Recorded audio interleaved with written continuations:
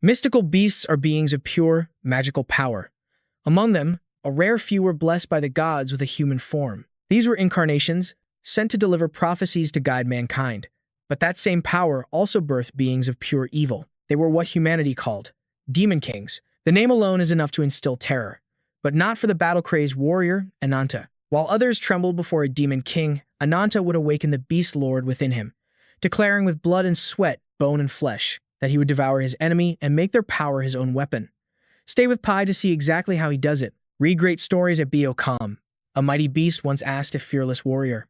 A wolf pack surrounded Ananta's transformed state, their yellow eyes and sharp fangs gleaming in the forest's deep darkness. Their sharp claws tore at the earth, carving long gashes, waiting for the Alpha's command to lunge and devour what they saw as prey. They had once asked Ananta, "Your fangs are not sharp, your claws are not strong."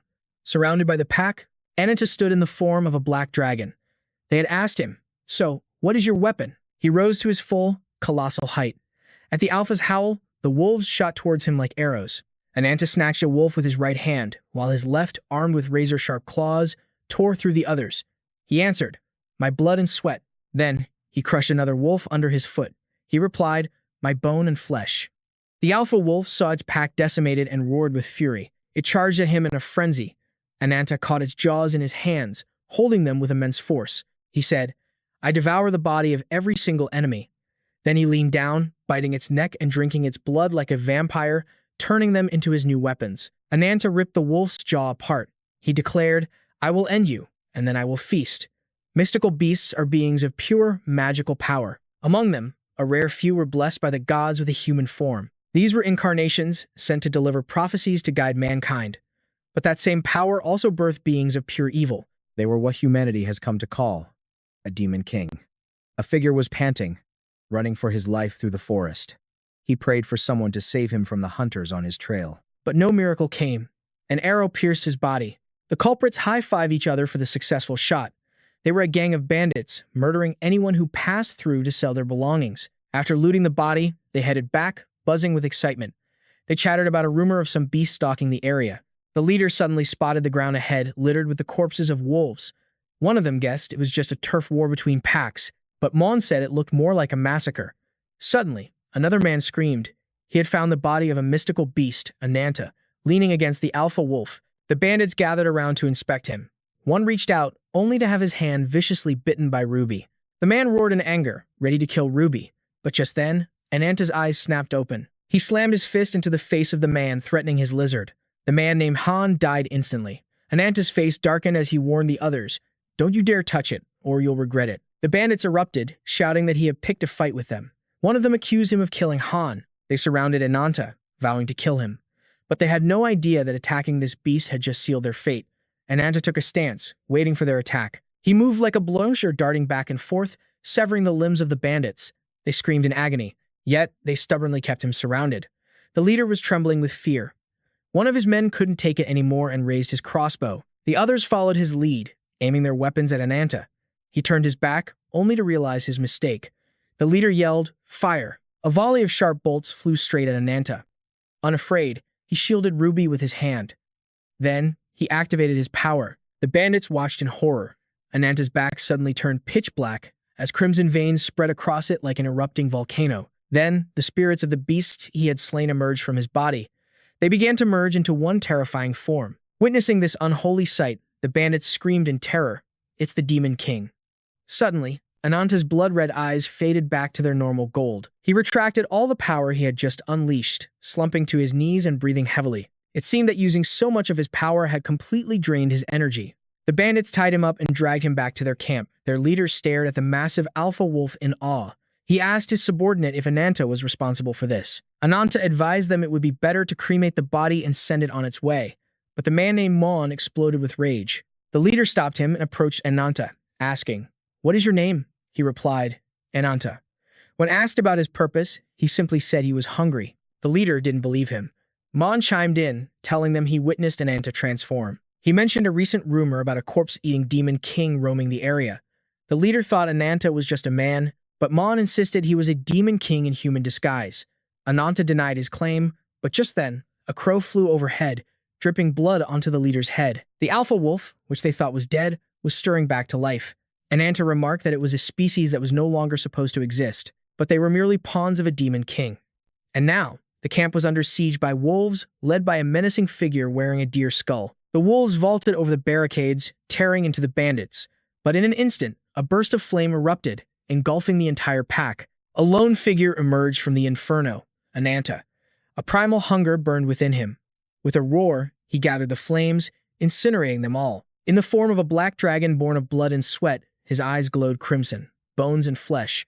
Ananta stalked toward the deer skull figure. "I will devour you." With that, he lunged. "I will crush you," Ananta hissed. "Let's make you look more like the dying prey you truly are." The deer skull figure stomped its foot in fury. It let out a piercing shriek. From the depths of the forest, the spirits of ancient beasts answered the call. They pounced on Ananta, only for him to snatch them right out of the air. He slammed them into the earth with bone-shattering force. Then, with a powerful stomp, Ananta launched into a spinning kick that sent the entire spirit pack flying. He fired an attack at the deer skull, but it countered with a phantom image technique. The creature let out a howl, activating its power. In a flash, both Ananta and the deer skull charged, colliding with incredible force. Boom!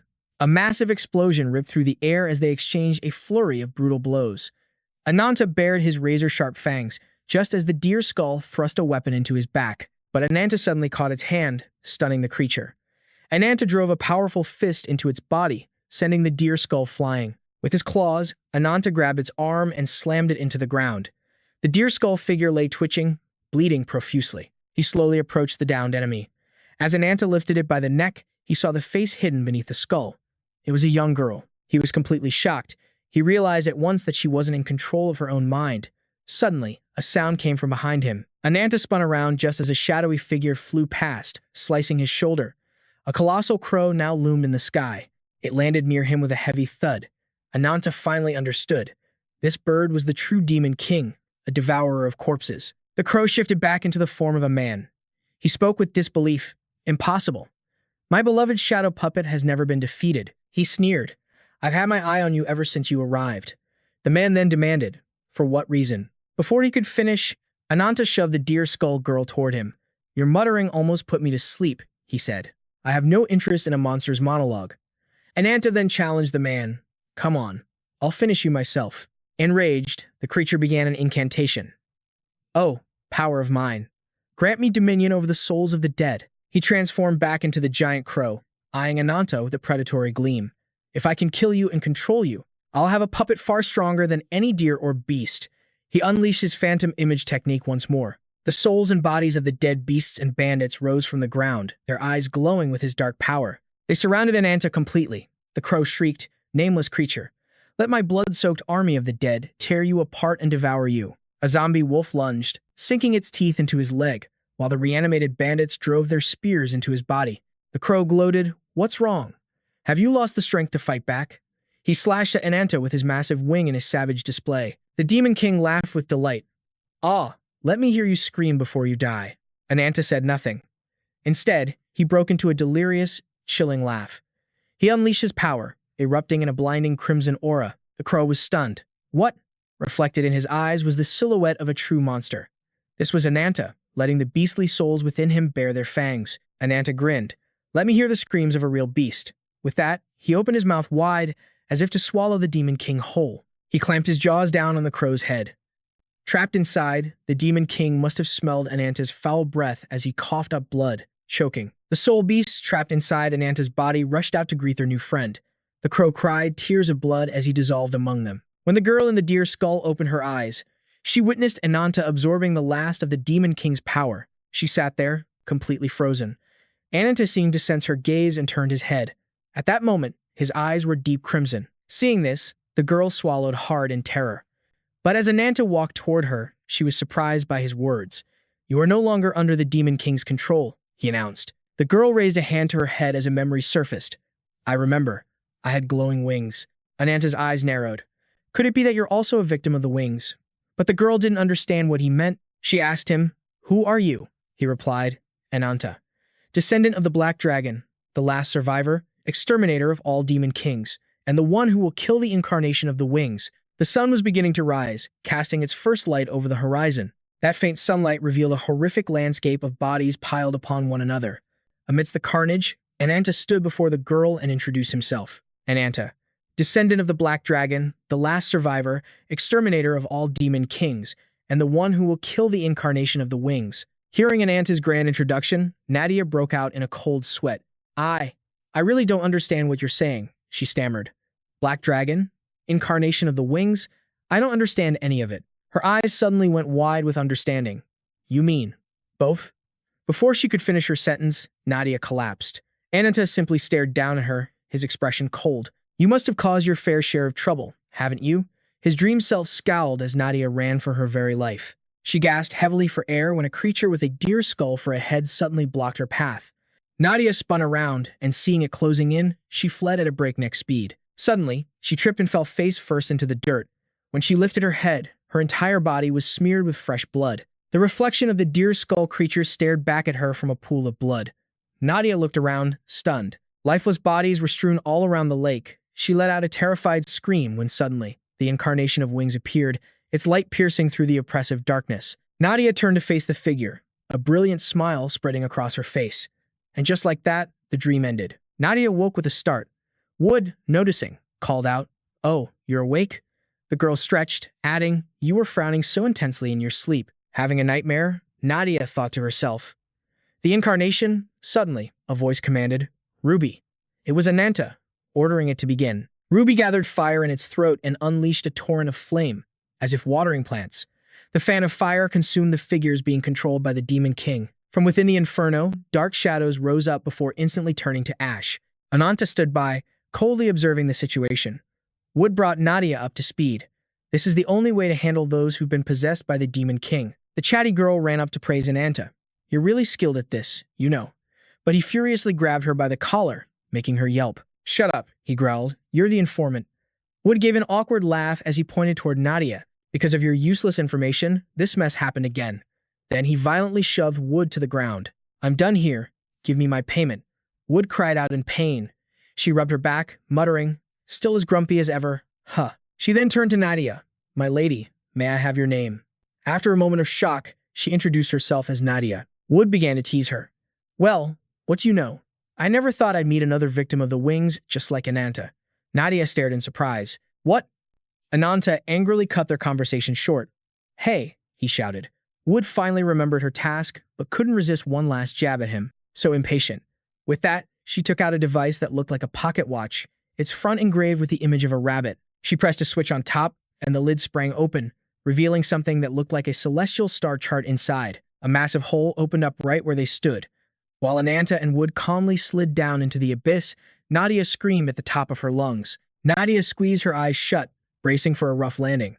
But when nothing happened, she cautiously peeked open her eyes. Before her stood a city with a colossal tree at its very heart. Where are we? She asked in absolute shock. Wood cheekily replied, They say a clever rabbit always digs 3 burrows. My apologies for the delayed introduction. And so, she introduced herself. I am a member of the Rabbit's Foot, the largest information network on the continent. Your lovely, fair-skinned messenger. She gestured to Ananta. And this is Ananta. We've known each other for a long time, I guess. She went on. This place is Kafest, the largest commercial city in the south. That giant tree is often called the Sacred White Lotus, and at its very top is the place. Nadia's face darkened as she cut the girl off. That's enough. I'm grateful that you saved me from the Demon King's control, but I have no interest in listening to your monologue. If you want to keep talking, answer my question first. What is your purpose for bringing me to this secret city? Ananta told her to shut up and follow him, and he would give her the answers she sought. As they walked through a market, Nadia asked him about the incarnation of wings. He called it a disgusting beast. She still didn't quite understand, so Wood explained to her. The incarnation was given a human form, and the power of the wings was granted to another. It is an incomplete power. They had reached their destination, the Kafest slave market. Inside, foreigners, wanderers, and even mythical creatures were being held captive as slaves. Nadia failed to see how this place had anything to do with the incarnation of wings. Ananta kicked her down into a pit filled with people who were to be offered as living sacrifices to the incarnation of wings. Ananta planned to use her as bait for a trap. After locking Nadia in, Ananta said to Wood, The rest is up to you. Wood simply agreed. Nadia's voice suddenly called out to Ananta. She asked, The people locked in here with me, did you capture them all? She screamed at him. Using the weak and innocent to achieve your goals. Do you feel no remorse whatsoever? Hearing this, Ananta challenged her. If you want revenge, then take it. Just try not to get your own hands dirty. Nadia was seething, and Wood chimed in with a taunt. Can you imagine the agony those poor things will suffer at the hands of the incarnation of wings? Wood teased Nadia, who promptly yelled at her. Wood then exposed Nadia's hypocrisy. And because of that, you were controlled by the Demon King and slaughtered countless people. You didn't seem to care about those small lives then, did you? Saying it wasn't on purpose doesn't mean it never happened. She then said to Nadia, our common enemy is the evil incarnation of wings. In a hallway at the arena, Ananta sat deep in thought. Wood approached him and said, what you said back there was a bit much, you know. It's not like we're actually going to harm those sacrifices. Ananta demanded, what about her? Wood answered, I've already asked Nadia if she'll cooperate. The plan was in motion.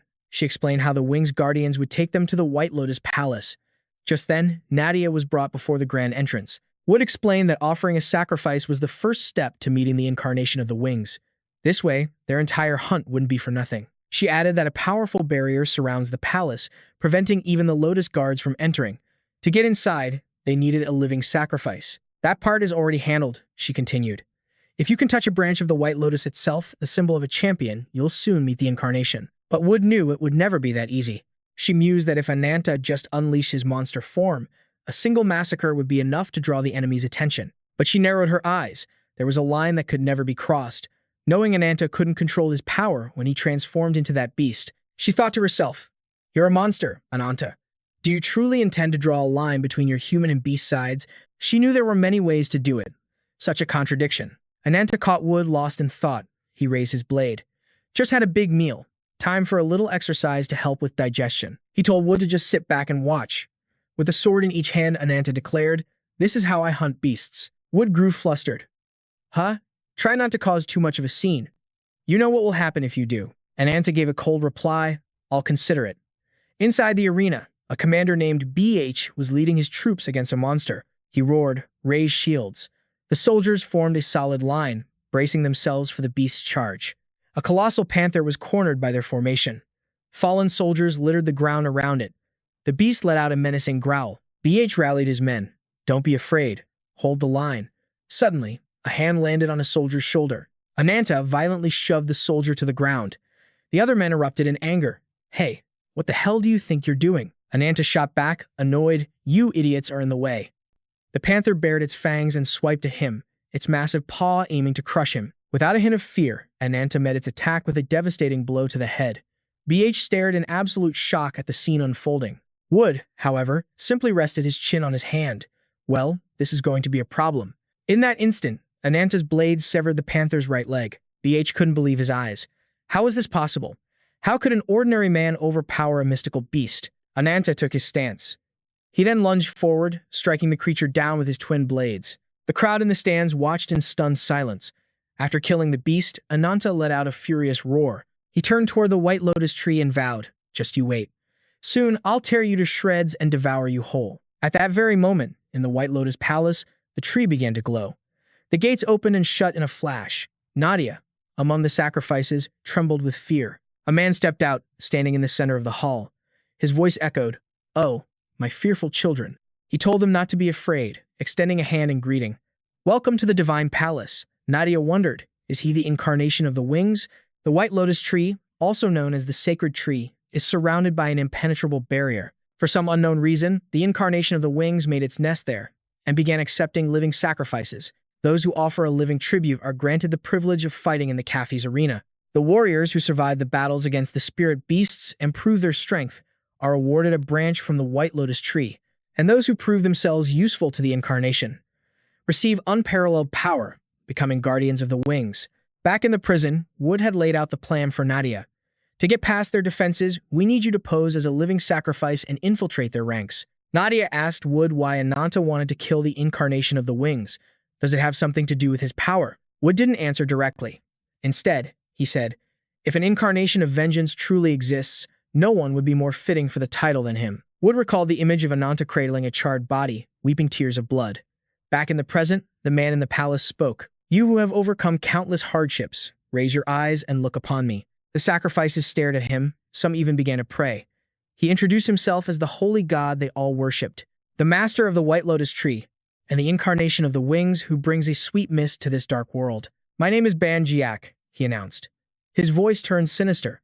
I will show mercy to you, sacrifices. Prepare for the coming release, and offer your bodies to the wings of salvation. A young girl suddenly fell to her knees. Lord Incarnation, please have mercy on us. My sister and I are innocent. Please let us go. The girl begged, please, just spare my little sister. You can take me instead. Hearing this, Banjiak smiled. He raised a hand. Oh, my beautiful child. It is good to think of others. For this, you shall be rewarded. At Banjiak's words, the young girl's face lit up with joy. In the next instant, her head exploded. Her words of gratitude died before they could ever be spoken. The sister standing beside her watched in absolute terror. The other sacrifices trembled uncontrollably at the gruesome sight. But Banjiak, seated upon his throne, declared with chilling arrogance, on the brink of oblivion, all life finds equality. He lifted a foot and pointed toward the surviving sister. Your sibling has just been freed from all her fear and regret. Soon, you will all be reunited in nirvana. Hearing his twisted sermon, the captive's terror only intensified. A henchman drew his sword, ready to deliver the final blow. But suddenly, the sky plunged into darkness. It was Nadia. She had unleashed her power. Banjiak remained smugly unfazed. No savior is coming for you. Nadia's voice cut through the dark. You're nothing but a cold-blooded murderer. Banjiak rested his chin on his hand, completely indifferent. I wonder which of these sacrifices will be lucky enough to become my next incarnation. At that moment, Nadia was still radiating with immense power, but then she heard the whispers of the crowd, calling her a monster. Gazing at the shadow of her own incarnation, Nadia hesitated. She remembered what W.F. Foot had told her, that what's done is done, and there is no turning back. The memories flooded her mind. The moment the Demon King controlled her, forcing her to take countless lives. Then, a small voice of encouragement cut through her despair. Don't lose. The words shattered the nightmare, pulling Nadia back to reality. She looked at the child who had spoken and managed a small smile. In that instant, she unleashed her power, and thorny vines erupted from the ground. They shot up, forming a protective barrier around the sacrifices. Other branches lashed out, snaring the henchmen and hoisting them into the air. The remaining vines solidified into a shield for the innocent. Nadia reassured them, don't worry, everyone. I am here now. But while Nadia was distracted, Banjiak launched his attack. He mocked her. My dear little doe, you shouldn't make promises you can't keep. He spat his insults at her. A nameless incarnation like you dares to defy me? From behind the cloud of dust, Nadia's form emerged. She declared, I have a name. I am Nadia, the embodiment of nature itself. As she spoke, majestic antlers sprouted from her head. The despicable Banjiak just laughed in her face. Ha ha, such an insolent woman. Nadia unleashed another attack as the vines grew with incredible speed. She wondered to herself, is this an invisible shockwave, or some kind of remote control? She realized that even though she'd effortlessly blocked his attacks, her enemies didn't seem the least bit concerned. She decided to use her Sualis technique, a move where countless branches weave together into a massive, mushroom-shaped construct. Nadia believed this immense power would be enough to crush him, but seeing her prepare this ultimate attack, Banjiak simply smiled. He flew into the air and gave a single command, shatter. Back at the arena, Ananta looked toward the temple, sensing something was terribly wrong. The crowd in the stands began to murmur with confusion. Back at the temple, Nadia's ultimate technique was utterly destroyed by Banjiak's single attack. Banjiak looked at her with pure contempt. He decided to summon his most loyal servant to deal with Nadia. It was a horrific dragon, its head adorned with human skulls. While Nadia was stunned, the dragon impaled her through the chest with one of its razor-sharp horns. Meanwhile, in the arena stands, the crowd roared with excitement, captivated by the bloody spectacle below. Ananta stood before a white tiger, his blade ready. The beast was already covered in wounds, yet it snarled, teeth bared. Seeing this, he narrowed his eyes. Ananta commanded the tiger, show me your rage. With those words, he raised his greatsword high. The Reaper is here. Don't you dare look away. With a sickening crunch, the blade came down, splitting the tiger's skull and killing it instantly. Bernhardt watched the scene unfold without a word. A subordinate next to him spoke up, Lord Bernhardt, this sudden turn of events has thrown everyone into chaos. He glanced at his comrades who had collapsed to the ground. It's obvious that man is going to win, but according to the plan, you were supposed to be the victor. Ananta, covered in blood, panted heavily. The MC's voice boomed. To all the citizens of Cafes, a winner has been decided. The subordinate asked urgently, Sir, what should we do? The MC continued, To our glorious champion, your prize is a branch of the White Lotus tree, presented by the Guardians themselves. A procession of masked figures, led by a single leader, walked out carrying a box. Bernhardt advised his man, stay calm. Don't panic. The plan remains the same. He was certain of it. No matter what happens, the White Lotus branch will be ours. The procession approached Ananta. His face hardened as he opened the box. Inside was a branch from the legendary White Lotus tree. He took it, staring at it with an intensity that could burn holes through steel. He had to kill the incarnation of the wings, no matter the cost. Elsewhere, at the temple, creeping vines now covered everything. From inside their protective barrier, two children peeked out, watching Nadia's desperate struggle. Ambushed by the skull dragon, Nadia was critically weakened. She ripped the horn from her chest, kneeling on the ground and gasping for air. The monstrous beast towered over her. Van Zark taunted her. "You said you protect those sacrifices with all your might. What a liar." He sneered. "Look at their pathetic faces. Go on, save them from their fear." "That would be the merciful thing to do," Nadia shot back. "Don't make me repeat myself. You are no savior. You're no savior," she screamed in fury. "You're just a monster, spreading death and fear to everyone." Hearing her defiance, Banjiak's face twisted into a sneer. "Allow me to demonstrate," he said coldly. "True repentance is born from absolute despair." He cast a spell, and from the ground within the barrier, countless vines erupted. They brutally impaled the sacrificial victims trapped inside. Nadia could only watch in absolute horror. A gruesome massacre unfolded before her very eyes. Every last one of them was killed. Nadia screamed in utter despair. "No, stop it." The thorny vines then crawled toward the giant monster, digging deep into its flesh. Banjiak, glowing with a brilliant aura, smiled like a true villain. "Receive the blessing of the wings of repentance," he declared. "From this day forward, you are my servants. Consider it your greatest honor." The branches began siphoning the life force from the sacrifices. Nadia was completely frozen, stunned into silence. "What's inside those White Lotus branches?" she wondered. Banjiak laughed maniacally. "It's quite simple, really. This is hell itself, a place where life and death converge." He raised a hand grandly. "Unlike the immortal Na, humans are destined to perish. Only I can grant salvation to your meaningless lives." The monster's immense power pulsed through the vines, flowing directly into the bodies of the dead sacrifices. "Behold," he gloated, "your very life force is now nourishing the White Lotus tree. They will become immortal warriors, an endless cycle of rebirth, transformed into a holy light that will protect the tree forever." The monster let out a tremendous roar, signaling the change. "It is here. The blessing of the wings." Nadia finally confronted Banjiak. "Just what in the hell are you? How many people have you killed for this?" Banjiak roared, and a vine shot from the earth, ensnaring Nadia instantly. He answered her question with a chilling grin. "Countless. So many that counting has become meaningless." He looked down on her, such a stubborn woman. "Do you have any last words?" he asked mockingly. Nadia spat back. "Go to hell." Banjiak just gave a cold, empty laugh. Suddenly, a black object shot toward him at incredible speed. Banjiak spun and slashed it in two. It was the head of a sacrifice, its life force completely drained by the tree. At that very moment, Ananta leaped through the air, targeting Banjiak. The villain's pupils reflected the image of his new attacker. He plunged the White Lotus branch he just earned straight into Banjiak's eye. With a flick, Ananta landed gracefully, looking impossibly cool. Seeing him, Nadia cried out with joy. "Ananta." He glanced over at her and smirked. "Oh, you're still alive? Guess you're luckier than you look." Banjiak realized the weapon piercing his eye was a branch from the White Lotus tree. He turned to Ananta, his voice filled with disbelief. "Are you the champion of the arena?" He couldn't believe it. "Impossible. You actually won? I never imagined anyone would breach this sanctuary." Ananta turned to Nadia. "Hey, where's the incarnation of the wings? And how did you get tangled up with this lunatic?" Nadia was confused. "What are you talking about?" Ananta explained. "Without his permission, no one is allowed to enter Y's domain." The mere mention of Y sent Banjiak into a rage. "How dare you? How dare you insult Y, the great incarnation of the wings?" He began to transform in his fury. "I will personally rip that insolent mouth of yours to shreds."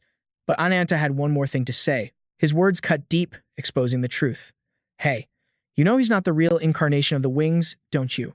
Suddenly, a guardian swung his sword, attacking Bon Hat directly. But Bon Hat effortlessly dodged the blade and launched an immediate, devastating counterattack. In a flash of steel, the guardian was sliced in half by Bon Hat's spear. His life was extinguished in an instant. After taking the guardian's life, Bon Hat raised his chin slightly. He gripped his spear, his face a mask of absolute authority. He then ordered his underlings to eliminate everyone else present. At his command, his followers went into a frenzy. They began attacking the remaining guardians with wild abandon. But as Bon Hat watched the chaos unfold, a seed of doubt was planted in his mind. He was waiting for the champion of the arena to be announced, so he could bring the winner into the fold. But time passed, and no one appeared holding a branch from the white lotus tree. A flicker of suspicion crossed his mind. He wondered if this was all an elaborate trap designed to capture him. Cautiously, Bon Hat stepped into the chamber, but when he saw the full scene inside, he was horrified by a single thought. Someone else was targeting the incarnation of the wings. Meanwhile, back with Ananta, he and Nadia were now bound, standing silently before Banjiak. Watching the madman's body continue to grotesquely transform, Nadia voiced her fears. If he isn't the real incarnation of the wings, does that mean he's an imposter? Hearing such a naive question, Ananta, who had been silent, shot back with obvious irritation. He told her bluntly that her eyes must just be for decoration, because to him, the title Incarnation of the Wings is a sacred honor. The true incarnation's form, this 3 pairs of white wings. As he spoke, Ananta nonchalantly glanced over at Banjiak. He scoffed, "Him? The incarnation of the wings? He doesn't even have a single decent pair of wings to his name." He went even further, mocking Banjiak directly. "You should focus on your own pathetic appearance first, before you even think about impersonating someone else." Ananta's expression was one of pure, unadulterated contempt. He mocked Banjiak, calling him all talk and no action. Hearing this, Banjiak was left utterly speechless. Desperate to save the last shred of his dignity, his face twisted into a furious scowl, darkly claiming Ananta's nonsense wasn't even worth a response. Instead, he ordered his horde of minions to destroy Ananta once and for all. But it was at that very moment Ananta unleashed his own furious power. With a single devastating punch, he slammed his fist into the ground. The vines wrapped around Nadia's body immediately released her. After struggling free from the tangled mess, Nadia looked to her side, realizing 2 other people were still trapped in the vine's death grip. Without a second thought, she rushed over to help them. Back with Ananta, he was now unleashing a storm of fatal blows. He targeted Banjiak's minions, but as he fought fiercely, a grotesque monster covered in countless skulls appeared. It launched an attack without warning. Realizing the situation was escalating, Ananta instantly transformed his entire body, becoming a terrifying fire salamander clinging to a white pillar. Then, moving at the speed of light, he charged the giant monster, slamming into its body with a brutal punch. Without pausing for even a second, Ananta prepared his next assault. He launched himself like an arrow straight at the beast. Unleashing his ability, he drove a fatal strike into the monster, successfully tearing its body to shreds. But just as Ananta finished off the creature, Banjiak suddenly transformed and ambushed him from behind. Caught completely off guard, Ananta was pinned to the ground by those razor-sharp claws. Banjiak looked down on him with absolute superiority, remarking that Ananta had shown him the full extent of a god's power. With those words, Banjiak raised his claws, preparing to end Ananta's life. But before everyone's eyes, Ananta managed to block his power. The 2 titans then lunged at each other. They continuously battered one another with devastating attacks. Banjiak's claws even managed to sever one of Ananta's arms. Just when it seemed Ananta was defeated, he suddenly focused all his remaining strength, finishing Banjiak in a single, decisive blow. But his opponent was far from weak, immediately summoning vines to activate a defensive shield. However, his power was no match for Ananta's. The tangle of vines was sliced apart in an instant. That horrifying attack pierced right through Banjiak's body. But at that exact moment, another monster appeared behind Ananta. It attacked him directly, vowing to teach him a lesson and show him the true wrath of a god. Suddenly, countless cracks began to spiderweb across the clear blue sky. As a section of the heavens shattered into pieces, a colossal hand emerged from the void. Standing within a purple halo of light, the dignified Bion gazed down upon the chaos below. Deep within, it seemed he was silently calculating something. But back on the battlefield, Ananta's fight raged on. After landing a powerful blow, the cruel monster began to boast, telling everyone to behold his magnificent wings. But that joy was short-lived, because while the beast had its guard down, Ananta launched a swift counterattack. Seizing the opportunity, he used every ounce of his strength to deliver a massive blow to the monster's body. Caught off guard, it took the full force of the attack. The staggering damage from the punch sent waves of agony through the creature. Seeing the tide turning against them, Banjiak began to unleash his own special skill. With a flick of his wrist, he commanded his vines to wrap tightly around Ananta's body. The monster that was just severely wounded had already healed itself, now staring at Ananta with unparalleled fury. It glared at the ensnared hero, promising to shred his body into 100 pieces. With that final word, the beast launched itself into the air. The spikes on its body shot out like sharp needles, flying towards Ananta at the speed of light. But in that critical moment, it seemed Ananta was finally unleashing all the power hidden within him. A brilliant red light exploded outwards, and with a thunderous boom, Ananta shattered the slimy vines that bound him. While the monster was still reeling in shock, Ananta flashed past him in the blink of an eye. He threw all of his power into a direct charge at the creature. His speed was so immense it created spiraling vortexes in his wake. A single strike nearly took the arrogant monster's life, leaving it just enough time to scream a curse.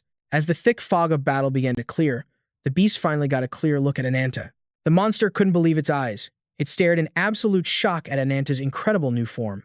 Watching from a distance, Nadia could only stare in shock. She had no idea when it started.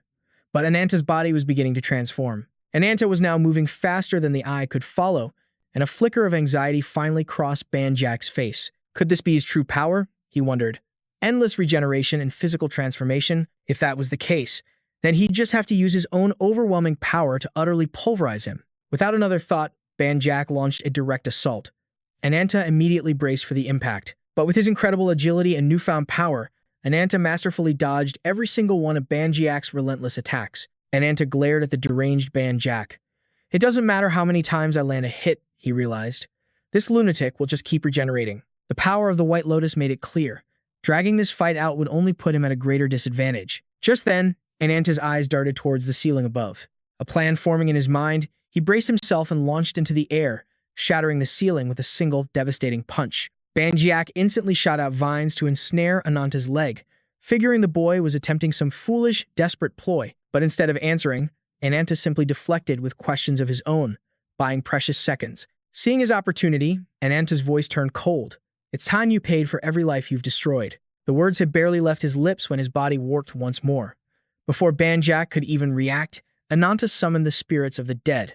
An army of vengeful souls materialized from thin air, swarming towards Banjiak with terrifying speed. The sight struck him with a primal terror, and all he could do was let out a blood-curdling scream. Nadia stared, completely dumbfounded by the scene before her. 1,000 questions flooded her mind, but then she recognized them. They were the souls of the sacrificed. Just then, an intense light erupted, engulfing the entire area. When the light faded, she saw Baiharan bowing reverently. Turning around, she saw the white-haired man, his disguise now completely gone. It was him, Juo, the true incarnation of the wings. Meanwhile, in a forest far away, Wood reported in to her superior over the radio. There's a strange fissure appearing in the sky, she stated. If my theory is correct, it's a sign. The guardian of the wings has arrived, which means the incarnation of the wings himself has finally revealed his presence in this city. Back at the scene, Juo, his face a cold, unreadable mask, walked slowly to stand beside Baiharan. The moment Nadia laid eyes on Juo, the true incarnation of the wings, a piercing pain shot through her chest. She clutched the fabric over her heart, her face pale with agony and a deep sense of dread. Just who? Who is this man? As for Banjiak, his strength was completely spent. His body was a canvas of gruesome wounds. He struggled just to lift his head and face his true defeater. Panic seized Banjiak as he stared at Juo. Why? Why is he here now? Juo met his gaze with an icy calm. Do you still remember who I am? He asked. A look of pure disgust twisted Banjiak's face. How could I ever forget? My cruel, cold-blooded former master. With that same indifferent air, Juo calmly replied, I took your wings to punish you for getting lost in your own hollow glory. With a simple nod, Juo ordered Baiharan to tighten his grip. Banjiak gasped for air as the pressure on his neck increased. He let out a choked cry, eyes locked on Banjiak, or what was left of his upper torso. Juo's voice was a low warning. Those wings are meant only for those worthy enough to soar among the heavens. Juo's words sent Banjiak into a furious rage. You dare speak such nonsense to me, he snarled. The most terrifying evil here is the one who sacrificed thousands, even millions of souls, just to forge a body for some monster. All I ever wanted was to take back the wings that are rightfully mine. But Banjiak's desperate outburst only earned him a look of pity from Juo. To him, this was just the rambling of a useless fool, and those who have outlived their usefulness are meant to be discarded. With that thought, Juo unleashed his power. A blinding light flashed, and in an instant, Banjiak was reduced to nothing but ash. Ananta witnessed the entire horrifying scene. His eyes burned with an indescribable rage and hatred. He remembered a time before all this, when the villain had told him about a simple dream he had. He dreamt of piercing the heavens themselves, to find the path through the clouds that led to the realm of the gods, and he swore he would never stop. Not until that dream became his reality, even if it meant making an enemy of the entire world. He remembered the sight of his whole tribe, utterly devastated and left in ruins, and with it, the gentle smile of his sister, Adida, praying for his safe return. And then, the final moment, when his beloved sister was burned to ashes. Ananta screamed Juo's name in a fit of pure madness. Meanwhile, Baiharan and the others were discussing the White Lotus Tree. Baiharan argued the White Lotus Tree was just the name of a plant from the Paradise Kingdom, with no connection to granting wishes. Juo slowly picked up the White Lotus blossom, declaring it a worthless fake compared to the World Tree. What truly concerned him now was the connection between Nadia and his own existence. At that very instant, Ananta erupted from within the swirling mass of spirits. He charged straight at Juo, fueled by pure hatred and insanity, but he was instantly blocked by the swift and agile movements of Baiharan. Ananta was now completely consumed by the terrifying rage within him. He unleashed all of his power without restraint, slamming Baiharan with one fatal blow after another. The guard immediately took a defensive stance, ready to attack Ananta at a moment's notice. While Ananta and Baiharan were locked in a desperate battle, on the other side, Juo was staring intently at Nadia with a look of twisted fascination. The moment he raised his hand to make a move on her, B.H. appeared with his spear ready, successfully thwarting Juo's wicked intentions. Just then, Ananta activated his power, pushing it to its absolute maximum. He stood before Juo, letting out a wild roar. Seeing him like this, Juo said with excitement that he recognized that familiar face, because in that moment, Ananta had completely transformed into the black dragon, Adida Haka. Looking at the scene around him, Ananta stood frozen for a moment, his face a mask of utter confusion. He didn't know where he was, or why he was here. But above all, he had a terrible feeling about this place. With that thought, Ananta quickly decided to find a way out. But even if he escaped, he had no idea where he would go. Just then, the black dragon Adida Haka suddenly appeared behind him. It reminded him to never forget the one who had stolen everything from him. Sensing the black dragon's presence, Ananta could hardly believe his eyes, because the being that appeared before him was the very curse of death itself. Adida Haka stared intently into Ananta's soul. Before he could escape this illusion, it ordered him to drown himself in endless rage and sorrow. Returning to reality, Ananta began swinging brutal, deadly blows at Baiharan, completely out of control. This made the guard think that Ananta had completely lost his mind and gone insane. With that, he quickly unleashed his power, focusing all of his energy into his arm. Before launching his fist toward Ananta, he sneered that Ananta's current form was truly pathetic. The moment the guard finished speaking, Ananta immediately unleashed a massive torrent of flames straight at Baiharan. Not to be outdone, the guard used his own power to block the attack. The intense collision of their powers immediately created a massive shockwave. Juo quickly used his wings as a shield. Then, his gaze shifted to B.H., who was standing opposite him. With a look of pure indifference, he remarked that he wasn't sure if B.H. was cooked yet, but he was holding up quite well. Even though they were enemies, he had to admit that B.H. was incredibly strong. Back with B. He gripped his spear tightly, vowing that Juo would die here. He would never allow them to reunite, but fate is cruel. Just as B.H. prepared to swing his spear down, Juo struck him in a flash. He then activated his ability, and immediately, a beam of bright blue light pierced through B.H.'s body, killing him instantly. After brutally eliminating B.H., Juo's gaze fell on Nadia, who was now trembling violently with fear. He sneered, taunting her directly, saying she was nothing like she used to be. After all, he had just murdered B.H., and she was already paralyzed with terror. Nadia endured his insults in silence, biting her lip in fury at Juo's words. It turned out she had met this monster once before. Juo then revealed that Nadia was also one of the chosen, because she resonated with the branch. That branch was a miracle that could weaken the boundaries of rebirth, but granted superior power in return. At the same time, it embodied Juo's desire to maintain control of this world's sky. As he spoke, he slowly approached his younger brother, a being created from countless lives who could only exist inside a cage. Hearing this, Nadia couldn't help but ask the brother's name. The boy just gave a horrifying smile and said his name was Ri. Back in the fierce battle between Ananta and the guard Baiharan, the two were fighting with incredible intensity. Ananta spread his mighty wings wide and shot straight up into the sky.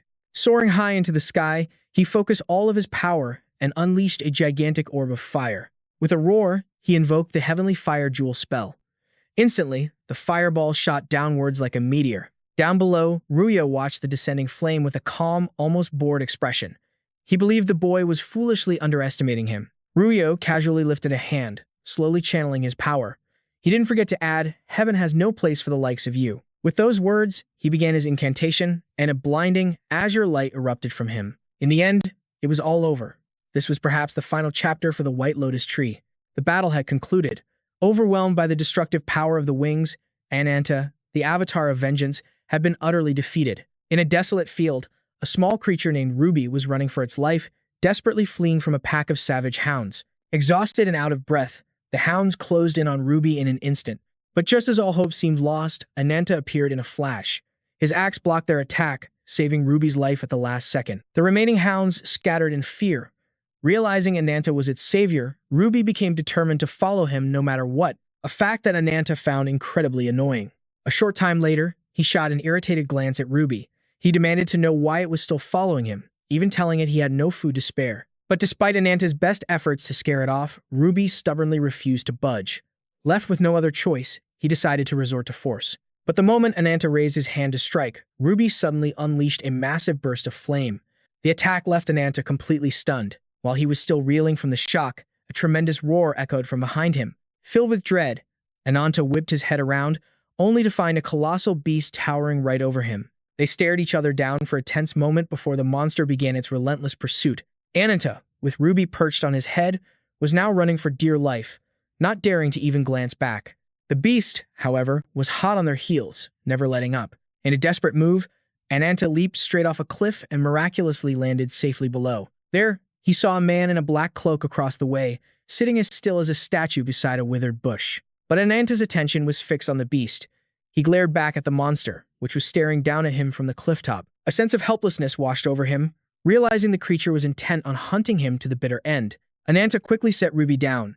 Gripping his axe with both hands, he stared defiantly at the monster, vowing to show it the true power of a black dragon descendant. Just as he spoke those words, Ruyo appeared from out of nowhere behind him. He calmly removed his hood and locked eyes with the beast. A single glance was all it took to send the monster fleeing in terror. With the threat gone, he turned and kindly asked if Ananta was all right. That fateful encounter would change his life forever. The scene shifts. After some time, Ananta finally returns to his village. The moment he arrived, the villagers swarmed him with concerned questions. They wanted to know where he'd been and who the stranger, Ruyo, was. But just as he was about to explain, Adida suddenly appeared before them. She sternly demanded to know if Ananta had gone to the mystic beast territory again. Then, her eyes landed on Ruby, questioning who it was. And then, she noticed Ruyo standing beside him. Ananta quickly began to introduce his older sister to his new acquaintance. But the moment the introductions were made, Adida was suddenly racked by a violent coughing fit. A spray of blood instantly stained her hand. Seeing this, Ananta's face filled with absolute terror. He frantically urged his sister to go inside and rest. Meanwhile, from the shadows, a figure known as Y watched everything unfold. Later, inside the village encampment, the chief graciously invited Ruyo to enjoy a meal with them. It was rare for outsiders to visit, so he felt it was his duty to properly treat the man who had saved one of his own. Moreover, as a sign of their hospitality, the chief offered him shelter for as long as he wished. Deeply touched by this warm welcome, Ruyo expressed his sincere gratitude to the chief. But then, his gaze fell upon Ruby. A single sharp look from him sent the small creature scrambling for cover in fear. While he stayed with the tribe, the chief ordered Ananta to act as Ruyo's personal guide. With that settled, the chief turned to Ruyo, curious as to why he would travel to such a remote and desolate place. Ruyo immediately explained his purpose. He was an adventurer, studying the geography, cultures, and gods of various lands. As he spoke, he unfurled a map, claiming to have traveled the world from the southern seas to the northern peaks. He journeyed across every continent, learning countless customs and legends. And now, he was following the trail of a story about the death of a god. He roams this barren wasteland. But his true mission is to find the god named Adida Haka, the first creature ever granted divine power, one of the 6 great gods. It is an entity both worshipped and feared by all. The very incarnation of the demon black dragon, Adida Haka. As night fell, everyone gathered around the warm glow of the fire. After taking a single sip of medicine, Asida's health took a turn for the better. It seems the potion was made from an herb with extraordinary properties. It bolsters the body's immune system, strengthening the user's overall vitality. Feeling her strength return, Asida gratefully thanked Yuo. Seeing that she had finished the medicine, Yuo prepared to leave, reminding her to get plenty of rest. Ananta couldn't help but feel curious about Yuo's plans, asking where he was headed for the day. Yuo had no reason to hide his intentions. He replied immediately that he was going to investigate the estuary area. Hearing Yuo's answer, Ananta quickly suggested they go fishing together today. And so, the very next day at the crack of dawn, Ananta cheerfully said goodbye to his sister Asida and quickly set off with Yuo. He even promised her he would return early, but just as he turned to leave, Asida suddenly called out to him. She warned him to be careful on his journey and to return to the village safely. Ananta flashed a bright smile and promised he'd be back in no time. But as he turned to depart, a sudden chill ran down his spine. Strange, unsettling glares from the villagers were fixed directly on him. The scene changes. Ananta and Yuo were now grilling fish by the seashore. Holding a skewer, the boy curiously asked if Yuo planned to stay in the village for a whole week. He also asked how the investigation was progressing. In response to Ananta's question, Yuo lamented that the fruits of his labor were not easily won. For him, just finding a few fragmented pieces of history about the descendants of the Black Dragon was a huge success. It turns out, long ago, humanity's ancestors had to face incredibly cruel and fearsome invaders. But with the help of the Black Dragon, they successfully defeated them. Afterward, the descendants of those human warriors began to worship the Black Dragon as the tribe's savior. That was the sum of all the knowledge Yuo had managed to gather about the Black Dragon's descendants. With that, Yuo let out a soft sigh. He confessed that the villagers refused to speak of the Black Dragon, as if they were deliberately hiding something. Hearing this, Ananta immediately reacted. Wasn't he overthinking things just a little? Yuo didn't press the issue, instead changing the subject. Are you still hunting behind Asida's back?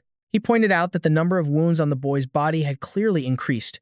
Faced with Yuo's question, Ananta seriously demanded he keep it a secret. He added that when there's prey, you have to hunt as much as you can. The truth is, Ananta's parents died from a terrible illness when he was just a child. That's why Asida is so overprotective of him. As he spoke, a deep sadness flickered in Ananta's eyes. He told Yuo not to worry about him, insisting the wounds on his body didn't hurt at all. To break the awkward tension, Ananta quickly changed the subject again. He wondered why Yuo was searching for the first gods. Yuo slowly explained that he wished to find God's treasure. As it turns out, those gods hold the very sources of God's power, a power that transcends all worldly laws and human understanding. The treasure consists of 6 items that contain the might and authority of the gods. If anyone were to get their hands on it, they would become an entity far beyond this world. After hearing the entire explanation, Ananta worriedly asked about an old scale. This immediately made Yuo suspicious, believing Ananta must know something. Realizing he'd said too much, Ananta helplessly scratched his head and decided to tell Yuo everything. It was a story he heard from his sister as a child. In its rage, the Black Dragon didn't stop at just driving away the invaders. It only stopped when the entire grassland had been turned to ash. To restrain itself, the Black Dragon entrusted one of its scales to their ancestors, and after splitting its power, it fell into a deep slumber. Ananta's ancestors then built a shrine in a canyon to worship the Black Dragon, sending the village's elite warriors to guard it. They could not let the scale fall into the wrong hands. Hearing this, Yuo hesitated, about to ask Ananta to take him there. But before the words left his mouth, the boy saw through his intentions and refused. Realizing he couldn't go there, Yuo suggested Ananta take him somewhere else. A short while later, they finally arrived. Looking at the majestic view before him, Yuo declared he wanted to pierce through the sky, to find the cloud layer that leads to the land of the gods. He vowed he would not stop until that dream became a reality, even if it meant becoming an enemy to the entire world. Duo stared into Ananta's disbelieving eyes, his voice low. This is all because of the Black Dragon's curse, a servant of the Demon King, a being who commands curses and death itself. It blindly serves a malevolent god. It gave a god's treasure to a humble tribe. And that is why your parents perished, and why your sister suffers. All of it is the Black Dragon's doing. Night descended upon the village, cloaking everything in a deep, unsettling silence. Startled from her sleep, Asida's eyes fluttered open, glancing at Ananta's empty spot beside her. Realizing he'd been gone all night, a knot of anxiety tightened in her chest as she stepped out of their small hut. The biting night air chilled her to the bone, and she let out a small, dry cough. She worried, wondering where he could be so late. Gazing at the dark sky, Asida prayed her little brother was safe from the cold. The scene shifts to a cave entrance. 2 guards stood vigilant, scanning the perimeter, when suddenly, Duo emerged from the darkness. Instantly sensing his presence, they snapped into a defensive stance. Spears leveled directly at him, they commanded him to halt. Despite their unease at his brazen approach, the guards held their ground, fulfilling their duty. They declared that no one was permitted to enter this sacred place without authorization, but their warnings meant nothing to him. Unfazed, Duo continued his advance without hesitation. His patience worn thin by the intruder's arrogance, one of the guards lunged forward, thrusting his spear at Duo. But before the spearhead could even find its mark, Duo's hand shot out, catching it with impossible speed. Before the shocked guard could even react, Duo shattered his defense with a single, powerful strike, ending the fight instantly. The second guard watched it all unfold, completely frozen in disbelief. While he was still processing the impossible, Duo closed the distance and dispatched him with a final, decisive blow. With the guards dealt with, Duo's cold gaze shifted to a large rock behind him. "You can come out now." Ananta cautiously stepped out from his hiding spot, clutching a flower that pulsed with a soft light, in absolute awe of Duo's terrifying power. With just a few simple movements, he had effortlessly defeated the tribe's elite warriors. Snapping back to the present, Duo noticed Ananta's daze and urged him to focus. He needed this finish before the sun rose. After battling their way through the cave's guardians, they finally reached their destination. At that very moment, the flower in Ananta's hand began to glow with an intense, brilliant light. Ananta stared in astonishment, his gaze darting from the radiant flower to Duo, his eyes filled with unspoken questions. But Duo ignored his confusion. He simply reassured the boy, then stepped toward a wooden box and gently pushed open the lid. The final scale was revealed. Noticing it was the only one placed in reverse, a spark of triumph lit up in Duo's eyes. He feigned gratitude for Ananta's help. But the moment the boy mentioned the cure for his sister, Duo's true colors were revealed. He snatched Ananta's hand, forcing the glowing flower toward the dragon's scale. Instantly, a blinding light erupted from the scale as the very ground began to tremble violently. The summoning was a success. The black dragon answered the call, hurtling towards the pillar of light. Witnessing the cataclysmic event, the tribe's people descended into chaos. "Which fool has unleashed the power of our god?" Back in the cave, Ananta lay on the ground, both of his arms now gone, watching weakly as Duo reveled in his victory. Through blurred vision, he saw Duo slowly reach into the pillar of light, take the strange flower, and plunge it directly into his own chest. A blinding emerald light exploded from the point of impact, spreading like veins throughout Duo's entire body. Moments later, the black dragon descended into the canyon.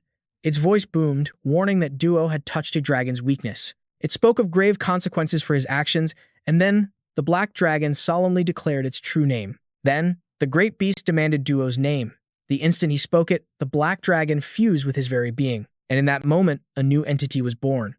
The incarnation of powerful, terrifying wings had finally appeared. Ananta collapsed, his face hitting the dirt. With ragged breaths, he forced himself to look up. Before him stood the transformed Duo, now the incarnation of wings, Adida Haka. Its eyes glowed crimson as it sensed the divine treasure within its new body. How could a mere mortal possibly withstand its power? The creature, Adida Haka, questioned Duo about the previous masters of the treasures. Duo scoffed, calling the question pointless. He unfurled his wings, shimmering with orbs of light. "I ended their lives and took what was mine. What else?" He unleashed a volley of light orbs, creating a massive explosion that kicked up a storm of dust. But as the smoke began to clear, a new presence drew near. He loomed above them, his voice dripping with scorn. By tearing the divine treasure from its host, its power was now fading to nothing. A wicked smile spread across his face. He, the phantom of the gods, would deliver the final blow himself. But Adida Haka erupted in a furious crimson glow. It roared, challenging him to try. Did he truly have the power to end it? With a mighty bellow, it unleashed a torrent of scarlet flames. Rio banked hard, his wings cutting through the air to evade the inferno. Fueled by pure rage, Adida Haka shot into the sky. It rocketed towards his position with blinding speed. He twisted through the air, desperately avoiding the furious pursuit. Suddenly, countless orbs of fire materialized around Adida Haka. Then, with a powerful downstroke of its wings, it launched the fiery barrage straight at Uriel, catching him completely off guard.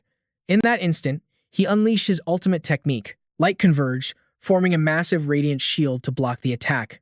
The two opposing forces collided, triggering a cataclysmic explosion. Yet Adida Haka's crimson eyes still blazed with undying hatred as it stared him down. It beat its wings with even greater force. A curtain of scarlet energy enveloped its body. With a mighty thrust, it sent a wave of pure destruction flying straight for him. Rio just scoffed at the desperate display. He spread his own wings, gathering celestial power. Beams of light shot forth, meeting the attack head-on. Fire and light clashed in a deafening series of explosions. But then, something took Adida Haka completely by surprise. A piercing beam of light was slicing through the chaos. The colossal blast that followed was absolutely devastating. The shockwave of light and sound ripped through the camp below. Adida clenched her fists, her eyes fixed on the terrifying spectacle above. Elsewhere, Ananta was broken and bleeding. His body trembled with each ragged breath as blood poured from his lips. Both of his arms were gone. He collapsed to his knees on the cold stone, gasping for air. Ananta stared into the distance, whispering a single word, "Sister." As if in response, Adida Haka crashed to the earth with a ground-shaking impact. The great beast now lay motionless, its condition critical. A thick shroud of smoke and dust concealed its broken form. From high above, Rio looked down with a triumphant sneer. He smirked, declaring Adida Haka's utter defeat, claiming its very heart had been crushed to dust. After his proclamation, He let out another derisive laugh. Uriel gazed toward the heavens, flapping his wings with a look of pure satisfaction. At long last, he could finally ascend to paradise. He shot upwards, leaving a brilliant trail of light that pierced the sky. Tears streamed down Ananta's face. How could it have all come to this? Everything he had done had been for his sister. Suddenly, he was jolted by Adida Haka's voice. As it lay dying, it rasped that he had helped the very incarnation of those wings. The tears overflowed as his entire body trembled uncontrollably. He pleaded for forgiveness, crying that he did it all for his sister's sake. On the very brink of death, Adida Haka's eyes blazed with fury. It was not pleased. Its body began to glow with a menacing red light, promising to tear him limb from limb. With its final ounce of strength, Adida Haka struggled back to its feet. It beat its wings, now glowing an ominous, bloody red. As its wings unfurled, it threw its head back and let out a soul-shattering roar. Ananta could only look on at the horrifying scene before him. With a face bathed in tears, he uttered 2 words. Demon King. Adida Haka beat its wings powerfully, ascending into the sky once more. It launched itself forward with terrifying purpose. Ananta's eyes widened in horror as he followed its path. It was heading straight for the village. In mere moments, Adida Haka was hovering above their home, and it unleashed a hellfire upon everything below. The entire village was consumed by the inferno. Desperate screams echoed as people tried to flee, but it was useless. His sister was also lost in those flames. The roar of the fire mingled with agonizing screams of the dying. Ananta could only watch, his own voice crying out, "Sister." Then, Adida Haka returned to him. It dove straight for Ananta. His body was instantly enveloped in a searing curtain of red fire. Every fiber of his being burned crimson. Foolish human. Adida Haka shrieked. Using its very last breath, it cursed him. You will forever be plagued by death and endless disaster. And then, like a dying ember, its light faded into nothing. Back in the prison cell, Ananta remained collapsed on the floor. He slowly regained consciousness, his eyes fluttering open. The sky was bright above a barren, lifeless tree. In the distance, Uriel and Rio stared onward. This journey had been unexpectedly long. Nadia remained frozen, staring blankly into space. Suddenly, a crack appeared in the air. Rio announced it was time to return to their sanctuary. Byheron struck the shimmering crack, shattering it open to reveal a portal. But Uriel froze as Nadia began to speak. Her voice drew Rio's attention as well. She declared that they had called him a wretched creature. They deluded themselves, she said, into thinking they were divine. But the child right before her, he was the true God. She hugged herself tightly. Before I met him, I had no memories. Please, tell me. Rio just smirked. It's all because of that boy, Ananta. Everything is born from cause and effect, he explained. When that cosmic chain is broken, they simply cease to exist. A demonic smile played on his lips, his eyes glowing intensely. Such is destiny. I eagerly await the day we meet again. Nadia's brow furrowed at his cryptic words. Elsewhere, Rajelsa and Haja was bathing in a serene pool. Her brilliant red hair fanned out across the stone ledge. Mervaskin arrived to deliver a report. Sir Berhart had returned from the southern surveillance post. She gracefully rose from the water. It's been far too long since I've heard such welcome news, she mused. Stepping onto the path, she added, How fortunate. If it were bad news, I truly don't know what I would have done. Mo placed a cloak upon Rajelsa's shoulders as Scan continued his report. News had arrived of an incarnation, traveling with 2 humans. When she asked if the incarnation had wings, Mo simply replied that it would be best for Her Highness to see and judge for herself. A satisfied smile graced her lips. Meanwhile, at a massive mountain fortress, BH and his party made their way inside, with Nadia at his side. Just like Ananta, this man claimed to hold a deep-seated grudge against the winged incarnation.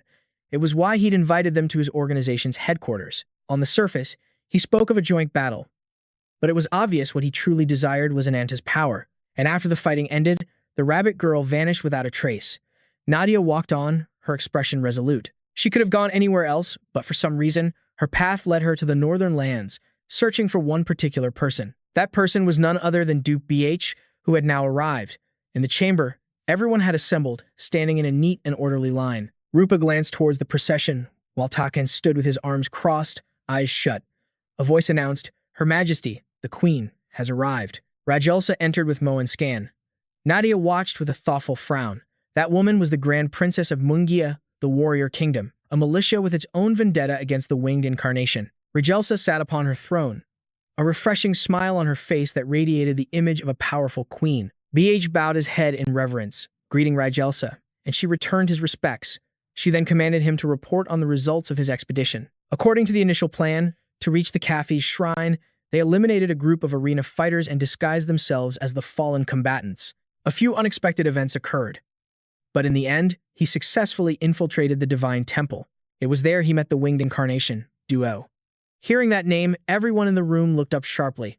Rajelsa pressed him to continue the story, and BH calmly recounted the tale. He immediately clashed with the incarnation, but to his shame, he was utterly defeated. Hearing this, she frowned in disapproval. So he returned empty-handed and disgraced like this? A flicker of irritation crossed his face. Victory and defeat are part of a warrior's life. No matter how many times I lose, the day will come when my own hands will finally end him. She let out a small chuckle at his attitude, which then erupted into a hearty laugh. Now that's the BH I know. Only then did Rajelsa notice the person beside him. Nadia bowed her head as BH introduced her. She is the incarnation of nature, he explained, and part of a group that was also hunting the winged incarnation. BH spoke respectfully to Rajelsa. Nadia is our new ally who will lend her strength to Levitan. It was only with her help during the expedition that I was able to bring our people back to see you, Your Highness. When she asked where the others were, most spoke up. You call them people, but it was just a savage man and an ordinary young girl. She had offered to cooperate in exchange for their care and protection. The girl's health has stabilized, so she'll soon be moved to a citizen's household. As for the savage, he's being treated at the medical facility. While his condition has improved slightly, the situation is still grave. He's in a deep coma, completely unresponsive. Mo suggested that if she wished to use force, they could bring him along, but Rajelsa refused. She then walked toward Nadia to greet her. Rajelsa drew close, extending a hand forward. Nadia took it, bowing her head in a polite greeting. Thank you for the warm welcome, Your Highness. But it wasn't just a simple greeting. Rajelsa pressed her, demanding to know the real reason Nadia had allied with Levitan. Rajelsa suspected she was a spy. Nadia's reply was swift. She wanted to make a deal concerning the branch that had fused with her body. She wanted to know every piece of information Levitan possessed about it. Suddenly, someone called out Rajelsa's name, and they both turned. Kupa roared in anger. Why do we need to listen to a word she says? The moment I walked in, I could smell the foul stench of the winged incarnation on her. After speaking, she pointed a finger straight at Nadia. The winged incarnation gave you that branch, didn't he? At that moment, BH also shot a glance at Nadia as a curious Rajelsa turned to her for an answer. Nadia placed a hand on her chest. Kupa isn't wrong. Ever since I encountered him, the branch has been resonating with me. But the very fact that it is fused with my body is clear proof that I have no information about it. Rajelsa turned to BH, asking if he told Nadia about the branch.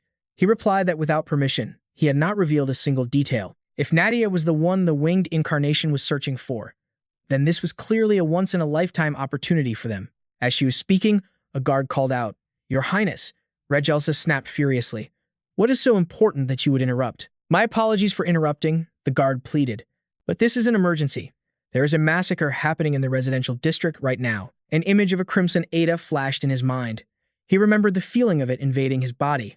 Ananta felt like he was no longer himself. His mind was slipping away into madness. The creature tilted its head back and let out a guttural roar as an entire area burst into flames. It advanced, one careful step at a time. It stomped the ground and launched into the air, rocketing forward at maximum speed. Then, it stopped in a high clearing and let out a heaven-shaking scream. Ananta's eyes widened in horror at the scene before him. The image of his village, burned to ashes. Everything was gone. The people, the homes, all of it. Nothing remained. He shed his monstrous shell and stepped out, dragging his broken body forward. He trudged onward, step by agonizing step. An image flashed in his mind, his beautiful, gentle sister, her smile so warm. Ananta, she'd said, be careful out there. But that vision was gone now. His sister was nothing but a charred corpse. Ananta's eyes locked onto the horrific, burned remains. A raw scream tore from his lungs as he collapsed, clutching her body, shaking violently. Each sob was a wave of pure, soul-crushing agony. Tears of blood streamed down his face as he howled in despair. In that moment, nothing existed but a burning hatred. He would kill them. With his own two hands. Ananta forced his tear-filled eyes open. He pushed himself up, realizing he had no idea where he was. A cute little girl sat on the floor, looking up at him from beside the bed. Kokanen, she chirped. He wondered who she was, then paused. Could this girl be a god? Ananta pushed himself to his feet. There was no time to think about it now. His face twisted with rage. He had to find that monster, Juo, and make him pay. Suddenly, a racking cough escaped him, and the little girl looked up, concerned. He gasped for air, a choking sensation gripping him as his vision blurred. Then, he collapsed. This was the price for overusing the power of the curse. The little girl quickly ran outside. Ananta narrowed his eyes, trying to focus on what was ahead. A massive crowd had gathered in the city, all staring in one direction. There, covered in wounds, was Ananta, forcing himself to walk. He scanned his surroundings. Where in the world was this place? It was a vast, open area, but there was no sky. Was this an underground city? Halt, a voice commanded. You look suspicious. You're no resident here. Guards immediately surrounded him, their spears leveled at him. Surrender peacefully, their leader warned, or we will be forced to take you down. Ananta just let out a sharp breath, a challenge in his eyes. Just then, a man stepped forward, scratching his head. Hey, anyone see my kid around here? Ananta's eyes locked onto a symbol on the man's hand. He remembered being shown a specific mark, one that would lead him to the incarnation of the wings. Anyone allied with that monster would bear this exact symbol. Ananta reached out, his hand about to touch the man. Suddenly, a blade flashed right before his eyes. The man was swinging his sword directly at him, his eyes glinting with menace. He hated it when strangers touched him from behind. Ananta instantly countered, throwing a powerful punch. The man could feel the incredible force behind the blow. He leaped back, realizing this newcomer was no pushover. He gave a slight wink. Impressive, he thought. This guy looks like he's ready to die. A crimson aura began to blaze around Ananta's body. How could anyone possess such a terrifying presence? Ananta finally spoke, demanding to know about the symbol on the man's right hand. He glared with pure hatred, his fists clenched tight. What is your connection? He seethed, to the incarnation of the wings. But the man didn't answer. Instead, he gripped his blade and charged straight for Ananta. Despite the sudden attack, Ananta dodged with lightning speed. The man unleashed a flurry of strikes, a whirlwind of steel aimed at Ananta, but he evaded every single one. Ananta found himself backed against a wall, staring down his opponent. The swordsman swung his blade, a smirk on his face. If you want something, you have to take it with your own strength. With a final shout, he unleashed his technique, Silent Serpent's Claw. Ao swung his sword forward with immense force, kicking up a massive cloud of dust. But when the smoke cleared, he froze. Ananta stood there, his arms transformed into two colossal, blazing red limbs. Ananta glared at Ao, his eyes radiating pure killing intent. Ao's smirk widened. You. What in the world are those arms? One of the soldiers screamed in terror. Signal the queen. We need reinforcements, now. A glint flashed in Ananta's eyes. He shot towards Ao, his giant, clawed hands slashing down with terrifying speed and power. Ao was unbelievably agile, narrowly dodging each devastating blow. He watched Ananta's movements, his mind racing. This was bad. A direct confrontation with his sword would be useless. Besides, he wasn't exactly in his best condition to begin with. After a relentless assault, Ananta suddenly stopped. He stumbled, falling to one knee as if struck by immense pain. This was the moment Ao had been waiting for, an opening. He lunged forward, thrusting his sword straight through Ananta's body. A low growl rumbled from Ananta's chest. His face began to twist and contort, morphing into the visage of a horrifying beast. Ao quickly ripped his sword free and leaped backward. Ananta let out a deafening roar as his entire body transformed into a massive, ferocious monster. Ao crouched, preparing to draw his sword for the real fight, but then he hesitated. Was that fear he just felt? Suddenly, a voice called out from behind him. "Oh, fall back." Regelsa flew past him, sword in hand, and delivered a powerful slash against the monster's head. Nadia cried out in desperation. Please, wait. He's not an enemy. Don't kill him. Regelsa's face was grim, her voice as cold as ice. If it harms my people, I don't care who or what it is. I will not spare its life. You ugly monster, your end is here. The beast like Ananta suddenly raised its own hands and began tearing at its own flesh. The sight was absolutely horrifying. The soldiers stared, their eyes wide with disbelief at the scene before them. It was strangling itself. With a final, sickening thud, the monster collapsed to the ground. Nadia watched with a worried expression. Regelsa cautiously approached the fallen beast, only to see it shrink and revert back to Ananta's human form. She was utterly stunned. What is this? This man. Later, Regelsa and 4 others sat around a circular table in a private chamber. An aide stood beside her, giving his report. As per your orders, the barbarian forces have been imprisoned in the dungeon. The incarnation of nature is also under the watch of the royal guard. We have received your command to have them stand by and await further instruction. Despite their vigilance, chaos erupted anyway. Mo chimed in from the side. It's only a matter of time before rumors engulf the entire fortress. Regelsa's voice cut through the tension. Everyone understands the situation. Let's begin this council meeting. Our main agenda is deciding the fate of the man named Ananta. A final verdict will be reached once everyone here has had their say. Rupa leaned forward, resting her chin on her hand. How much longer will you harbor that monster in our fortress? What is there even to discuss? Just get rid of him, she spat. Ao just chuckled. Why is everyone so tense? He seems interesting. Let's use him until he's no longer useful. I crossed my arms, my brow furrowed. Silence. Ao. I'm not interested in your games. Rajelsa turned to BH. Do you know anything about him? BH answered respectfully, I do, my queen. Rupa slammed her fist on the table, her voice roaring with anger. Are you kidding me? You brought a monster into our fortress without a single word of warning. What were you thinking? BH's expression darkened. His mere presence has already sown chaos. No matter what anyone says, I stand by my decision to bring him here. Queen Rajelsa. I admit I underestimated how unstable and terrifying his power truly is, but it's true that he holds a deep grudge against the incarnation of wings. If we can harness that power, he'll become our ultimate, unbeatable weapon. I urge you to consider allowing him to join the Roten forces. Rupa shot to her feet, slamming the table again. Rajelsa, you can't possibly be considering this nonsense. Hey, Ao, you already fought him. Why didn't you just finish the job and kill him? Ao simply sat back, crossing his legs with a smirk. I was the one who picked the fight, so this might sound shameless. But BH is right. This guy could be very useful to us. If we had gone all out back there, neither of us would have walked away unscathed. Rupa's eyes widened in shock. What? Rajelsa's voice commanded. You may enter. A messenger with distinctive rabbit-like feet stepped forward, a wide grin on her face. The charming girl with the rabbit feet answered Her Majesty's summons. Meanwhile, where Ananta was being held captive, Black Food was taunting him relentlessly. How are you holding up, Ananta? I almost thought you'd tucked your tail and run.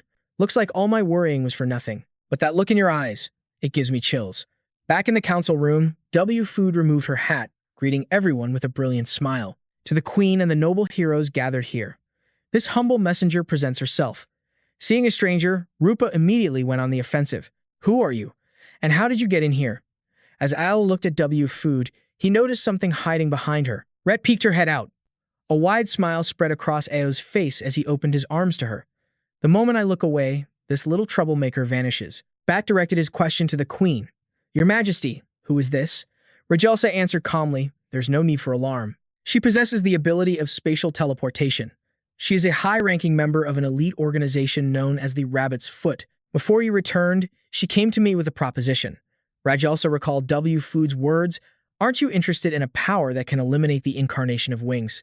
At first, I considered it a simple gamble, but it's now clear she foresaw all of this from the very beginning. With that, she turned to W. Food. Your offer is intriguing. State your terms. W. Food clapped her hands with a grin. You're sharp, Your Majesty. I want a long-term alliance between the Rabbit's Foot and Levitan. In exchange, the Rabbit's Foot will devote all its power to defeating the incarnation of wings and deliver the incarnation of vengeance to you. What utter garbage. A powerful voice boomed through the hall, startling W. Food. All eyes snapped toward the source of the voice. It was Ananta. He glared at W. Food. After causing all this chaos, you dare to stand there and spin your web of lies? I don't need your deals or alliances. Hearing Ananta's voice, Ruby, who was resting in Rhett's arms, shot up and scrambled over to him. He pointed a defiant finger at his own chest. The one who will destroy the incarnation of wings is me. Rupa exploded with rage, her hands transforming into razor-sharp claws. A prisoner should know his place. Give me the order, Rajelsa. I'll put him down right here and now. Rajelsa remained perfectly calm. Patience, Rupa. I want to see how this unfolds. Her gaze was fixed on Ananta, studying his every detail. How interesting, she thought. Every scar on his body tells the story of a battle won. The bloodlust simmering just beneath his skin is palpable. His presence is far more formidable than anyone I have ever encountered. The incarnation of slaughter. W. Food stepped closer to Ananta. Everyone, allow me to introduce Ananta, the ultimate trump card of the Rabbit's Foot. But a doubt lingered in her mind. Is he truly the incarnation of vengeance? Ananta's massive hand shot out, forcing W. Food's head down. His eyes were blazing red with fury. Since when did I become some prize for you to show off? Do you have a death wish? Black Food sidled up, wrapping her arms around his. But didn't you already lose to the incarnation of wings once? You can't win this fight alone. You need an alliance. He shot her a glare, gritting his teeth. You wretched thing. Black Food turned to mock W. Food. You don't look very comfortable right now, do you? Still pinned by Ananta's hand, W. Food managed a strained smile. You can see for yourself how he is. His immense strength kept her small head bowed down. Veins of crimson pulsed in his eyes. When did I become a trophy for you to parade around? Are you tired of living? Black Food clung to his arm, her voice a sweet poison. But darling, didn't you already lose to the incarnation of wings? He seemed dangerously unstable for a moment. But Ananta's adjustments appeared to be complete. Rajelsa cut straight to the point. Can you truly kill the incarnation of the wings? Before Ananta could even answer, W. Food eagerly interjected. Your Highness, just as I told you. Rajelsa's expression hardened, her voice dropping to a deadly low tone. W. Food. I was asking Ananta. Her gaze then locked onto him. Your origins don't matter to me. There is still a place for you here, but I must witness your true power and your capabilities for myself. What is important is your boundless rage towards the incarnation of the wings. Ananta simply stared back at her and asked, Hey, what's your name? She met his gaze without flinching. Rajelsa Enza. He lifted his hand from W. Food's head, clenching it into a fist before her. You ask if I can kill the incarnation of the wings? He scoffed. Let's just say, I carry a curse that devours the abilities of others. The more monsters I consume, the stronger I become. My potential is limitless. If you want an alliance, you better learn your place, you whelps. But instead of anger, Ananta's words only intrigued Rajelsa. A wide smile spread across her face as she approached him. In the name of the Queen, I hereby declare, Levitan will form an alliance with you. The incarnation of vengeance. She then turned to her guards. Scan. Mo. Bring Nadia here immediately. Elsewhere, in a much darker place, a door creaked open as Bailan stepped inside. There stood Ruyo, next to the fresh corpse of a monstrous beast. A twisted grin stretched across his face, his entire body, from his clothes to his skin, splattered in blood. Ruyo, cloaked in a coat bearing the insignia of wings, let out a sly chuckle. Consider this a small celebration. For the arrival of our third member, Baron knelt before him, his head bowed low. As you commanded, my lord, they are all gathered. Ruyo gave a simple order. Open the gates. Instantly, Baron unleashed his power, summoning jagged shards of ice from the ground. Before them, a place of utter darkness was revealed, the air filled with the frenzied growls of countless monsters. From his perch high above, Ruyo gazed down into the chasm. The abyss teemed with screaming abominations. His eyes were cold, his voice like ice. Do not forget, you are the ones God has abandoned, hounded by evil spirits until you lost all humanity. There is no returning to what you once were. It is time to face reality. Suddenly, brilliant wings of light erupted from his back. His voice boomed across the chasm. Oh, you lost and forsaken souls. You who have been scorned by the world. You who have been tormented by injustice. Is this miserable end truly worthy of your sacrifices? Is this truly the meaning of your existence? With that, he dove headfirst into the abyss, landing amidst the swarming monsters. I am not a being of this world. I am the one who will transform these depths into a bridge that leads to the land of God. Now, show me your strength. The last one standing will receive the grace of the wings. His words ignited a firestorm of madness. The beasts turned on one another in a frenzy of claws and teeth, a truly horrifying spectacle of carnage. Blood rained down around him, yet he stood unfazed, a monstrous laugh echoing in the chaos. Meanwhile, back with Rajelsa's group, Nadia was brought forward, her eyes widening in shock as she saw Ananta. And beside him, W. Food. He tipped his hat with a cheerful grin. Lady Nadia, it's been quite some time, hasn't it? Her eyes darted to Ananta as she asked Rajelsa, Who is he? Rajelsa tried to put her at ease. Don't be alarmed. I had the other commanders withdraw to give you some space. Nadia shot a wary glance at Ananta, her mind racing. He was so unstable just a moment ago. Can this really be a coincidence? Rajelsa continued, gesturing towards him. I've just concluded a discussion with Ananta here. I am pleased to announce that both of them are now official members of Levitan. Ananta's brow furrowed in annoyance. When did I ever agree to join your side? BH quickly stepped in to persuade him. Think of it as a temporary alliance, nothing more. We need your power to capture the incarnation of the wings, and in return, you can use our resources to your advantage. It's a mutually beneficial arrangement, wouldn't you agree? He then turned to Nadia. As for you, if you truly want answers, you have no choice but to cooperate with Levitan. From this moment forward, the path ahead will be treacherous. I only hope you are prepared for the truth you've been searching for. Nadia's gaze turned resolute. I have made my intentions perfectly clear. Now, please tell me about the branch embedded deep within my body. It was Rajelsa who answered. It is also known by another name, a branch of the world tree. That's according to BH's report. During the battle at cafes, You all witnessed a savage creature transform into a god, did you not? Nadia's mind flashed to Rit. That kid. Regelsa went on. The true nature of a branch blessed by the wings is to act as a catalyst. It forces the evolution of a malevolent being into a divine one. BH added, you yourself underwent a deification because of Ruyo's influence. You were born with the blood of the incarnation of the wings. Your current form is merely a result of the branch's power. For all we know, your original form could have been some kind of demon. The color drained from her face. She stammered, no, that's impossible. If the incarnation of the wings truly has power rivaling a supreme being, why would it use that power on a demon instead of on a god? Because the branch can also do the reverse. It can turn a god into a demonic creature. Rajelsa's face twisted with a painful memory from her childhood. I saw it with my own two eyes. The day my homeland, Vania, was burned to ashes. So Vania's god was twisted into a demon by the incarnation of wings. Ananta's voice dripped with his usual scorn, his expression locked in a permanent scowl. I don't like the sound of that at all. From what you've just said, this girl is probably a follower of Yuo or some other dark entity. Look at her. She's just some fool who couldn't even bring herself to kill a bug. He declared, that's precisely what makes her so special.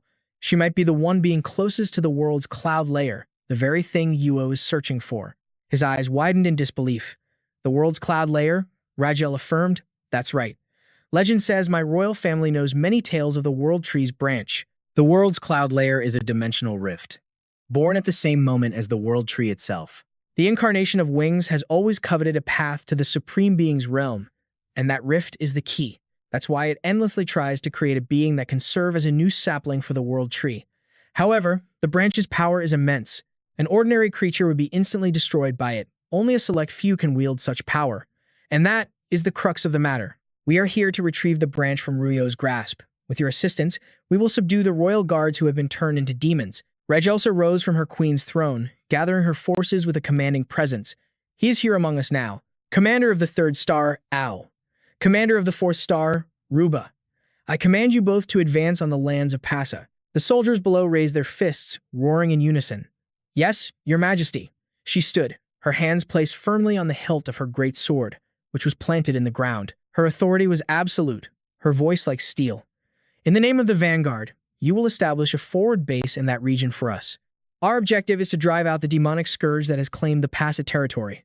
May your battle be met with glorious success. 3 days earlier, W. Food sat speaking with Nadia. They were in Viria's secret fortress, hidden in the northern continent. This place is home to 500 elite warriors under the Queen's command, along with a small number of mercenaries on BH's orders. Under their protection, thousands of citizens have been able to live and work in peace. These commanders, their strength rivals that of the gods. Levitan is considered the most powerful resistance organization among all the forces opposing the wings. Ananta failed in the battle at CFVS. Strengthening our own faction is the best move we can make, Nadia added. From Levitan making contact to this meeting with the Queen, it seems this was all part of their grand design. W. Food continued. Indeed. But you failing to escape was an unexpected variable. Still, thanks to that, we've gained a powerful new ally. Ananta's strength is a double-edged sword. It can grant him the might and authority of a demon, but if he fails to properly channel that power, he'll lose his sanity and transform into a monster. The two of them glanced over at Ananta and Breakfood, who were sitting nearby. Nadia asked, but who is that with him? W. Food explained, that's Breakfood. She's a member of my organization, just like me. She possesses a hypnotic power that can suppress the rage within Ananta, but it is only a temporary solution. We must hunt demons quickly to extinguish the curse. That is the only true answer. Now that you know, Nadia, would you be willing to form a contract with us? Nadia's eyes narrowed with a hint of suspicion. What kind of contract? W. Food offered a friendly smile, extending his hand. Please, help Ananta subjugate the incarnation of wings. In return, my organization promises to guarantee your safety. The branch within you will act as a beacon, drawing the incarnation out. When that happens, he will surely reveal his true form to you. Nadia answered bluntly, I refuse. My only wish is for no one else to become a living sacrifice. I refuse to just stand by and watch it happen again. So there's no need for any kind of exchange. She held out her hand, a symbol of her vow to protect the innocent from Yuo's sacrifices. W. Food, I will cooperate with you. W. Food scratched his head with a sheepish grin. It wasn't exactly a contract, but he reached out and shook Nadia's hand. All right then, the negotiation is a success. W. Food stood up, his energy renewed. Now, let me tell you about the upcoming plan. Queen Regelsa will use Ananta's power to reclaim Vyria's ancient capital. They're most likely preparing to retake Fokfang as we speak. It is a cursed land, littered with the corpses of the fallen. The ruler of that place, known as Passa, is the sacred incarnation, Alikon. Food confirmed. Yes, he is the winged unicorn, one of the 6 original gods, and a loyal servant to the guardian deity of Valkyria. According to the queen, Alikon was twisted into a demon not long after encountering the incarnation of wings. Ananta's voice cut through the air. In short, we get revenge on the monster that laid waste to an entire country. A mission so simple even a moron could understand it. Ananta stalked towards them, his fists clenched so tightly it seemed he was ready to kill someone on the spot. Hey, girl. Take me to the next hunting ground. Food sighed, exasperated. All right. Why are you always in such a rush? The expedition will last for 3 days. The alliance consists of 2 of Levat's commanders, with a total force of 100 soldiers. Food opened a dark portal, its coordinates locked onto Fokfang. You can leave whenever you're ready. Ao stepped forward, hands on her hips, and gave a wink. Well now, girls. Not bad. Rupa cracked her knuckles, her fighting spirit blazing. All right, everyone. Try not to get yourselves killed. It's still too early to be sent to Valhalla. Ananta was drenched in sweat, gasping for breath.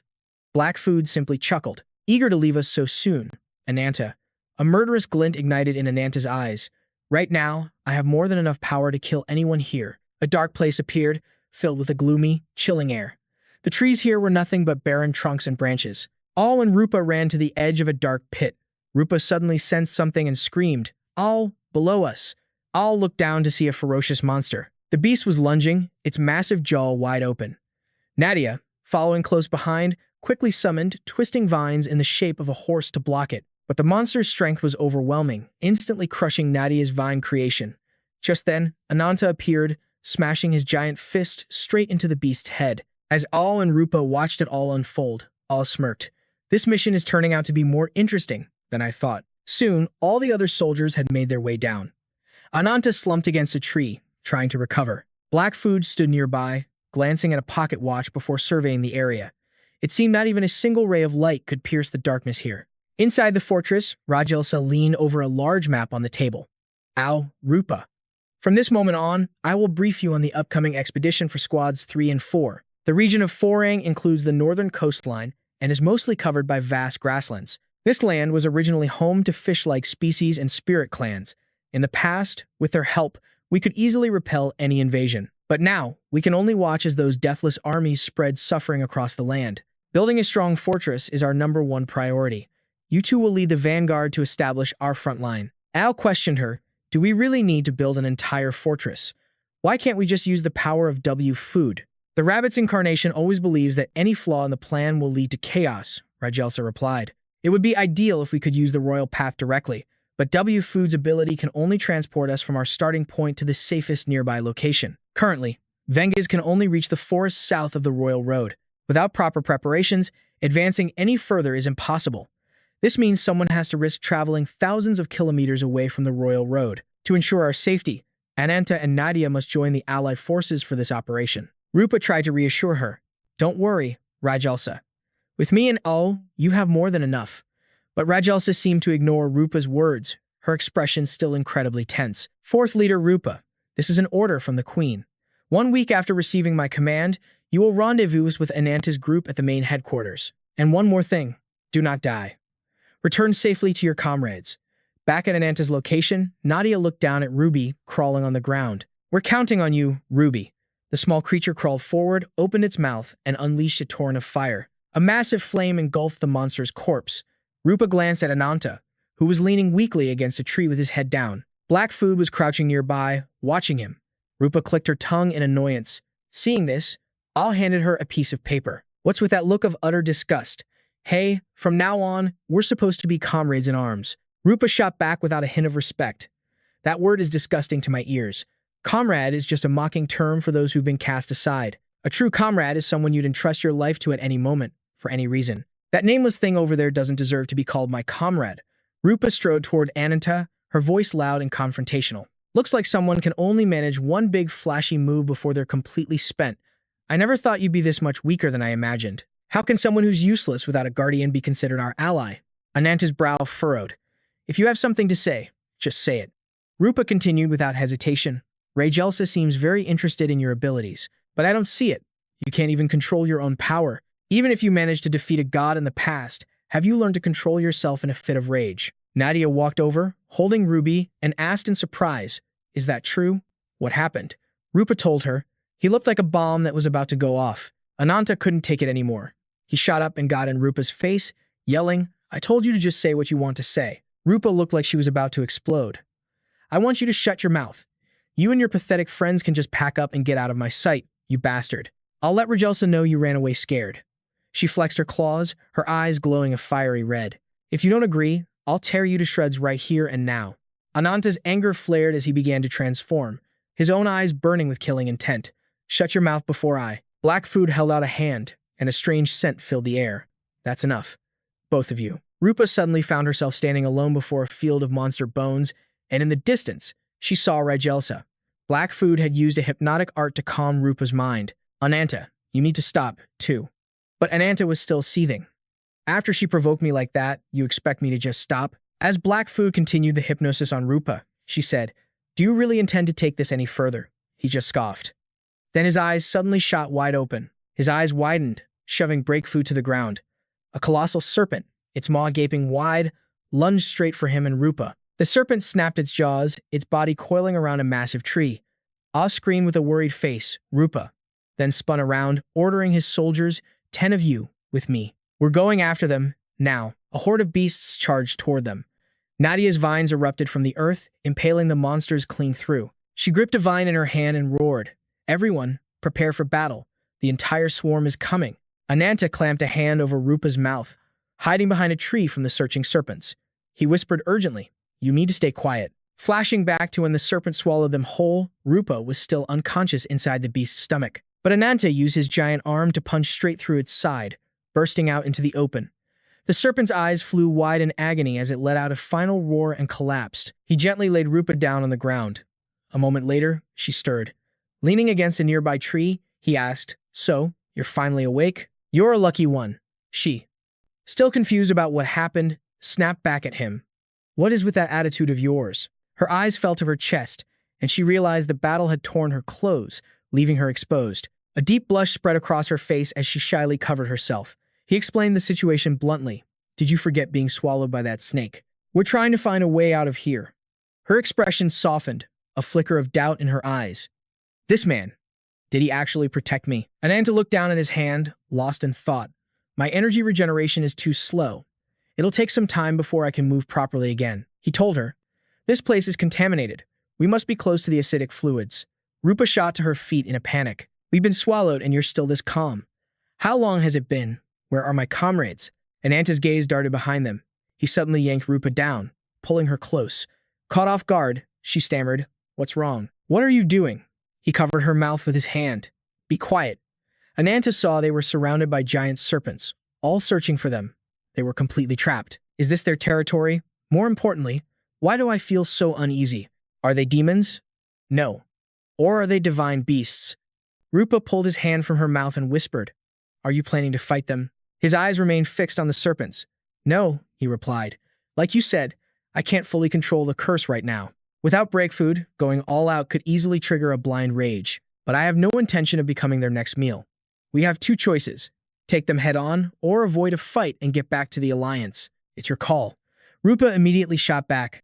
"There's a third option. We break through their encirclement and stick to our original plan to escape this forest. You can practically smell them. Countless serpents are slithering around us, hunting. Charging out now would be suicide. Even returning for reinforcements would only lead to unnecessary losses." Hearing this, he asked, "Do you have a better idea?" A slight blush colored her cheeks, her pride wounded. "I don't like this one bit. But get on my back." She knelt down, waiting for him to climb on. He stood there, confused by her intentions. What are you trying to do?" Tired of explaining, she just said, "Don't ask questions. Just do it." Her eyes flashed a brilliant red, like a predator about to hunt. "Hold on tight and don't fall off." She transformed into a massive wolf, carrying him on her back as she shot forward at incredible speed. The serpents roared as they detected the movement. She dashed past one, sinking her fangs into its body and tearing it in two as blood sprayed everywhere. She kept running, never slowing down. The serpents gave chase, hot on their trail. Ananta yelled, We're about to lose them. Rupa shouted back. We're almost out of the forest. Just a little further. She thought of her comrades still fighting, knowing this would reduce the danger for them. She thought they were safe, but then she sensed something ahead. Wait, there's someone there? Ananta's pupils dilated. He focused on the man in front of them, an old man with a monocle on his left eye, while his right eye glared with the venomous look of a snake. He was casually reading a book, legs crossed, sitting atop a colossal serpent. My deepest apologies, but no one is permitted to leave this place. Get them. At his command, a swarm of serpents burst from the ground, their jaws open wide as they lunged for Ananta and Rupa. Sweat dripped down Ananta's face, his expression tense. They're too fast. Can we even dodge this? Suddenly, Rupa bit down on his arm and flung him far away. She took the full force of the attack as the serpents sank their fangs into her. She cried out in pain. Ananta instantly charged forward, slamming his fists into the serpents. Rupa transformed back into a human, her face pale, her voice weak.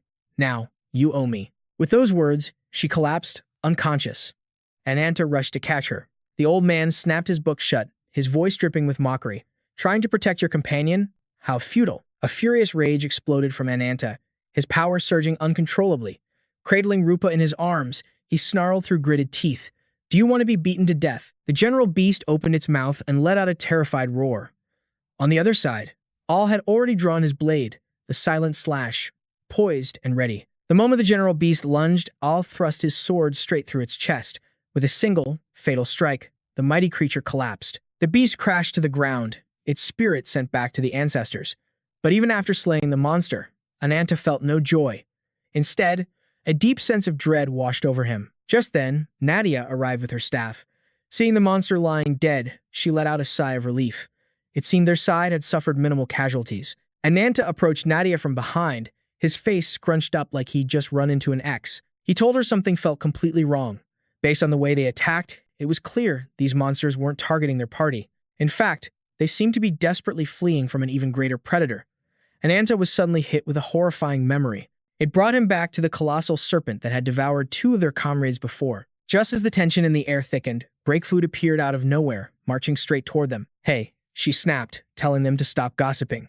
They both froze, as if they had time for idle chit-chat. If anyone needed an attitude adjustment, it was her. Ananta was being far too patient. If it were me, she would have gotten an earful. She declared that their top priority was to find Ananta as soon as possible, before this situation spiraled into a mess that not even she could clean up. Elsewhere, a figure shot through the silent night, hurtling toward the ground. A closer look revealed it was Ananta, carrying Rupa in his arms. Both of them were grievously wounded. Through a weak, ragged breath, Rupa told Ananta his efforts were useless. This was a potent toxin from her own clone, a poison so deadly, even demonic creatures would perish in an instant. A voice echoed from the darkness. Without immediate treatment, that incarnation will die. In the distance, an old man stood ominously, his long white hair flowing around him. His whole ghostly appearance was honestly hard to look at. It felt like it could pollute your eyes. He even struck a pose, covering his face with a gigantic black serpent coiled behind him. What a destructive combo. Calling him a ghost might be too kind. Honestly, with a look like that, even a demon would run screaming. You'd think his over-the-top entrance would get some kind of reaction. But after waiting for what felt like an eternity, Ananta gave him nothing. How utterly embarrassing. Ananta gently placed Rupa on the ground. He promised he'd be back, right after he skinned that old man alive. Rupa's eyes filled with terror as she watched him leave, screaming, "Don't go." But her pleas were completely in vain. He advanced toward the old man, his body transforming into a massive, majestic lizard god. A murderous aura poured from his form, ready for battle against the old man. Ein. Ananta reassured Rupa he would destroy that demon, then take her to Breakfood. The old man observed from afar, muttering to himself, a savage nature, ingrained to the very bone. It seems he is the one from Bond's report. He then stepped forward, spreading his arms wide to summon his divine beast. He sneered, "So, the name of this ancient skeleton is Yin, the very incarnation of naivete?" At his word, a horde of black serpents lunged at the lizard god. But a second later, they were torn to shreds, their sharp fragments flying everywhere. All that remained was the lizard's overwhelming rage. The white-haired man simply watched on, completely unfazed. Just as the lizard god was about to strike, the old man's true black serpent revealed itself. But the lizard god's speed was blindingly fast. He managed to wound the black serpent's tail. Seizing the opening, he charged the old man, thinking he could end it right there. But he clearly never learned that some things only get more dangerous with age.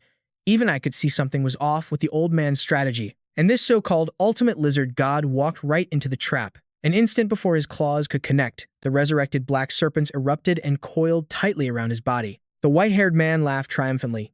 Hey, hey, hey. Speed, power, and precision. All perfect. But still not nearly enough to challenge me. This guy's narcissism was as ancient as he was. I've seen plenty of good-looking people who are full of themselves, but a white-haired geezer this conceited, that's a first for me. Meanwhile, Rupa desperately tried to crawl toward the raging battle. After just a few feet, a figure appeared, blocking her path. It was Lagertha. Rupa asked why she would risk her own life to fight for others. Lagertha simply smiled and replied, "Comrades are people you can trust your life with, at any moment." Besides, she added, "If it were for you, Rupa, I would gladly lay down my life." Hearing this, Rupa's eyes filled with sorrow. She cursed her own powerlessness and begged Lagertha to promise she would return safely. But in a situation like this, it was a promise Lagertha knew she couldn't make. She feared this was one promise she would be forced to break. Stepping into the fight, Asen raised his hand to attack, and in the blink of an eye, his arm was gone. His eyes widened in shock as his severed claw hit the dirt next to a ferocious wolf. The wolf was practically blazing with battle lust, while on the other side, a blue dragon was still trying to process what had just happened. It hadn't even seen the movement. What in the world was going on here? What in the world was happening? But that didn't matter anymore. All that mattered was the fight ahead, and time had just run out. It was too late. A shadowy figure lunged forward, using a vile blood art to tear it to shreds from every angle. Its entire body was now nothing but gaping wounds, blood pouring from all over. The other wolf, however, raised its head in sheer arrogance. This was the privilege of the strong, a right the loser could never claim. The defeated beast could only howl in utter helplessness. Seeing his chance, Ananta sauntered over to taunt it. "Go on, scream like the monster you are." How truly pathetic. Its body was already shattered, and now, even its spirit was being tortured. That monster, Asen, tried to roar, but only a pathetic, cat-like whimper escaped. A valiant effort, but ultimately meaningless. Even Miss Gallon, the world tree's branch, had been broken. In the darkness, the silver-haired old man sat atop his mount, soaring into the sky. He was covered in blood, clearly having suffered serious injuries. He stared ahead with a grim look, blaming himself. As the embodiment of conquest, his mission to repel the invaders had ended in failure. Seeing him like that, you almost felt sorry for him. But he deserved it. What did he expect, getting so cocky in his old age? Then, by some supernatural force, the green dragon from before returned, more powerful than ever. It raised its voice, mocking the other monster. "Where's all that bravado from before? Looks like your threat to teach me a lesson was just empty words." The divine dragon's mind raced with chaotic thoughts. This was wrong. He couldn't control this curse any longer. Letting the curse consume his malice was no different than suicide. If he couldn't completely subjugate his enemy, the curse's power would swallow everything. He glanced painfully at Rupa. If he didn't want her to interfere, he had to find another way. The name of that vile blood art was called out again. All that remained was darkness and the color of blood. Lagertha had made the first move. The rest was up to Ananta now. With those final thoughts, Lagertha's body fell to the ground. Everything now rested on Ananta's shoulders. He let out a maddened roar as power surged through every fiber of his being, as if trying to devour this unquenchable flame, but it still wasn't enough. Ananta looked up at the old man hovering high in the sky and unleashed a mighty shout, the force of it shaking the very heavens. He had to become stronger. This all had to end, and that floating bastard needed to die. Ananta shot upwards to join the fray, vowing to consume everything. Below, Rupa lay motionless, her strength completely spent. High above, the old man's piercing gaze remained fixed on the battle. Ananta's eyes burned with hatred. He remembered Lagertha's last words. "The rest is up to you now." Those words fanned the flames raging inside him. The scene shifts to a forest, where two guards stand watch. Inside, a group of people were gathered around someone. It seemed something had happened. Rupa's eyes slowly fluttered open. The blurry image before her was Nadia. Seeing her awake, everyone breathed a sigh of relief. Rupa looked around, confused, asking where she was. She tried to sit up, but a jolt of pain shot through her entire body. Nadia spoke with concern. "You're still injured. Don't push yourself. If the antidote had been delayed any longer, we would have lost you. Luckily, Ananta brought you here right away, or this could have been a disaster." Hearing his name, Rupa suddenly grew frantic. That idiot. What happened to him? Her outburst even startled Nadia. They really were a troublesome pair. Before anyone could answer, Ananta's voice cut through the air. "Instead of showing gratitude to the one who saved your life, you call me an idiot? Nice. Ow." Standing behind him, chimed in playfully. "Are you two fighting again already?" Rupa scowled at Ananta. What about your body? But Ananta just shot back coldly. Just leave me alone. Worry about yourself first. Stay put, and don't even think about doing anything stupid. I don't want to be in your debt. Oh, my goodness. He was being so bossy, but I kind of liked this side of him. After that, Rupa fell silent. What else was there to say? The man couldn't even say a kind word when she was on the verge of death. So infuriating, Nadia started to speak. But before she could finish, Rupa snapped. You idiot, shutting her down completely. They really were a match made in heaven, two sides of the same stubborn coin. Al spoke to the others. Rupa just needs some rest. She'll recover soon. Her healing ability is no joke. He then bowed his head sincerely to Ananta. On behalf of my comrades, I thank you. Ananta just grunted in response, saying nothing. Nadia asked him, did you fight against one of Juo's followers? Ananta frowned, annoyed, as he replied. It was an old man named Asen. He possessed the power to summon snakes from his own shadow. But the snakes were mindless clones, only capable of simple actions. He recalled the scene. There weren't any bodies left behind. It seemed their goal was to drive off intruders, not kill them. Ananta guessed that they were likely capturing anyone who tried to enter Passa's territory, and then were ordered to return to their master immediately. Nadia still couldn't understand what their purpose could be. Ananta lowered his head and shook it, just as clueless. He wasn't sure how it happened, but he could feel it with terrifying clarity. That branch was taking root inside his very being. The woman in black chuckled beside them. Exactly. Ananta's curse has stabilized significantly lately. To think a single herbal elixir could have such an effect. As she spoke, she moved closer, wrapping her arms around Ananta. The look on Ananta's face was pure horror. What in the world was happening now? She continued to tease him, wondering aloud what he might become if he absorbed the entire branch. But Nadia was thinking, what's so funny about this? Does my face look amused to you? No matter what he turns into, he's still my man. I can't stand the reek of this green tea wannabe. Ananta shoved her away. He was getting seriously annoyed, though he didn't say it. This guy was already taken. Enough of that. The sixth seat in Sephoros is the incarnation of gullibility. Hearing the name Sephoros, Asen wondered what it was. Ananta explained that they are the chosen elite, tasked with protecting the incarnation of wings. It's a title granted to the 10 most powerful figures, who have been blessed with strength from the branch. The top warriors are known as his 5 disciples, and they are responsible for keeping an eye on the rest. The fact that Asen has revealed himself proves that one of Juo's 5 disciples is about to make a move. The power of a top disciple in Sephoros is absolute. A single, slight movement from one of them could trigger a cataclysm. Elsewhere, Asen seemed to be returning to his hideout, but someone was already there, waiting for him. The figure immediately spat insults in his face. You look like a frightened animal. Do you have any shame left at all? Asen's voice was grim as he replied. It seems there is no escaping you. Incarnation of conquest. The other man demanded to know his mission. Asen, breaking into a cold sweat, answered that his duty was to prevent anyone from entering the lands of Passa, and to eliminate anyone who gets in my way. My lord, Gahan, the second of Sephoros. The incarnation of domination. This old man acted so high and mighty during the battle. Yet now, in front of Gahan, he was as meek as a puppy. Then again, if he kept up that arrogance, he'd be killed in a single strike. After hearing the report, Gahan's expression hardened. He ordered the old man to lead the way. I will deal with them personally. With that, the two of them turned to leave, but they barely took a few steps before 2 strangers appeared to block their path. One of them raised a hand, stopping Gahan in his tracks. He warned, Incarnation of domination, do not act rashly. Gahan shot him a death glare, his voice dripping with contempt. Are you telling me to stand down? Do you have any idea who you're talking to? You worthless, inferior trash. The leaders on both sides locked eyes, the air crackling with tension. It was a standoff where if one so much as flinched, the other would immediately charge in, sparking an all-out war. The most powerful figure present saw the dispute and spoke with a mocking tone. My, you certainly seem to be full of energy, Gahan. Now, listen to my request. At his words, everyone bowed their heads, ready to receive their orders. We await your command, incarnation of wings. Even the overbearing Gahan lost every ounce of his arrogance. He too clasped his hands and bowed his head. It would be impossible to defy your command. Incarnation of wings. It was a rare sight to see him so submissive. He acts so incredibly arrogant. But before the incarnation of wings, he doesn't even dare to breathe too loudly. Just like a second-rate gangster, whose tough guy act turns out to be nothing but a front. Juo revealed there was news from his spies in Levitan.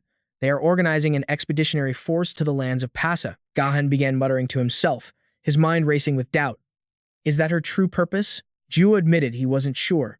He guessed she was attempting to follow the old traces that he himself had left behind. He then added a chilling piece of philosophy, a futile effort to exploit that flawed creation from the branch in order to reclaim the other branches. Asen bowed low and pleaded, Lord Juo, please entrust this mission to me. I will personally annihilate those insignificant humans. You rarely see someone so willing to serve the powers that be without question. The other man frowned at Asen. Do you remember Banjiak? The old man looked confused. Do you mean? The former 10th seat of Genesis. Precisely. The human curse by the Black Dragon, Adida Haka, and the very man who defeated Banjiak is currently in Levitan. He is a formidable opponent who once faced both myself and the incarnation of Wings and still managed to escape with his life. For him to appear before the incarnation of Conquest merely to issue a warning shows he's still a sharp one. Gahan's curiosity was piqued as he asked for the man's name, but that curious glint in his eye was a little disturbing. He looked like he was about to start an overbearing CEO monologue. This man is certainly interesting. The answer, of course, was the one name they all knew, Ananta. Asen's heart filled with a tangled web of emotions as he thought about Gahan. He is the incarnation of domination, the strongest spear and the most unbreakable shield, a truly unparalleled combination.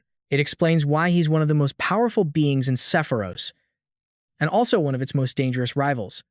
He has never shown true loyalty to Lord Juo, yet being granted a rank as high as 4th or 5th is already— Why would Lord Ruio ever assign him this kind of mission? Lost in his thoughts, he was suddenly snapped back to reality when his name was called. Ain, do you have any idea what this is? The old man flinched, staring at the object in Gahan's hand before answering. That is a flawed tree branch, one embedded in the heart of a crocodile. Gahan explained that, compared to the power they wielded, this branch was nothing more than an inferior piece of junk. But isn't that a good thing? With this, our mission from Lord Geo is practically complete. In response to Ain's words, Gahan acted with cold indifference, casually tossing the branch into the deep abyss below. Ain erupted in fury, shouting, What do you think you're doing? But Gahan paid him no mind, a wide, unnerving smile spreading across his face instead. He gave the old man a look of twisted affection. I already told you, didn't I? I said I'd do it, and I always do what I say. I will conquer them with my own 2 hands. It's a common trait in their group. They all love to talk big. In the last chapter, old Ain flexed his power for a moment before getting beaten and sent running home. He went crying to Gahan, and now Gahan's pulling the same act. This entire squad is full of arrogant fools. As autumn leaves the trees bare, Gahan leaves Ain to stew in his thoughts. Gahan smirked, muttering, the so-called demon king who rules the land of Passa, with his invincible army of evil spirits. How do you think that's going to end? By now, Ain was completely terrified of this young man, who clearly had more guts than brains. He stammered, unable to form a single complete sentence. Meanwhile, Gahan held something in his hand, looking at it thoughtfully. It seems our boy has already found a new toy to obsess over. The strongest spear and the incarnation of Wings, you say? If he can survive a fight against them and still be standing, then he might actually be impressive. The cool and collected Gahan made a resolution. He would personally prepare a stage worthy of a battle with Ananta. It's unclear if our main character could hear him, but Gahan's heart was set on him, silently pleading for him to arrive soon. 1 week went by. Everyone was standing in front of their new home base. Preparations were finally complete. Labyrintos and her personal guards stepped out from inside. Ron's face lit up as he eagerly welcomed her. Ron thought he would die waiting for her. Labyrintos smiled cheerfully as she approached the group. It's a good thing the entire vanguard is safe and sound. Ananta and Nadia, you both did well too, but it seemed neither of them was very happy. Labyrintos then turned to call Scan and Mara, asking if they were sure no one was left behind. Mara looked up and replied that all 50 of the Queen's guards and the defense force were present. Ananta's voice cut in, Labyrintos, how does it feel to step onto your homeland, only to see it completely ravaged? Labyrintos' smile vanished. She silently turned and looked out into the distance. That's why it's best for you to just keep your mouth shut, Ananta. Every time you speak, you leave people speechless. Labyrintos was about to express her thoughts when Blackfoot interrupted her the moment she opened her mouth. According to the report sent earlier, you should be fully aware of the current situation, right? A week ago, a beam of light appeared from the direction of the royal capital. It's likely a sign of another source of the branch's power. The 6th member of Sephoros has appeared, along with the emergence of the branch's power. It feels like this was all part of the enemy's plan. In the current situation, things have gone far beyond what we initially predicted. Even if you want to use my power in this emergency, it would take at least 3 days to get there. Is that something you still want to do? Labyrintos fell into deep thought, then raised her voice and declared, my brothers and sisters. This is the homeland where we were born and raised, but it was all taken from us by the incarnation of wings, forcing us to leave many years ago. I swore an oath to my comrades who died before me, for the people who live in suffering and loss in this desolate country. One day, I will return here and bring Vania back to life for them. When that time comes, I will shout to the spirits of our fallen countrymen that their sacrifice was not in vain. It is thanks to their sweat and tears that we are here. Her voice grew louder with each word. My brave and indomitable comrades, please fight alongside me until the very end. Everyone roared in unison. Long live Her Majesty the Queen. The scene before them was truly moving. Even Ananta's face showed clear determination. The order was given, and everyone advanced towards the capital. Let's all charge forward. The expeditionary forces' movements were carried out according to the previously shared plan. As night fell on the camp, Blackfoot and Whitefoot were talking when an order came down. Those who were not participating in the battle will wait here quietly. Hearing that, Blackfoot's face soured. Even if she wasn't fighting, she wanted to watch Ananta fight from the sidelines. Sitting here like this, she was no different from a watchdog. Good grief, she's being ridiculous. It's fine to have a crush, but let the man fight his own battles. If you went out there, you'd just be a ton of dead weight on his back. Whitefoot, understanding his sister's intentions, began to tease her. Oh, so someone's not happy about not being able to join the expedition. But from what I see, she's only sad because she can't see Ananta. If you were here, she'd probably be happy. She didn't remember the expedition at all. White, understanding her sister's turmoil, tried to console her. At least Ananta's rage was finally stabilizing. You don't have to worry, and you won't need to go to the front lines anymore. No matter how this expedition turns out, my power is the last hope for everyone, and for the Queen. We must be protected at all costs. No, it's not protection. It's surveillance. Look at how they're guarding us. It's clear they still don't trust us one bit. Blackwood couldn't understand her sister's confidence, especially since their watchers hadn't done anything to them. Besides, whether the Queen's expedition succeeds or fails is still a complete mystery. A knowing smile spread across White's face. She revealed that the outcome of this expedition was irrelevant to them. It doesn't matter. All that matters is Ananta. I need Ananta to become stronger, even if it means destroying everything else. What a truly cunning mind. No one would ever guess such venomous thoughts were hiding behind that beautiful face. It's true what they say. The more beautiful the woman, the deadlier she is. From the void, an arrow shot forth at the speed of light, aimed at the black serpent. Boom! The arrow slammed directly into the creature's head. It roared in agony as Mo and her team moved in, wiping out the rest of the soulless serpents. But more and more of them kept appearing, all swarming towards their army. Labyrintos screamed commands over the chaos. Everyone pushed forward together. The enemy was concentrating its attack on the right flank. All troops, focus. The soldiers locked their shields, forming a massive wall to block the dark serpents. Ananta saw the situation was becoming critical. She called out to Ruby, "Wipe them all out." Receiving the order, the small lizard leaped in front of the shield wall. It opened its mouth and unleashed a torrent of fire, a raging inferno that threatened to incinerate everything. From behind, Ananta watched the battle unfold. For a moment, she thought maybe she wouldn't even need to intervene. Meanwhile, Nadia's squad was also fighting with ferocious intensity. Every black serpent that charged was impaled by her and a flurry of summoned tree roots. She successfully led her troops to break through the enemy encirclement. This was a high-risk gamble. Even the smallest mistake would mean the complete annihilation of their forces. Looking at the female generals fighting on the front lines, Ananta wondered if they truly had the strength to see this through. This formation would be difficult even for an army of men, let alone women. The embodiment of gullibility itself, facing off against her highly trained army. There was no way this should be happening. But her army had already reached the border of Timpa's heart, so why hadn't the Alakon army or any demonic creatures appeared? Suddenly, Mo's loud shout startled Lagartha. She reported that they were approaching the Vigil surveillance tower, and welcoming Lagartha's army was none other than the old man, Asen. He let out a savage grin as he looked down upon them. "Welcome, you who dared to reject the embodiment of the wings. Let's see just how pathetic your end will be." With that, he moved like lightning, catching Sai's surprise arrow out of the air. But Sai decided in that instant not to attempt another assassination. Now was not the time to decide the outcome. The old man's face hardened with grim determination. "Soon, you will all witness the true wrath of this old man."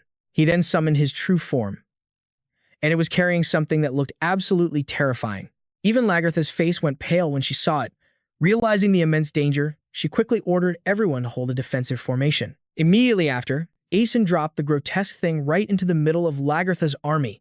After hitting the ground, the massive slime began to squirm and rise. It formed into savage Alakons, their mouths muttering something incomprehensible. It wasn't even a human language.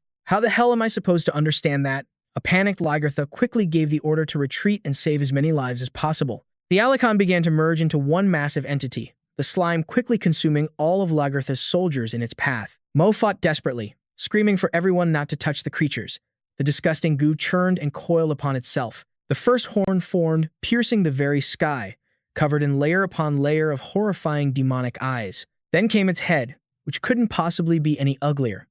It had rows of razor-sharp teeth, 4 layers stacked on top of each other and jutting out. There was absolutely nothing beautiful about this monster. And to top it off, it had a ridiculously long tongue. Its lower body was now beginning to take shape. Its slime splattered everywhere, flying towards Lagartha's army. From above, Asen smirked. "I won't underestimate you any longer." Then he commanded the Alicon to attack. Show them what true, violent power looks like. With that command, the monster charged forward like a moth to a flame, immediately clashing with Little Ruby. Then came a physical combo from Ow, the serpent's wrath claw. Rupa also charged in with her tainted inlay technique. Faced with the relentless assault, the Alicon Asen began to writhe in pain. Then, Mo joined the fray. "Don't worry, Alicon. As their ally, I will personally put an end to you." Ananta roared with pure fury, her eyes glowing with a fiery red light, as if she wanted to devour the Alicon standing before her. But this Alicon was no easy foe. It reared its head back, pointing its long horn to the sky, and began to create something new. A circle of sinister darkness materialized. Every footstep promised a coming earthquake, tightening the air with unbearable tension. Then, it hurled its shadowy creation straight at Ananta. In an instant, his figure was utterly consumed by the darkness. Nearby, Rupa watched the scene unfold, a horrified scream tearing from her throat as she yelled Ananta's name. Seconds later, Ananta's shadow slammed into the ground. Blood splattered everywhere. Rupa could no longer hold back her rage. She whirled around in a primal reaction, her voice still raw as she cursed the creature for its cruelty. Her expression turned more ferocious than ever, promising vengeance for every wound Ananta had suffered. Suddenly, from the Alicon's body, grotesque tentacles began to emerge. Dark, writhing shapes danced about, lined with soul-stealing, razor-sharp teeth. The form was so utterly revolting that even demons would envy its nightmarish appearance. All of the tentacles turned toward Rupa, forcing her to an abrupt and terrifying halt. Before she could react, Ao shot up from behind, unleashing his powerful inner energy to launch a preemptive, savage attack. He showcased his incredible agility, driving back the swarm of tentacles and forcing them onto the defensive. Seeing her chance, Rupa charged forward. The last trace of humanity vanished from her eyes as an inhuman roar escaped her lips. A vicious command for them to die echoed in the air. Suddenly, a strange green object flew toward their battle. Luckily, Aw spotted it in time and threw up a defense. However, the object's power was immense, blasting them both back and sending them crashing to the ground, wounded. The impact made the very air feel heavy, thick with a tension greater than ever before. Asen, that vile old man, stood high on a tower, chanting wicked curses down upon Laha's warriors. "You who stole my right arm," he roared, "I will personally grind you to dust." As he finished, the eyes of the creature on his shoulder began to glow, and he opened his mouth to unleash more of those green projectiles toward Lagartha's people fighting below. Chaos spread as fear and tension choked the battlefield, the projectiles raining down like a merciless barrage. Aw stared at the carnage, sweat pouring down his face. He realized things had just become far more complicated. But before he could even process that thought, another green projectile shot directly at him. Fortunately, Rupa reacted in a flash, snatching Ul from danger's path and carrying him to safety. While the two were still reeling, the creature on Asen's shoulder was pierced by one of Scan's arrows, forcing it to dodge. But it wasn't fast enough. The arrow tore straight through its wing. Old Asen couldn't believe what he was seeing. Scan continued to summon her power, calling to the free spirits of the wind. "Grant me the strength to tear my enemies apart." The small girl had the bearing of a heroic general, drawing her bow on Asen with majestic authority. On the other side, Mur roused the spirits of the soldiers, ordering the 3rd and 4th squads to support their commanders. Meanwhile, the main army launched a massive offensive. Everyone's fighting spirit was ablaze, ready to charge into the fray.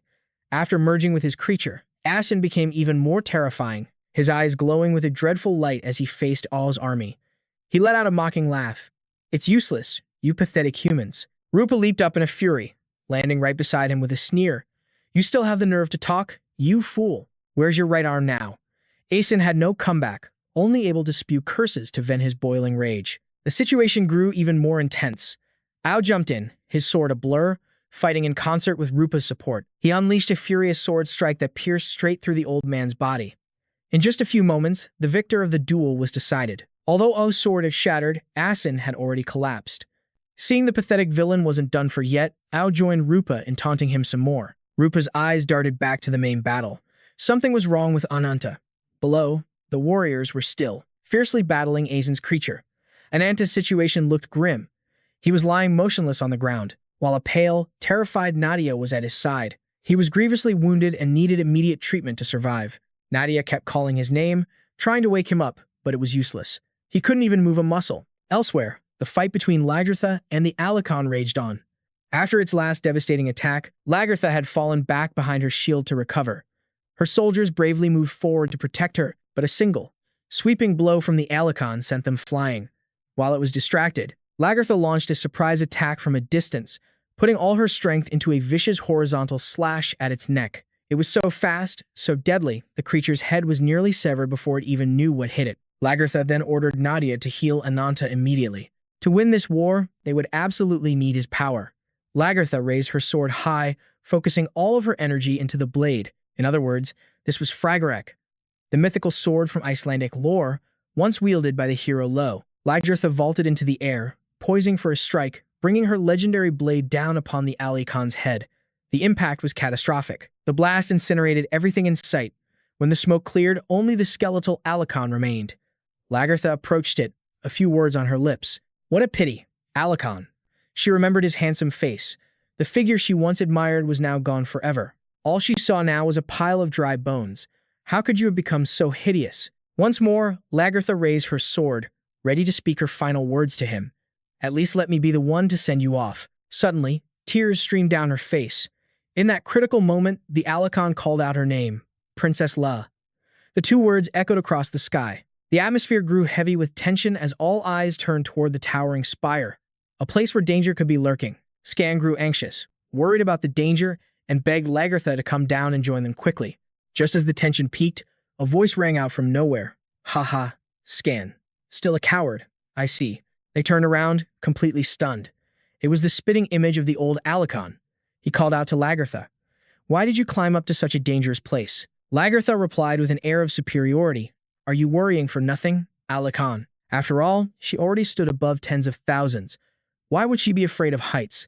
The scene felt strangely familiar. It had happened before, back when they were just carefree children. She had climbed to a high place just like this, and Alikhan had always been by her side to protect her. He had promised then that he would stay with her forever and be her shield. Only then could she become a magnificent queen, but the cruel reality shattered the memory. Before her stood nothing more than a withered skeleton. The desiccated corpse kept calling her Princess Lagertha. In an instant, the sword in her hand lowered once more. Her resolve was wavering. It seemed the shadow of the past was too great, making it impossible for her to forget. Alikhan's consciousness suddenly seemed to awaken. He raised his bony hands, wondering, is this what I've become? He couldn't even recognize himself. In her moment of weakness, Lagertha wondered, has his consciousness truly returned? He could still recognize her. But as his mind struggled to clear, a voice echoed in his head, commanding him to wake up. A vision of death and destruction flashed before his eyes. This was the massacre, orchestrated by Yuno.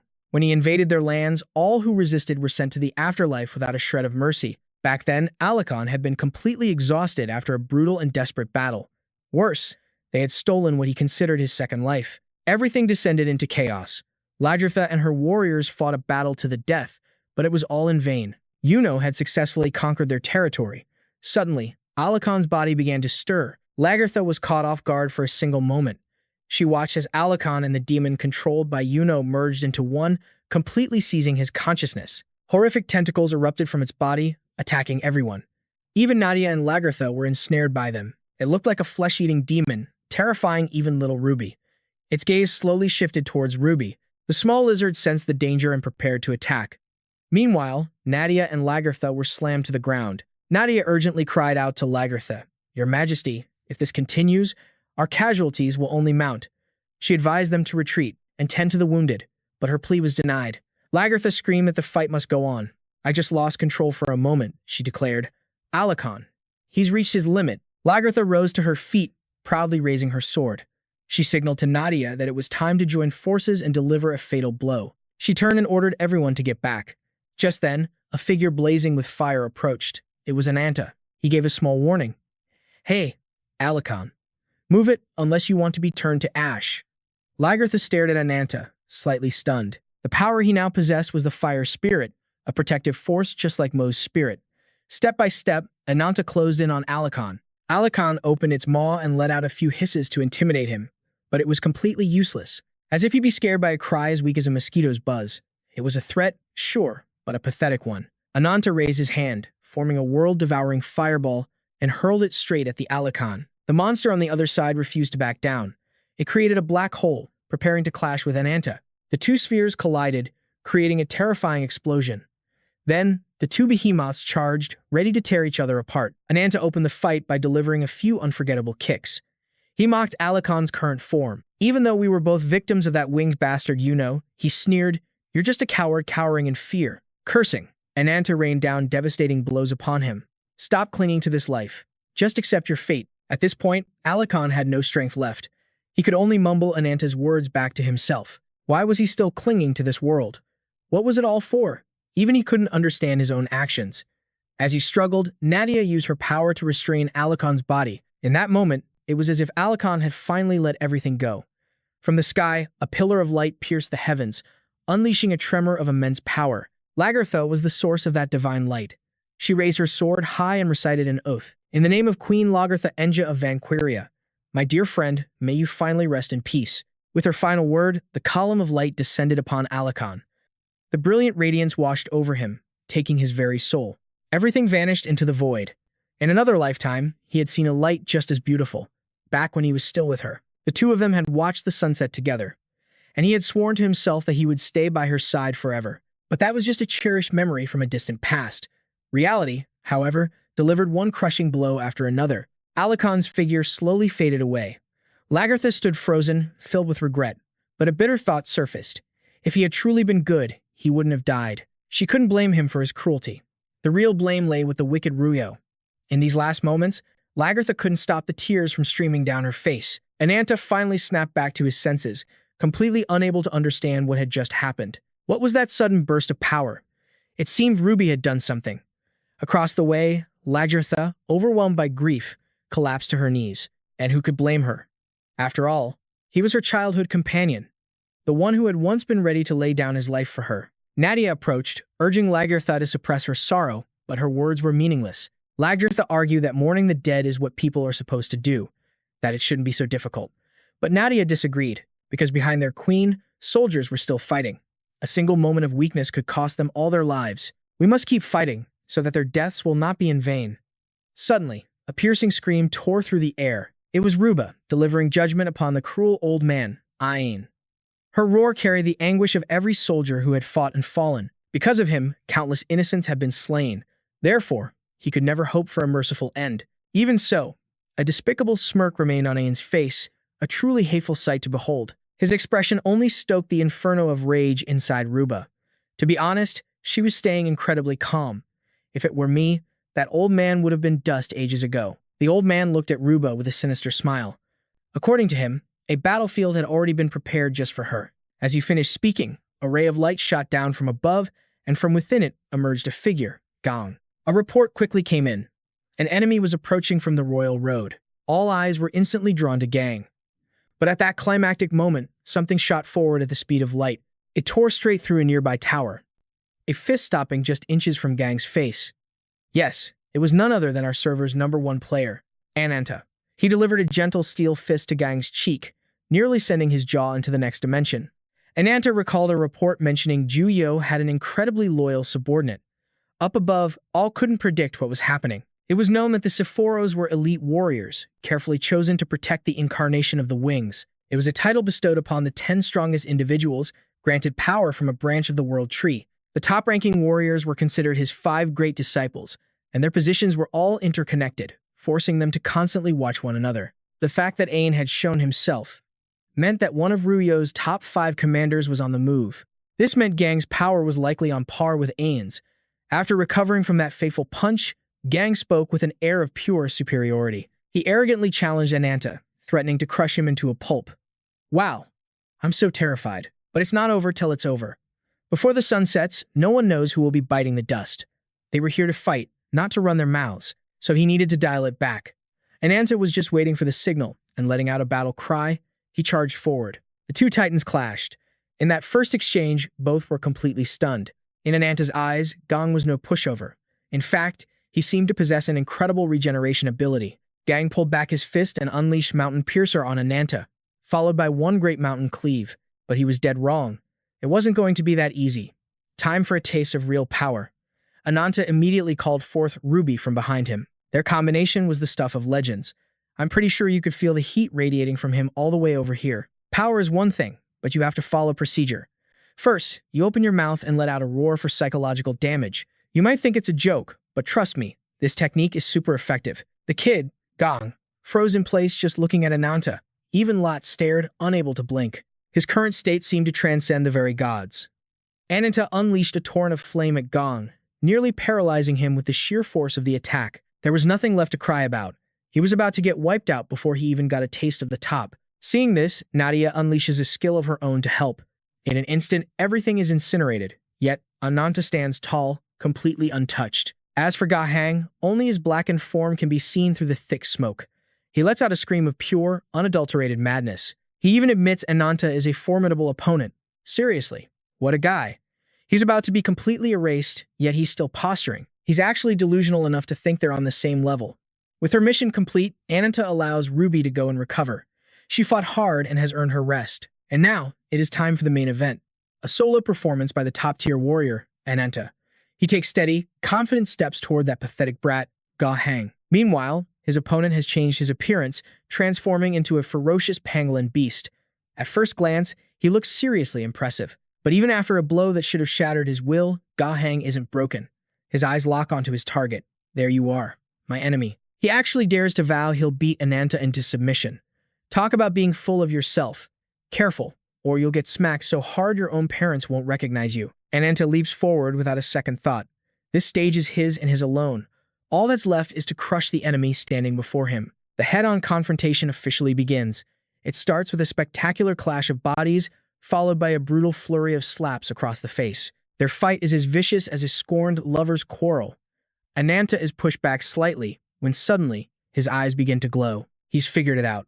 Gahang is deploying the Mountain Piercer technique and combining it with the flowing stream art. He hurtles toward Ananta like a gale force wind. This one is definitely not just some random thug. Gahang's power cannot be taken lightly. A single touch inflicts significant damage on Ananta. What follows is a masterful escape from our handsome lizard champion. He attacks from the left, then strikes from the right. The two of them toy with each other, like a cat cornering a mouse. Finally, Gahang seizes an opening, grabbing Ananta's arm and twisting it behind his back. Elle and Nadia, just watching, look even more tense than the fighters themselves. Though Ananta is on the defensive, he shows no sign of weakness, acting as if he has truly become an immortal being. The curse has granted him endless regeneration and an indomitable spirit that fears no pain. The true source of Ananta's destructive power remains a mystery. His current form only proves his will to fight. It reveals the sheer strength of his spirit. After all, how could a warrior clad in impenetrable armor possibly fall to something as trivial as a curse?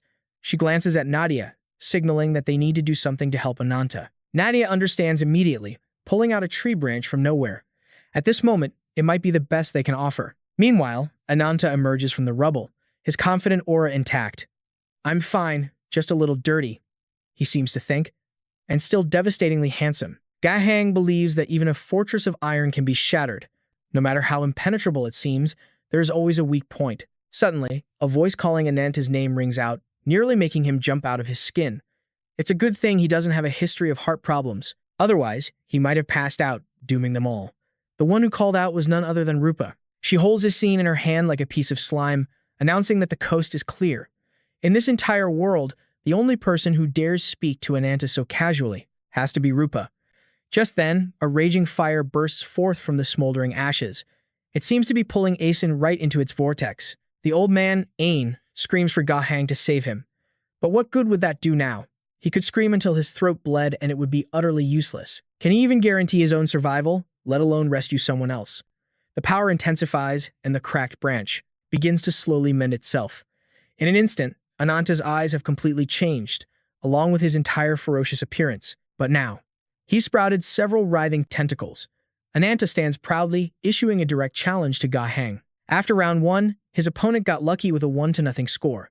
But in this second round, he might just get permanently logged out of existence. Beside them, Awo is stunned by Ananta's insanely cool new form. It seems the power radiating from him is the raw power of a predator. The pangolin warrior looks at Ananta, slightly surprised, but it's nothing significant. He follows it up with a mocking sneer, taunting Ananta for absorbing Ain's power. Then, he uses that same tired old mountain piercer technique, lunging at Ananta in a reckless assault. In the critical moment, Ananta uses his new tendrils to block Gahang's attack while using the others to move the rest of the group to a safer location, signaling for everyone to evacuate. Gahang closes the distance, getting nearer by the second. And so, the second clash between these two rivals begins. Gahang uses his steel-like body, aiming to deliver a crushing blow from above, but he's been completely read by Ananta. He quickly merges with his power as the tendrils surge upwards, wrapping around Gahang's limbs. Pangolin, how can you possibly fight like this? A voice suddenly echoes from deep inside his mind. Why have you allowed your focus to be broken? In the midst of a true battle, you must never lose sight of your enemy, not even for an instant. The words reverberate through his mind, suffocating him. Sensing his opponent's distraction, Ananta seizes the opportunity and lunges forward. Gahang tries to react, but it's a futile effort as he's met with a powerful tackle from our hero. And in that moment, a memory suddenly floods his mind. It's from a beautiful day, with clear blue skies and a bright yellow sun. The pangolin warrior was just taking a stroll, when he suddenly encountered a wild boar appeared, only to be instantly devoured by our hero. He scoffed arrogantly at the beast's weakness. He wondered aloud where he could possibly find a worthy rival. Talk about being full of himself. As soon as the words left his mouth, he turned and came face to face with a massive brute. Usually, these big talkers are all bark and no bite, just empty threats and nothing more. And just as predicted, after a bit of posturing and a show of dominance, the battle ignited. At first, facing the brute's sun-breaking palm, our hero held back his true power and was momentarily forced to retreat. The giant saw this and assumed our hero was weak, but oh no, you're still far too naive. From within a cloud of hazy smoke, a figure slowly emerged. The two warriors exchanged a friendly death glare. The brute then revealed his true form, a monstrous crocodile. Relying on his massive size, he roared empty threats. 3 days later, with Duyo as a witness, Gahang finally brought the beast down. That crocodile monster had been all talk at first. Now its mouth was still big, but only because it was swollen from the beating. It lay motionless on the ground, with Gahang standing over it. Duyo himself was stunned by this sight. He never imagined he would witness such a thing unfold before his very eyes. He was astonished. This was the first time anyone had taken the branch from his loyal subordinate without receiving so much as a scratch. Gahang turned and asked, "Are you the wings?" Duyo confirmed his identity, and in return, asked for the warrior's name. The moment the name Gahang was spoken, he officially became the one chosen by the heavens. But in that moment of distraction, the crocodile awoke. It let out a deafening roar, its massive jaws opening wide to devour Gahang. But could Gahang truly be defeated so easily? That beast just had to do things the hard way and push him over the edge. And so, a fist was delivered straight to its mouth, quite literally. The blow shattered a huge chunk of its jaw. In its final moments, Gahang didn't hold back, offering a few parting words so it could meet its ancestors in peace. Still, to be fair, the creature was truly powerful. This was the first time in his life Gahang had to acknowledge an opponent as his equal, and he would defeat this crocodile with his own strength. That was the one absolute truth bestowed upon him by the heavens, the very purpose of his existence. He would become the very pinnacle of domination. From above, Duyo looked on, intrigued by Gahang's ambition. He then declared that the pinnacle Gahang wished to surpass was standing right before him, for he is Duyo, the embodiment of the wings, a being created by the heavens themselves. Gahang gazed up at Duyo's godlike presence, his eyes burning with excitement. He vowed that Duyo was the enemy he would defeat, no matter the cost. The being above, completely unaware of Gahang's defiant thoughts, raised a hand and began to cast a spell. A radiant light of awakening enveloped our hero. As countless trigram arrays materialized in the air above him, the light formed into chains binding Gahang tightly and hoisting him helplessly into the air. Duyo's voice then echoed out, "Surrender now. Submit to me," he declared. "Do this, and you will witness it alongside me." When the very layers of the atmosphere opened at heaven's call, but Gahang refused to accept it. He would never submit. To admit defeat without a single scratch on him, he could never do such a thing. Coldly, Duyo commanded the spell to tighten its grip. "Carve this failure into your very flesh and blood." Duyo forced the light to sear the wound of this defeat directly onto Gahang's soul. Without this, you can never grow into a mighty tree. He then placed a powerful curse upon our hero. May your submission to me reach the very heavens. Meanwhile, Ananta noticed something was wrong with Gahan. It was a remnant from his very first battle. The way he moved to protect his left eye from harm. It was a dead giveaway. Using that weakness, he now had a path to victory. Outside the battlefield, every spectator's face was grim. Inside the raging whirlwind, chaos reigned supreme. Gahong swore on his life that he would annihilate Ananta. Physical pain etched deep into his soul, screaming in agony from within an ironclad body, immune to all harm. This was his pride. Ananta recognized it instantly. It was the essential power drawn from his branch. The very power that gives me my confidence. I will now use it to end you. This time, he would face the wings in a battle to the death. Gahong scoffed at Ananta. How could a mere weakling like him dare to confront the almighty wings? His form suddenly transformed, upgrading to a massive, godlike version. He then threw down the gauntlet, challenging Ananta. Come at me, he roared.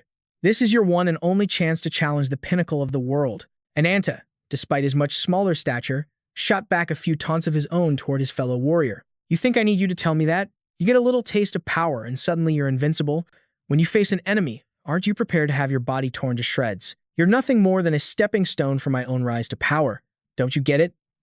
I, Ananta, will be the one who claims victory, the one destined to defeat Ruyo. With that vow, Ananta's dark tendrils lunged forward, only to be instantly obliterated by Tete. But that was merely an appetizer. The main course was about to begin. Ananta charged head-on, but was immediately struck down by his opponent's claws. Still, he refused to surrender. Ananta was determined to fight until the very end. Their struggle was fierce, but in the end, Tet slammed him face first into the ground. After countless attacks, Ananta couldn't even scratch his impenetrable armor. In this desperate situation, Ananta knew he was outmatched. So, he prepared to unleash his transformation. In a blinding flash of light, a new form emerged, Quetzalcoatl. In this battle, there could only be one predator and one prey. I have crushed countless powerful foes, overcome every trick and scheme, and I never cared who lived or died. But you simply devour and hunt your enemies, absorbing souls that can never truly become one. I will kill you and ascend to an even greater height of power. With that, Quetzalcoatl launched himself into the fray. But before he could land a blow, Tena's claws pierced straight through his neck. On the ground, the soldiers were evacuating, their faces etched with despair. Rupa couldn't bear to leave Ananta behind, but under Ao's urgent command, she had no choice but to retreat. Seeing the evacuation succeed brought Lear a small measure of relief. Now, everything depended on Ananta's battle. Meanwhile, Nadia focused her power, feeling the branch embedded within her resonating with the branch of Alakan. These artifacts held an immense power, one great enough to completely transform their wielder. But if the user couldn't handle that power, they would be driven mad, devoured by the very strength they sought. Because of this flaw, the branches were unstable, yet Alakan's branch still pulsed with unimaginable energy. If she could just unleash all of its remaining power, she could create a spear capable of piercing any defense imaginable. Her mind made up, Nadia began the ritual, fusing her own staff with the sacred branch of Alakan. Nadia called out to Alakan's spirit, "Lend me your power, so I may protect those you held dear." The divine weapon, Andrasta, was ready. A blinding light erupted from the battlefield, forcing Tet to glance away. In that single moment of distraction, Quetzalcoatl seized his chance and captured him. A familiar voice echoed in Teddy's mind. Getting careless again, are we? Even if you lose everything, you must press on. With the upper hand, Quetzalcoatl began to taunt his captive. Even if this body is torn to shreds, I will not die. At the same time, Nadia was preparing her ultimate attack, a single, spectacular throw. But something went horribly wrong. The spear veered off course and pierced straight through Quetzalcoatl's head. It was a catastrophic failure. The tide of battle had completely turned. Ananta had gone from the verge of victory to the depths of despair. Even Titi was stunned by the turn of events. He burst out laughing in Quetzalcoatl's face. Looks like your trump card just got neutralized. It's so hard to find a worthy opponent. And this one was taken out by his own team before we could even finish our fight. Even as his body crumbled to a mere skeleton, Quetzalcoatl struggled to rise again. No, this wasn't his power. It was the power of Alakan, running wild. A nascent star began to form. Defeated, Gahan whispered his final words. He had lost, suffering a fatal wound. Ananta was the victor, but even in defeat, Gahan was smiling. Ananta couldn't understand. What could possibly be amusing at a time like this? Is it so amusing to die unfulfilled? Gahan compared him to a smoldering ember of a curse, one that would one day become a raging inferno. And one day, that inferno will swallow wings far greater than my own. If I had been the one with that curse, I would have dragged that man down from the heavens myself. So please, enjoy the meal with relish." Ananta sighed. "Are you finished yet?" Gahan simply replied, "I'll be waiting for you in hell. You truly are the avatar of vengeance." After feasting on Gahan's remains, Ananta sat in a daze, with the entity Adida Haka looming behind him. Ananta felt nothing but exhaustion.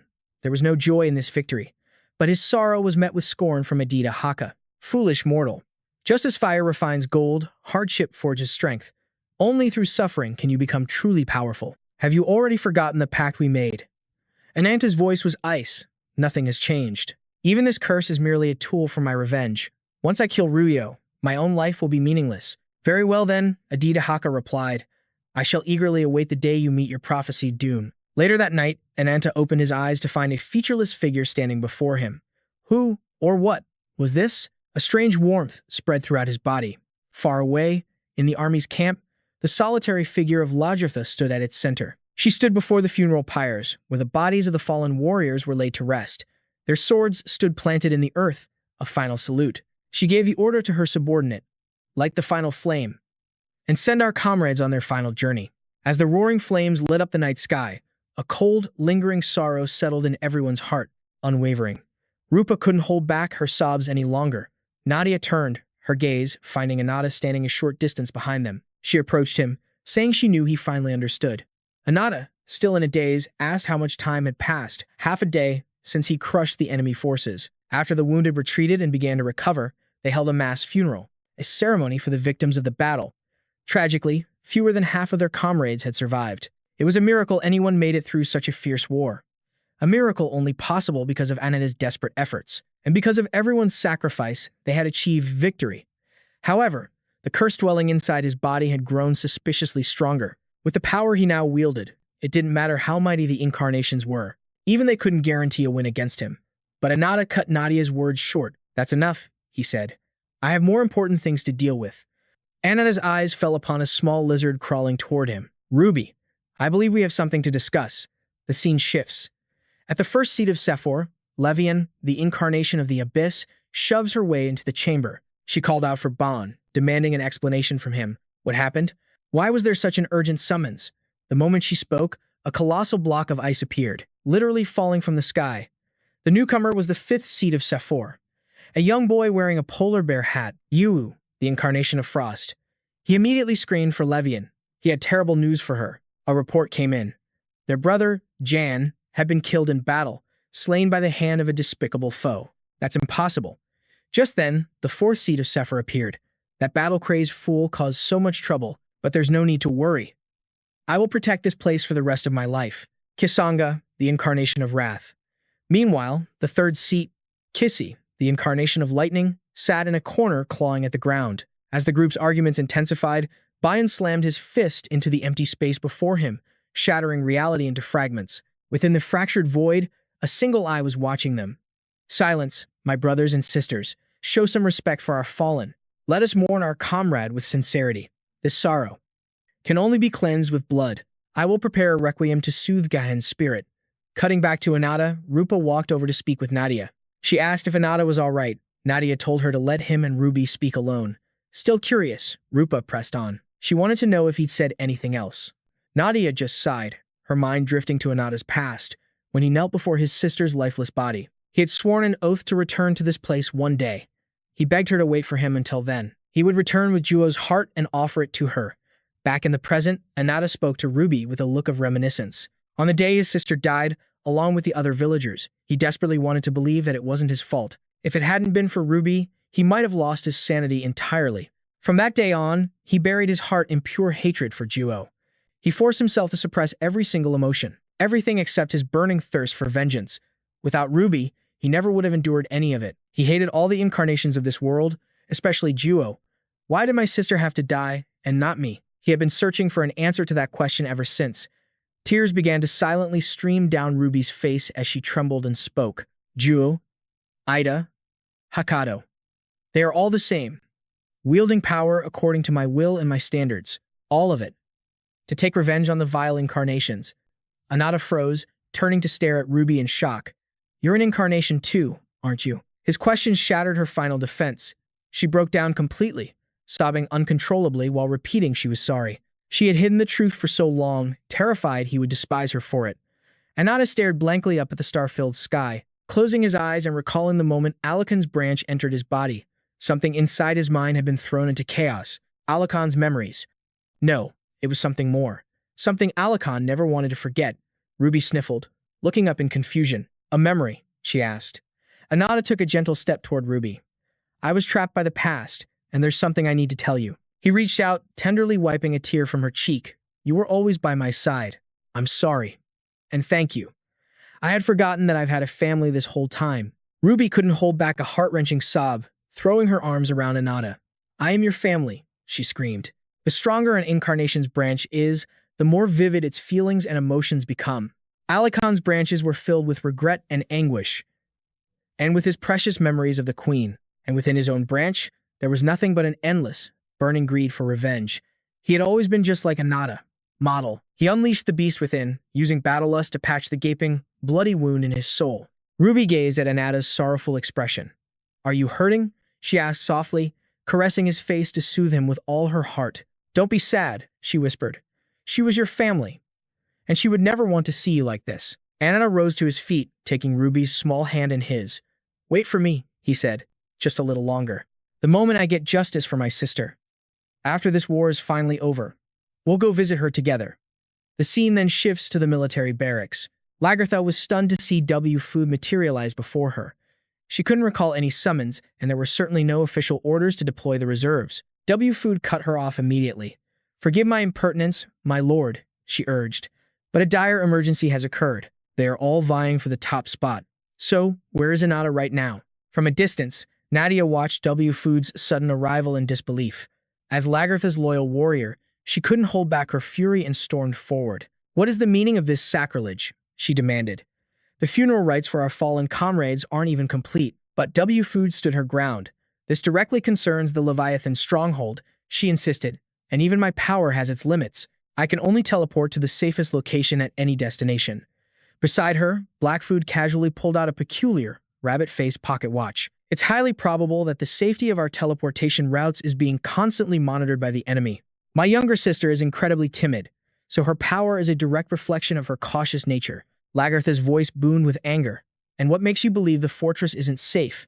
W. Food met her commander's fury without flinching. My power judges safety based on one single, absolute criterion. For someone with absolutely zero combat ability, what exactly constitutes a direct threat to her life? The implication was terrifyingly clear. There's a high probability that Leviathan's secret fortress is currently being overrun by the enemy. Long ago, when this world was but a blank canvas, a great wave rippled through the cosmos. Space and time expanded into infinity, birthing the horizons of a new world. And from this genesis, great beings were born. The sovereign of prayer and life, the god of angels. The master of curses and death, the god of demonic essence. The arbiter of miracles and laws, the god of magic. The conductor of cycles and melody, the god of sorcery. The harbinger of war and conflict, the god of warriors. And the architect of creation and destruction, the god of machines. They were the 6 absolute gods. Together, they began to shape the verdant planet we now call home. They crafted countless life forms, including humankind. The gods believed a proxy was needed to help all life coexist in their stead. Thus, the divine treasures, containing fragments of their power, were bestowed upon 5 mortal souls who became the very first incarnations. A sharp young child quickly raised his hand. I have a question. Mother, I thought there were 6 first incarnations. The old woman smiled, praising the boy's quick mind. Indeed, unlike the other gods who granted their sacred treasures to powerful mortal souls, the god of machines forged his own representative, a perfect being modeled after humans, the incarnation of machinery. In time, the incarnations each set out to establish their own domains across the world. For a long age, they coexisted peacefully with humanity as partners. However, that peace was not destined to last. The cause was the incarnation of Wings. He stole the sacred treasures from the other gods and systematically destroyed the first incarnations. In the end, he brutally slaughtered anyone who dared to oppose him. And so, the nation of Leviathan rose up, determined to defeat the demonic incarnation of Wings. Under the command of their queen, they prepared for war. A little girl asked worriedly, but what if something happens to the queen while she's away on the expedition? Just then, a man named Berhart stepped forward. There's no need to worry, he told the child. The incarnations and warriors serving Her Majesty are the absolute elite, and Queen Laha herself is a peerless warrior. I have no doubt she will return safely from her campaign. Berhart then turned to the old woman with a gentle smile. My apologies. I hope I wasn't interrupting the children's lesson. The storyteller bowed respectfully. Not at all, Sir Berhart. On the contrary, we are honored you would spare your precious time to visit us. The boy cheekily pointed to another child, Racklet. Does that mean she'll become super strong, just like you? Sir Berhart. Another little girl was curious too. How can a kid like Racklet be an incarnation? The old woman explained that incarnations also marry and have children, just like anyone else. The power of an incarnation is often passed down through their bloodline. Racklet must have inherited her abilities from her parents. The boy joked, so if I were your son, I could become an incarnation too. But that night, through the pouring rain, the resounding clang of an alarm bell shattered the peace, signaling an impending invasion that would shake Leviathan to its core. Levitan, Prince Bat shot to his feet in disbelief. An enemy invasion, and Ur was already standing before the castle gates. Was this truly the entrance to the fortress? A prize definitely worth taking. MSI, the 10th seat of Sephoros and an incarnation of immense power, trembled with excitement. The soldiers were frozen with terror at the sight. Bernhardt's face drained of color. Of all the times, why now? When the queen is away, Uri swung his mighty hammer, unleashing a blizzard to clear a path for MSI. He roared with manic glee. The time has come. In the form of a colossal mammoth, MSI charged towards the castle gate with thunderous force. The soldiers panicked. Prince Bat, if this continues. Bat gave the command without hesitation. All troops, prepare for battle. Just as MSI was about to smash into the doors, an equally massive figure slammed into him, sending him flying. It was the second commander of the Levitan army, Taken, the incarnation of obstruction. He stood firm before the gate, an immovable guardian against any threat that dared to approach. Yuri's eyes lit up with excitement when Taken revealed himself. He sneered at MSI. He was supposed to break the gate, and instead got knocked back with a single blow. How utterly pathetic. Yuri taunted him, asking if he wanted to switch places and let him take the lead. MSI stomped his foot in a rage, shattering the ice beneath. Those words were completely unfair. He would fight to the death. The idea that a minor incarnation's power alone could stop him was impossible. It must have been Taken's special ability. He vowed to grind Taken into paste, using his own power to increase his body's weight. From the fortress walls, Bernhardt watched the fierce battle below, shaking his head at MSI's arrogance. MSI, still lacking any sense of humility, threw his massive body at Taken, planning to crush him, only to be stopped cold once again. The truth was, Taken had no special power. He simply looked at the arrogant MSI with the eyes of a predator staring at its prey. He coldly brought his club down right on MSI's head. All Taken possessed was a pure, unadulterated fighting spirit. Favored by the god of warriors, he was Leviatan's strongest commander. Bat leaped down from the wall. Taken, you've arrived just in time. Taken glanced at him.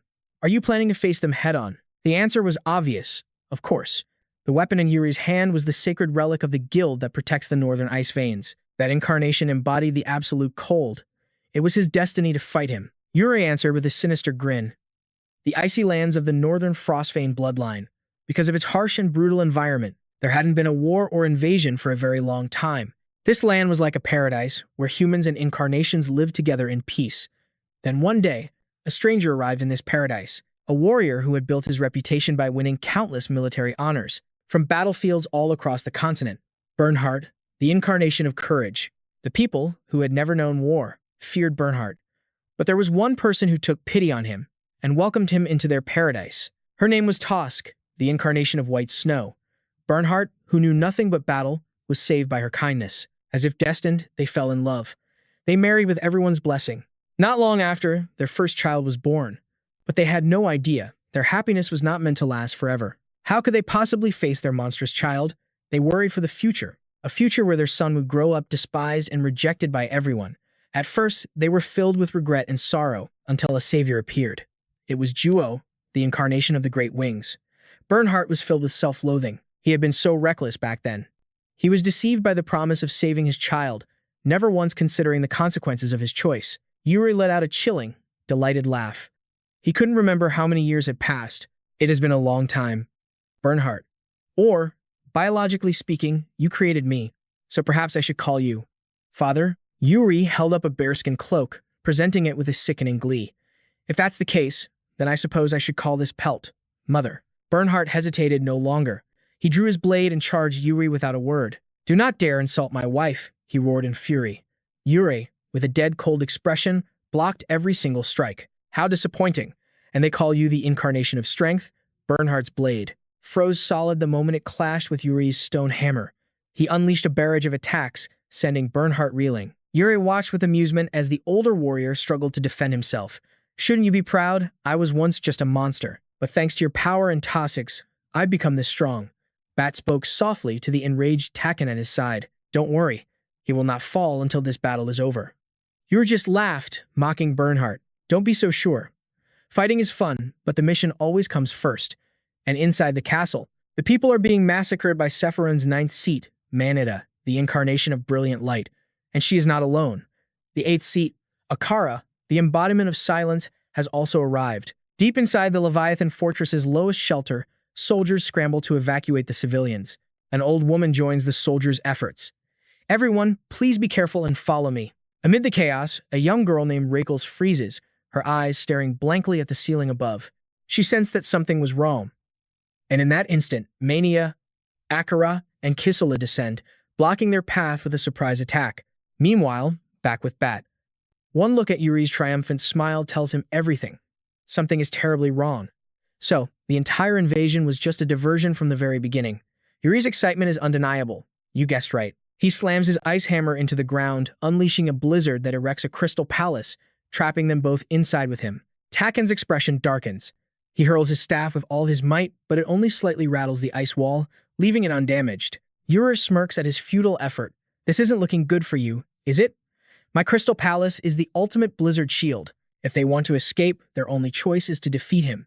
This is the sacred ground where the god Gon is revered, and he has no intention of letting anyone leave alive. Bat stares in absolute shock at Yurei's white bear form. He is utterly horrified. Tosk.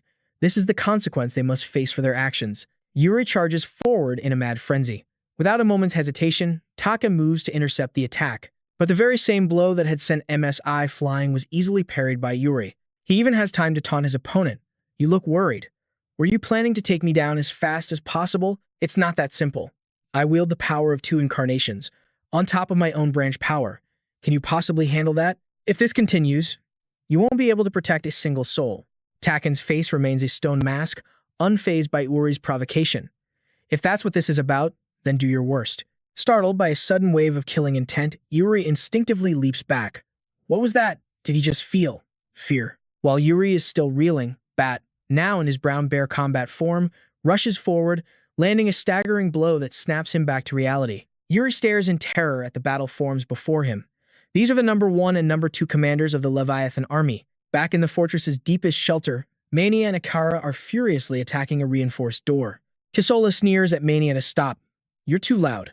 You've been hammering away at it this whole time, and the door is still perfectly intact. Don't tell me you can't even break one little door. You really are useless. Kisela glances back, pointing a finger at the civilians running from the distance. Instead of breaking that door, why don't you deal with those invaders? If they get any closer like this, don't you think it will become a little bothersome? Terrified by Kisola's expression, Mania and Akara understand immediately. With cruel, savage laughter, they turn to deal with the people. Kisola strolls leisurely, as if she owns the place. These humans are the last survivors of this fortress. Can you hear it? The fate of your warriors, dying in misery trying to save you. Kisela laughs with scorn, placing her hand on the wall before her. This wall, and your desperate screams. The protective door melts away with ease under her corrosive slime. Kisela gives the terrified crowd a pitying smile. How long did you think that could protect you? If I wanted to, I could slaughter all of you right here, right now. You all must know that, right? Unrestrained excitement flashes in her eyes. Oh, you poor humans, I'll give you one last chance. Kisela points to the children being protected by the old matron. Those children over there. Offer their hearts to me. She licks her fingers with twisted desire. Do that, and the rest of you will be spared. The terrified children clutch the woman's skirt. The matron roars in fury. Everyone, come to your senses. Are you really considering harming these children? Don't let this monster manipulate us. You will not lay a single finger on them. Angered by the woman's defiance, Kisela loses her patience, gritting her teeth in frustration. How annoying. You've spoiled my fun. I guess I'll just have to kill everyone after all. The matron quickly embraces the children, shielding them. In that critical moment, Rhett leaps forward, countering Kisola's slime attack. He manages to protect everyone. But this only seems to delight Kisela, as if she's found a brand new toy. How disappointing. All that determined strength from such a fragile leaf. I have someone precious too, you know, kid. An existence more precious than anything else in this world. The noblest and most revered of all creation. Even in this moment, her mind was an altar dedicated to him. And she refused to let anyone else even touch his heart. Kisola's obsession was boiling over. Yes. Do you know what this feeling is? This is what they call love. Reiklet was paralyzed with fear before Kisola's monstrous, serpentine form. The little girl collapsed, sobbing in sheer terror. But Kisola just watched, a cruel smile playing on her lips. So, what will you do now? Ah, what a shame.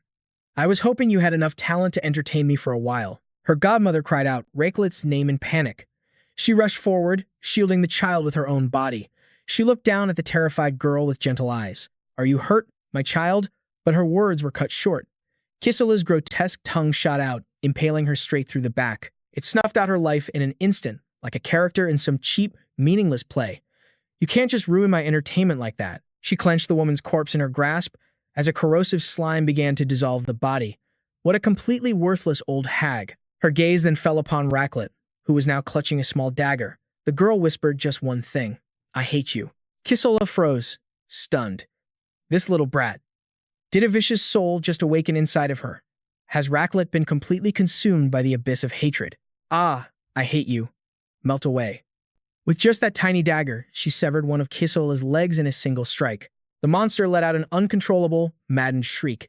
Hearing that scream, even Mania was completely shocked. Lady Kisola. Reiklet seemed to have lost her mind, swinging her dagger wildly, shouting, melt away.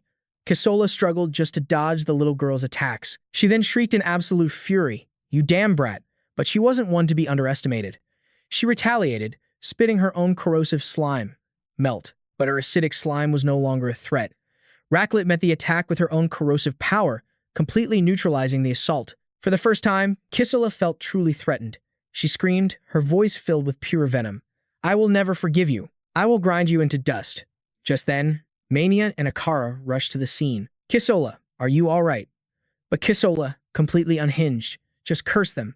You're all just a bunch of useless animals. It's so damn annoying, having to pretend to be a proper advisor. But before she could spout any more nonsense, something that looked like a massive tree trunk slammed into Kisola, sending her flying 10 meters. At this rate, Kisola's perfectly crafted face was about to be smashed to pieces. She was sent flying like a filthy centipede being crushed underfoot. Mania was completely stunned. What in the world was that? But there was no time to think. Lagertha and Ao charged forward, swords drawn for the attack, both of them. Lagertha glared at her foes with pure hatred. You disgusting wretches. Your queen is here to devour you. Inside the barrier, Nadia held the traumatized Reiklet close. You were so scared, weren't you? Look, you're trembling. You must have been terrified, but you don't have to be afraid anymore. I won't let anyone hurt you ever again, so please, come back to us. Return to the embrace of those who love you. From the corner of Reiklet's eye, a single tear slowly trickled down her cheek. The dark, mottled marks on her skin began to fade away. Her eyes returned to their clear, golden hue. The little girl could no longer hold back and broke down in heart-wrenching sobs. The other children rushed in to embrace her.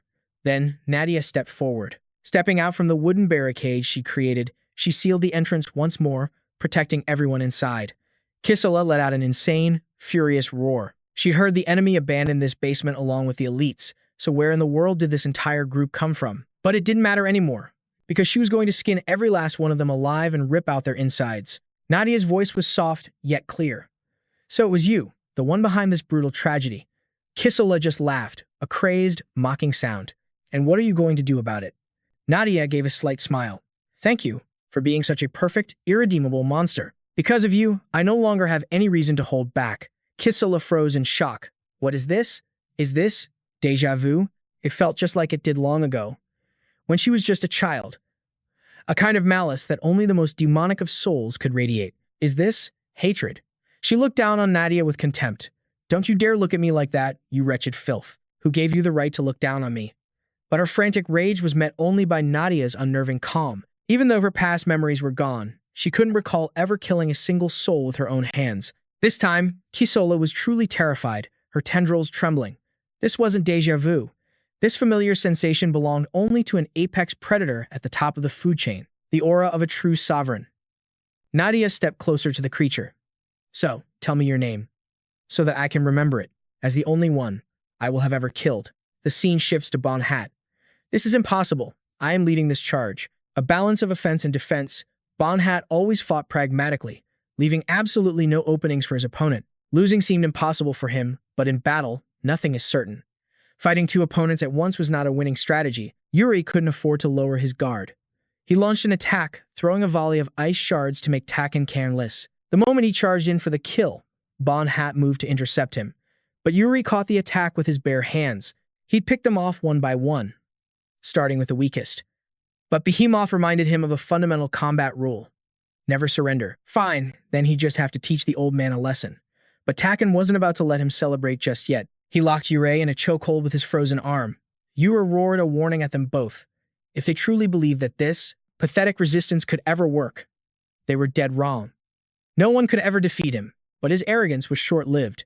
As Ananta's flames incinerated his crystal castle, Behemoth could barely process what was happening. Just then, Ananta appeared, scoffing at the two of them. Were they seriously struggling against a single opponent? How pathetic. Rupa casually waved hello, but before any questions could be asked, Yuri cut their reunion short. Leviathan's reinforcements, he sneered, encasing himself in frigid ice. You dare to chit-chat while I'm still standing here? How truly disappointing. Behemoth stared at Yuri's new form. He moved to stop Ananta from advancing. He's the fifth seat of Sephoros. Not some pushover. But Rupa simply said, relax. Ananta isn't nearly that fragile. Yuri was stunned. Don't tell me. You plan to fight me all by yourself? Ananta smirked. How much longer are you going to stand there talking? Enraged by the taunt, Yuri lunged forward to attack. Utterly ridiculous. But his punch didn't leave a single scratch on Ananta. Rupa's lips curled into a smirk. Ananta. He even defeated the second seat of Sephoros. Yuri stammered in disbelief. That's an unbelievable level of power. Could you be Ananta, the incarnation of vengeance? With a single, effortless punch, Ananta sent Yuri flying right out of his own ice armor. He suddenly remembered Baiharon's warning to call immediately in an emergency. With the last of his strength, he tore open a portal. Behemoth stared at the newly opened gate. Could that be Ananta? And answering his question was the incarnation of Wings himself. Meanwhile, something completely unexpected was happening elsewhere. All had betrayed them, completely flipping the script. Kisola, however, remained defiant, even as Nadia's overwhelming aura made her break out in a cold sweat. Don't you dare look at me like that. I'll show you the true difference in our power. Kisola unleashed a massive cloud of toxic gas, catching Lagertha off guard. She quickly pulled out to her side, erecting a protective barrier. This is my undivided form. Now, suffer and die within my toxic tide. But Nadia calmly struck a nerve. You're just flailing around in fear and humiliation. Every single one of Kisola's attacks was effortlessly blocked. All she could do was scream in frustration. Damn it all. Her corrosive venom had absolutely no effect on Nadia. If that's the case, I'll just tear you to pieces with my bare hands. But before she could even touch Nadia, she was dragged into a dark, ink-black void. Kisola looked around, bewildered. What is this place? Utterly drained, she fell out of her giant centipede form. No. This is absurd. Nadia had planned to completely dominate her in a head-on battle. Lagertha watched, covered in sweat. So, that's her original energy? Ao spoke up. It seems you've won. But in that completely unguarded moment, Ao thrust a sword straight through Nadia's heart. With Lagertha distracted by the shock, Mania and Akara moved in and restrained her. Kisola erupted in triumphant laughter. Lagertha screamed in disbelief. Why? Why would you betray us? Ao. I'll simply replied with a cold apology. One day, the truth will be revealed. Lagertha stared, utterly devastated by the scene unfolding before her. This can't be happening. Even now. I can see your rage toward the incarnation of Wings. Al casually replied. And that's precisely why it was so easy to fool you. In order to deceive your eyes, which can see a person's true nature. My hatred for the incarnation of Wings had to be genuine. Mania smugly slammed Lagertha's head to the ground. Now shut up, little queen. Al then told the others. If you want to easily eliminate the remaining enemy commanders, it would be wise not to harm their queen. He then turned to Kisola. Hurry up and deal with this mess. Kisola finally realized he was the spy Yo had mentioned. But even so, how dare you give me orders? Ah shot her a disgusted look. Who do you think I did all this for? If you hadn't been on the verge of death, I wouldn't have needed to interfere at all. Now that the incarnation of conquest has fallen, our power will soon be restored. But before he could finish his sentence, Nadia, who'd been stabbed just moments ago, slowly rose to her feet. Ao stared in shock as Nadia stood up, seemingly unharmed. How could this be? He was certain he had pierced her heart, but the woman standing before them was no longer Nadia. Thinking fast, Ao threw Kisola over his shoulder and took flight, leaving Mania and Akara behind in a panic. What in the world is that thing? Nadia's curse. It's swallowing us whole. Let the light be our guide. Meanwhile, inside Nadia's mind, a man gently greeted her. It's a pleasure to finally meet you, sister. On thought to himself, now, I can get even closer to her inner self. What's needed to open the world's horizon is the sublimation of the branches born from one's deepest desires. With it, they could manifest a world of vivid imagination, twisting reality whenever they wished. Look how radiant your dream world is. So beautiful and pure, without a single stain. Don't you want to join me in leading this world to its new dawn? The incarnation of nature itself. But it wasn't silos. This was the embodiment of pure magic. Nadia slowly awoke from a haze, finding herself lying on a sandy shore. Before her was an ocean of crimson. Where? Where am I? Just a moment ago, I was in the middle of a battle, and my heart, it was pierced. Nadia touched the gaping wound in her chest, wondering how she could possibly still be alive. Suddenly, a voice called out from behind her. That's because you were never truly alive, nor were you dead. It's a pleasure to finally meet you, Nadia. A girl who looked almost identical to Nadia approached her, but her eyes glowed with a sinister red. Who are you? It seems you truly know nothing. Is that why you summoned me without a second thought? The girl laughed, then dropped a devastating truth.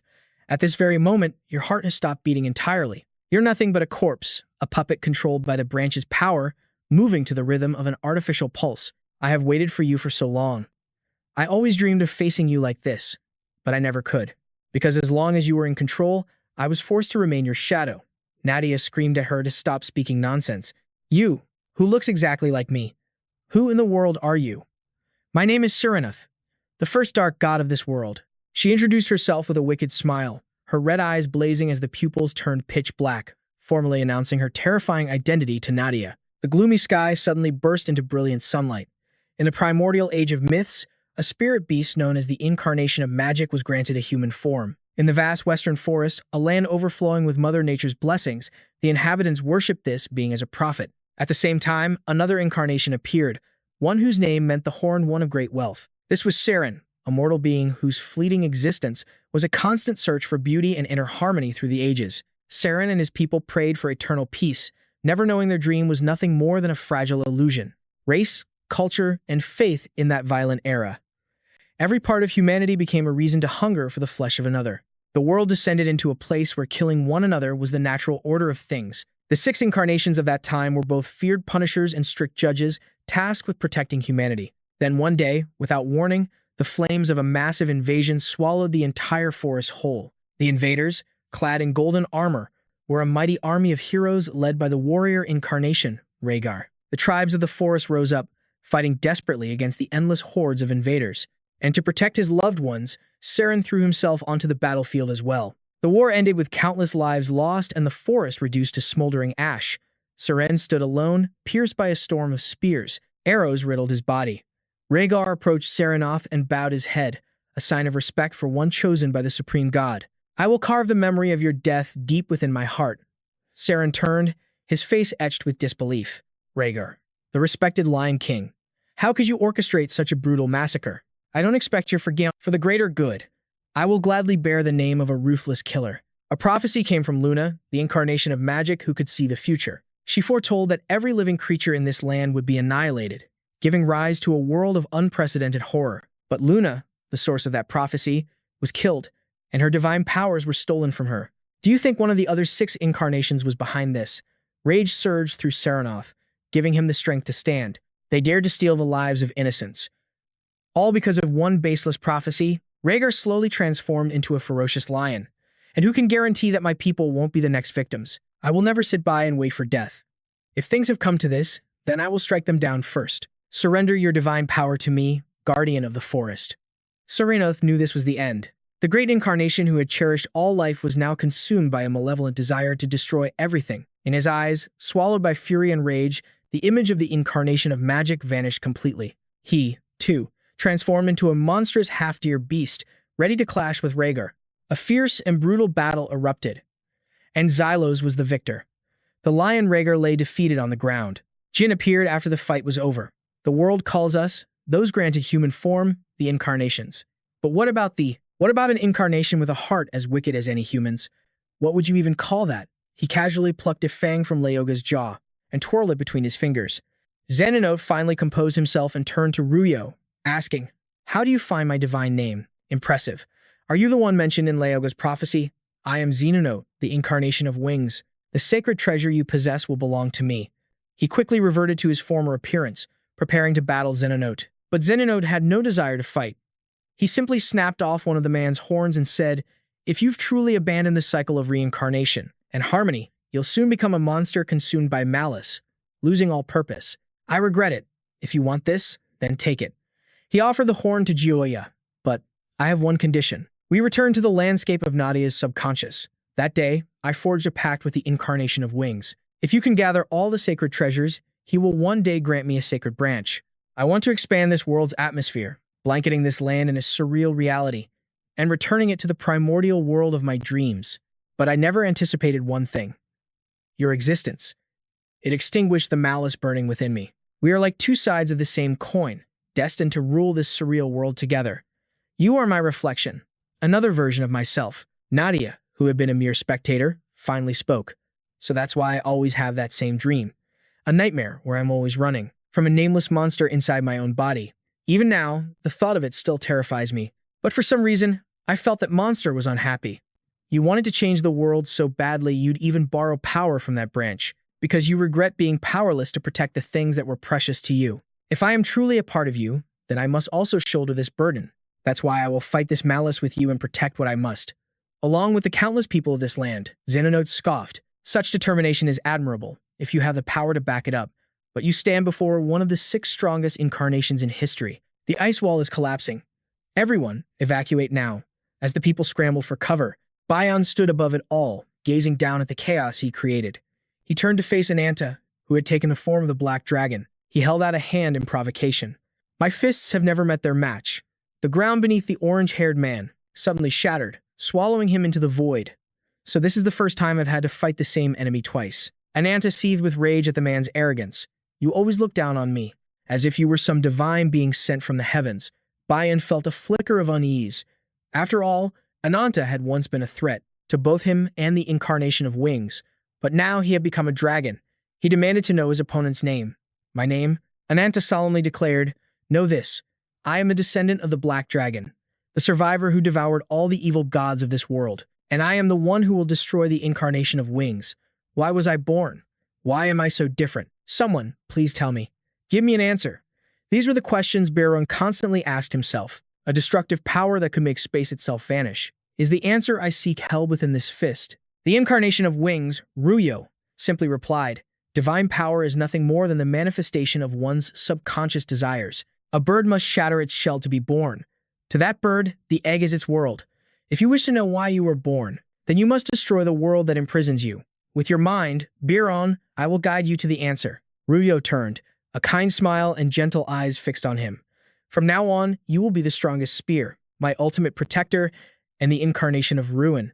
Before unleashing his ultimate attack, Bion recalled his master's words. "Evil mirror of calamity, true palm of justice." A fist of lightning and light shot toward Ananta, piercing straight through his body. Rupa clutched a shrunken ruby, crying out his name, but when the light faded, Ananta was completely unscathed, aside from his body being charred black as coal. "I will destroy everything that stands in the way of my strongest spear." Did Ananta manage to deploy his strongest barrier? Because Ananta's entire body was black, it was impossible to tell if he was injured. Razor-sharp spikes sprouted from his hands as he charged forward. Beron blocked the attack with his bare hands. A world-shaking collision sent him staggering back 8 paces. Rupa was stunned that Ananta could actually push Beron back. At that moment, T and Bon rushed over to assess the situation. "Where is Her Majesty the Queen? Is she safe?" "Don't worry. Lord Lagarden is in the fortress with Ao and Nadia." Suddenly, a pillar of light erupted from the castle, freezing the 3 of them. The light vanished, revealing a pair of wings, carrying someone away. It was Ao. The figure shattered a wall of ice and flew outside. Seeing this, Bion gave chase. "I have to find the queen. We need to move now," Lagarthan urged anxiously. Nearby, Terran and Rupa watched the other battlefield, their faces etched with worry for Ananta. She had been entrusted with Ruby's safety, but one look at the creature sent a shiver down her spine, a dreadful premonition of what was to come. To help him, I need you to lend me your power. The scene snaps back to the clash between Ananta and Baiharan, a relentless storm of steel and fury. After devouring the embodiment of conquest, Ananta now possessed superhuman physical might. Baiharan, sensing his advantage, unleashed a devastating strike, a finishing blow meant to shatter his opponent. Ananta staggered back, stunned, but Baiharan knew the true power of the embodiment of conquest. An invulnerable, iron-blood body that could not be broken. It was a clash of an unstoppable spear against an immovable shield, a true test to see who was the absolute strongest. Ananta took a long stride forward. He slammed his fist into the ice, sending a wave of jagged black spikes hurtling towards Baiharan.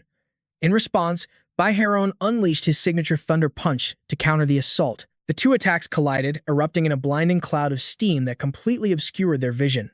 Blinded by the smoke, Baiharan failed to realize Ananta's strategy. He had used the chaos to dive beneath the ice for a surprise attack from below. However, Baiharan's reflexes were sharp, and he dodged just in time.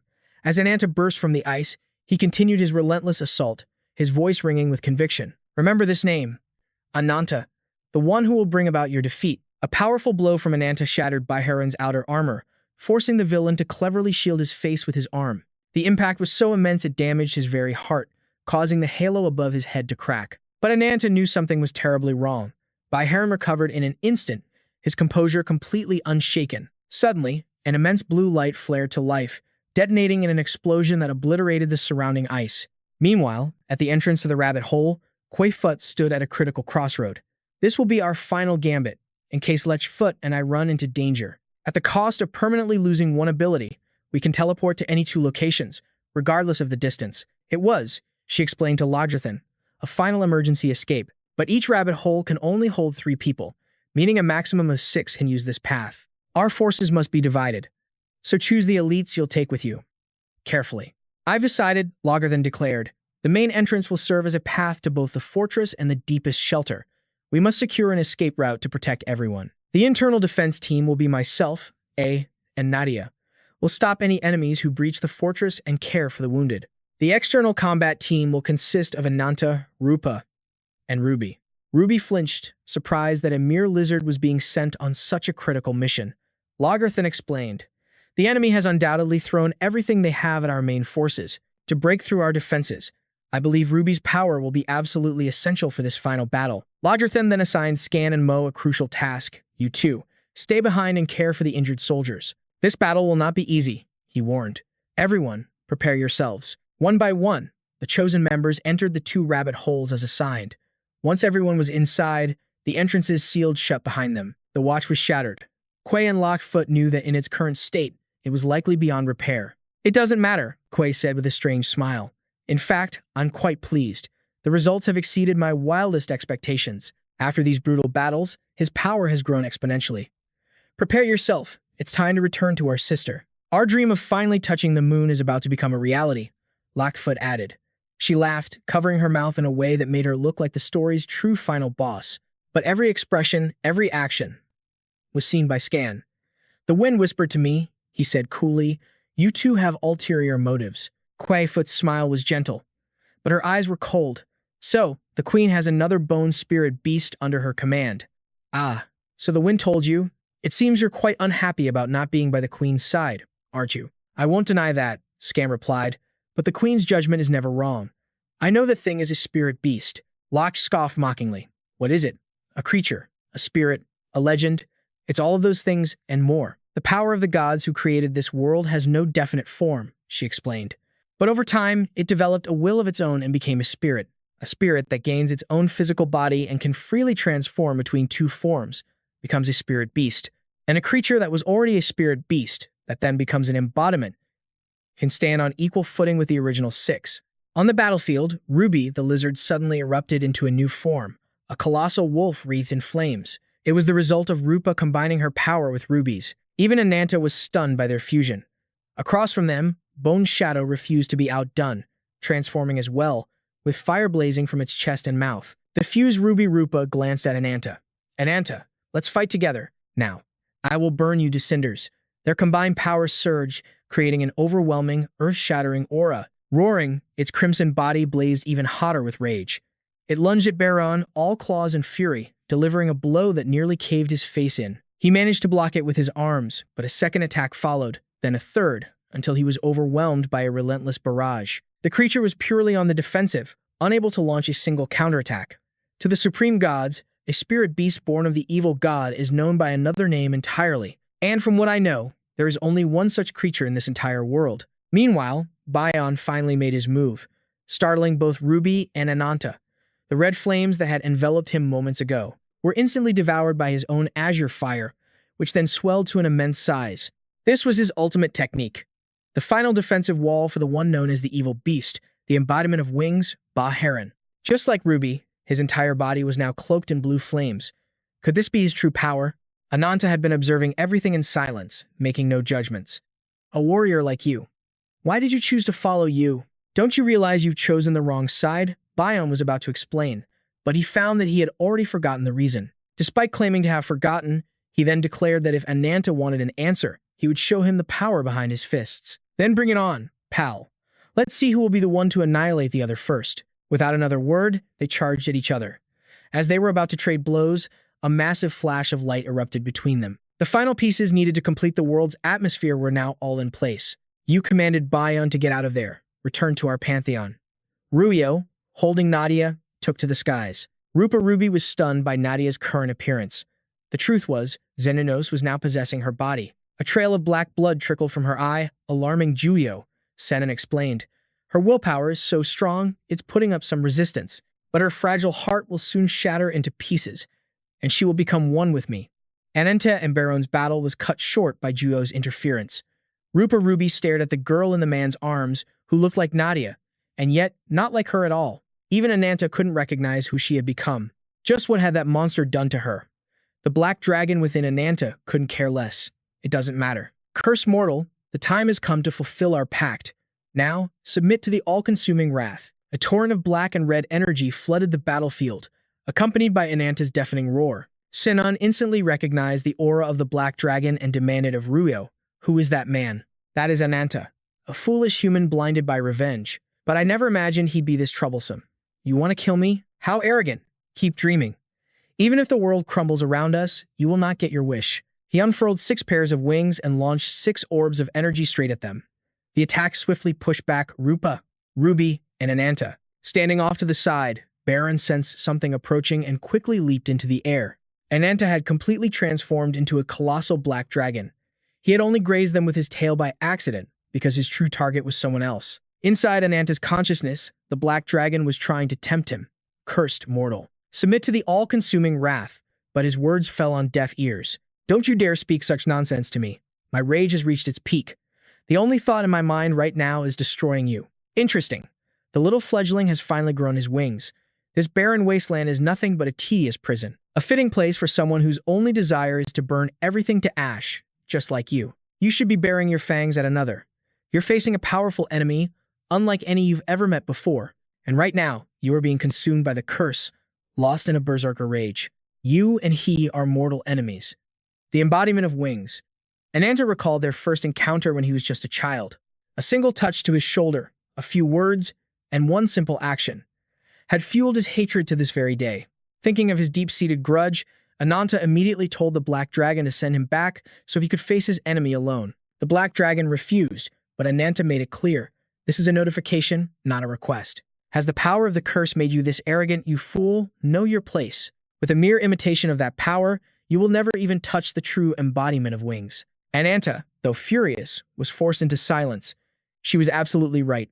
Courage without strength is just useless pride. Is there anything more pathetic than the bravado of the weak? Ananta clutched his head, completely lost. Even after giving it my all, I still couldn't defeat him. How can I ever get my revenge? Stop being so weak. You are an evil god. My raging power is still inside your body. That power can turn an ordinary mortal into a bloodthirsty monster. An incarnation of vengeance. It can unleash a cruel power, creating a being that rivals the gods, a truly abominable existence. You've seen it, haven't you? The branches born from that creature's sacred treasure. They are a catalyst for evolution, forcing any living thing, no matter how vile, to become an incarnation. This is the pact I offer you. Accept this branch and be reborn as a true embodiment of power. In return, I will gain a new body and finally escape this world of illusion.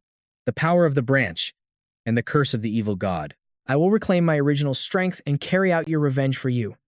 Descendant of the Black Dragon, do you accept this contract? She caressed his cheek, her voice a tempting whisper. He accepted with a smile, then grabbed her by the throat as a warning. Revenge is my burden alone. I will not hand it over to anyone. We'll proceed with the contract after my vengeance is complete. Then, I will offer this body to you, for as long as you desire. The Black Dragon froze for a second. This wasn't going according to her plan at all. The steps were wrong. But if the outcome was the same, why refuse? Very well. Let's see just how much you can endure. The clouds of death and calamity will guide your way. The contract in his subconscious was sealed. The Black Dragon granted him a surge of power, enough to launch a torrent of fire at Jueo, but his opponent quickly countered. The two streams of energy collided, creating a massive explosion that ripped through the sky. Senenos, who had been lying in Juo's arms, felt a stir to action. I have no intention of being your burden. I will join this battle. Incarnation of wings. With that, she dove toward Ananta, summoning black tendrils from the earth to bind him as she landed gracefully. A spear of raw power erupted from the ground, striking Ananta directly. It seems you've adapted to your new body quite well, Senenos. Of course. But your power hasn't changed a bit, she said, glancing down at the charred flesh on Ananta's back. Juyo touched his own hand and sneered. I barely had to lift a finger. Before he could show off his power, Ananta fought back. Incarnation of wings, I will curse you. He opened his mouth, unleashing a brilliant beam of light toward his foe. Deep inside Ananta's body, Rupa and Ruby had been separated, shouting his name. Ananta, can you hear me? Answer me. Rupa looked up and saw a tangled mass of corruption above her. Within it was Ananta, his mind and limbs completely under control. His outer form was now missing part of its head. Above, Juyo's wings were half scorched from being used as a shield. You foolish, wicked soul. Is the limit of your curse just burning these white wings? Wake up. The sky above them suddenly shattered like glass. Juyo ordered Baiharon Fukant to strike the Black Dragon's vessel from above with all his might. Inside, Rupa and Ruby felt the devastating shockwave. The red sack containing Ananta broke free from the impact, falling to the ground and shattering. Ananta lay face down, motionless. Seeing this, Rupa struggled to her feet to help him. But Ruby was faster. She transformed into her human form and rushed to Ananta's side. I will protect you, no matter how many times I have to. Every time Ananta was exhausted and fell, Ruby would always be there. She channeled her healing energy into him. The muscle fibers in his arm began to mend, returning to their original form. Outside, Baiharon, Juyo, and Senenos gathered before the Black Dragon's corpse. After observing for a moment, Senenos spoke. Ananta, the incarnation of vengeance, the one I watched for so long within Nadia's soul world. He may be our enemy, but he's also just a man in pain, grieving for his lost loved ones. Letting him pass on peacefully would be a sign of the victor's mercy. Juyo froze when he heard Senenos' words. His sudden silence made Senenos and Baiharon wonder. He was usually so talkative. Why was he quiet now? Juyo felt something was terribly wrong. He slowly raised his hand and saw his fingers were turning black, the darkness spreading into his palm. Could it be that he had been afflicted? The Black Dragon's curse.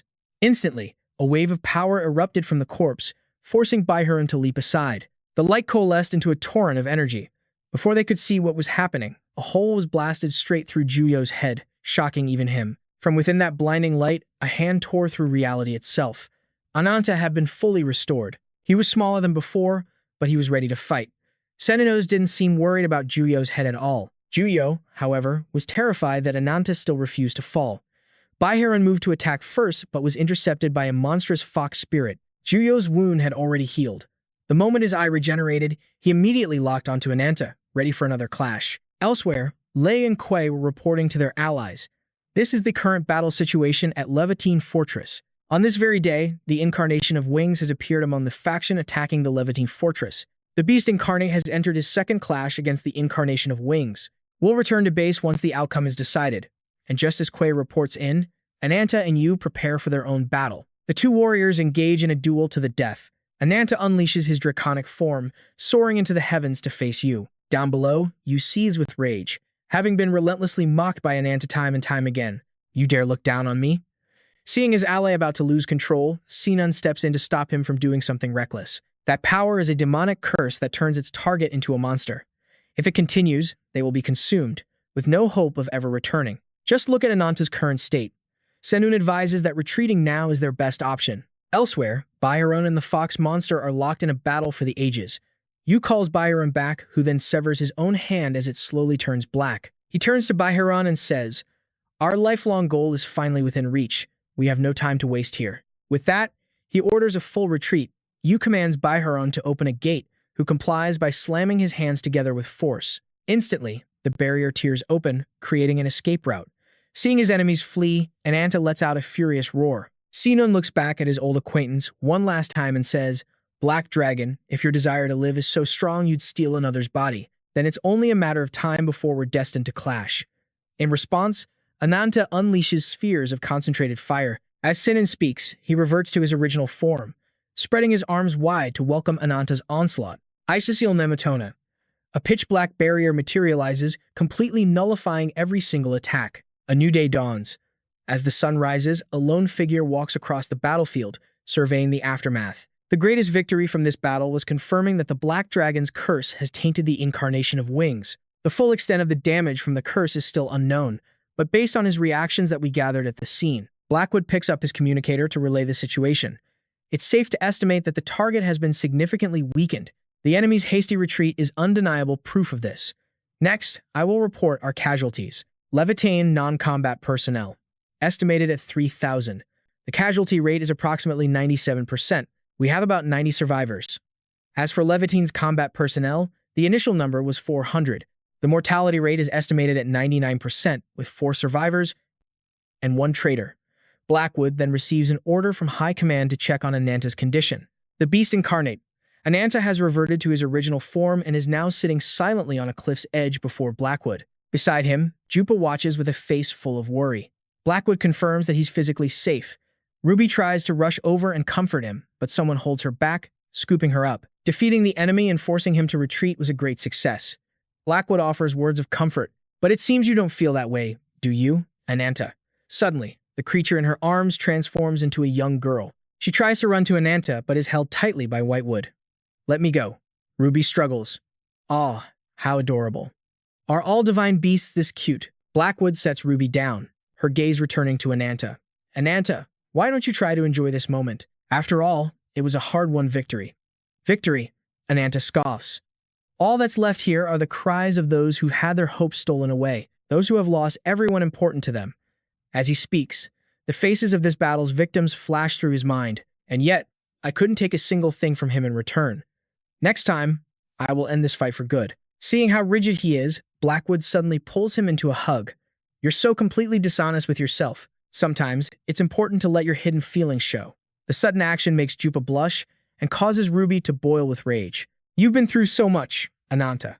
For the final touch, she blows softly into his ear. She barely finishes before an elbow sends her flying. Whitewood arrives just in time to prevent things from escalating. Blackwood is right, you know. Ananta's achievements cannot be underestimated. You started by defeating Sephoros' second-in-command. Then you fought the Winged Guardian to a standstill and inflicted a serious wound. Though Nadia's sudden change was unexpected, you still led a desperate counter-offensive that no other incarnate has ever accomplished.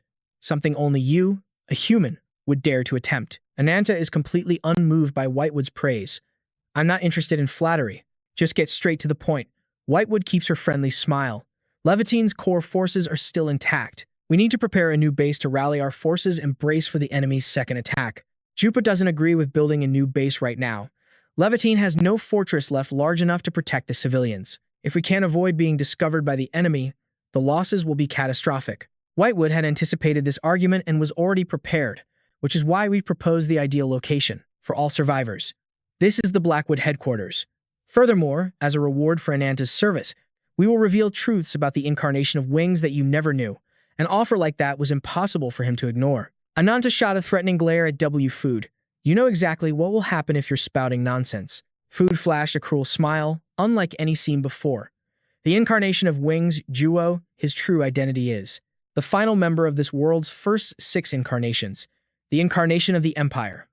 The words triggered a memory of an afternoon, of 2 people on a shore. When I could no longer stand by your side, I didn't feel a shred of sadness.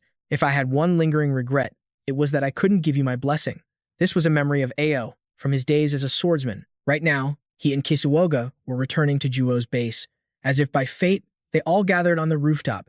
A girl with 2 horns was already there, waiting with a young man. Seeing Ao and Kisuoga approach, the man turned his head. "So, you just barely escaped with your lives? How pathetic, Kisuoga." The man's face was split by a grin that stretched from ear to ear, like a shark's maw. Kisuoga's face turned pale with rage at the insult. Ao immediately knew who this was. He was a former candidate for the 5 Great Guardians, who, out of pure spite, massacred the 4th and 5th rank holders. Sephoros, ranked 7th, who was repeatedly demoted and filled with rage. Cat, the incarnation of massacre. Kisuoga wondered how he was here, since he was supposed to be under confinement. But why is he here now? He just smirked and said, "You really have to ask? It's time to reorganize the ranks." At that very moment, the barrier behind him shattered. Juo and his forces had returned from battle. Kisuoga's face drained of color with worry when she saw the wound on Juo's eye.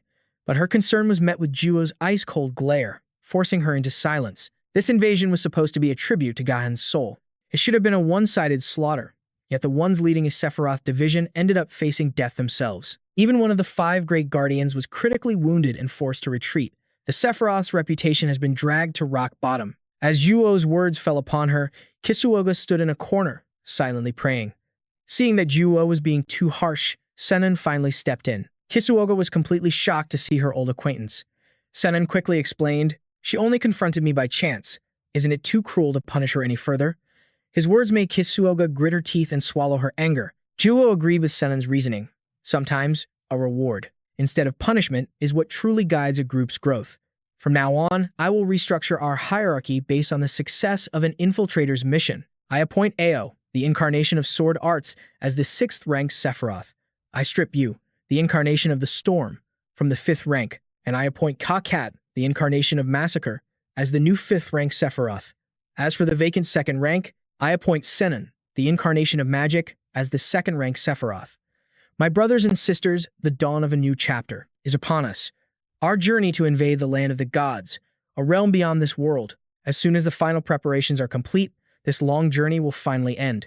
Back with Ananta's group, a giant golden orb began to glow. A few small rabbit-like creatures stood waiting as 3 beams of light descended.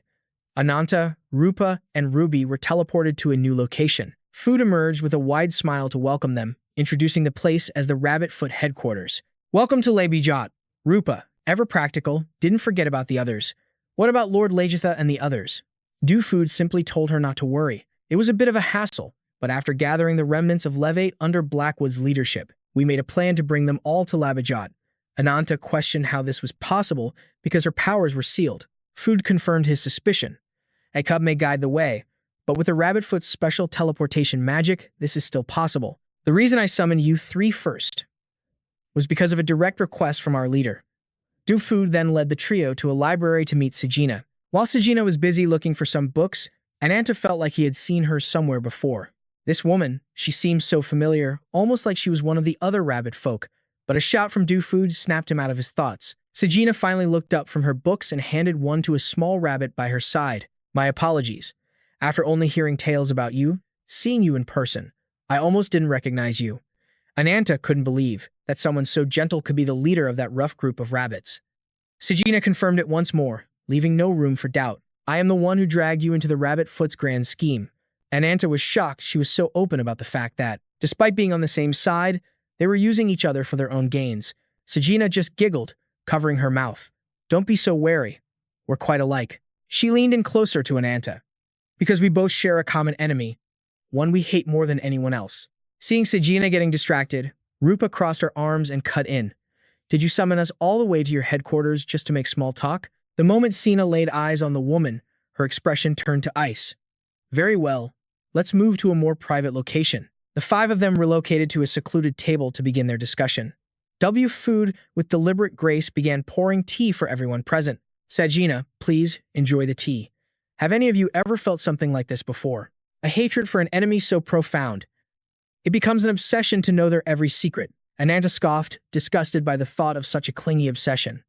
"That kind of hatred fades. Time erodes everything. Perhaps for the powerful, like yourselves.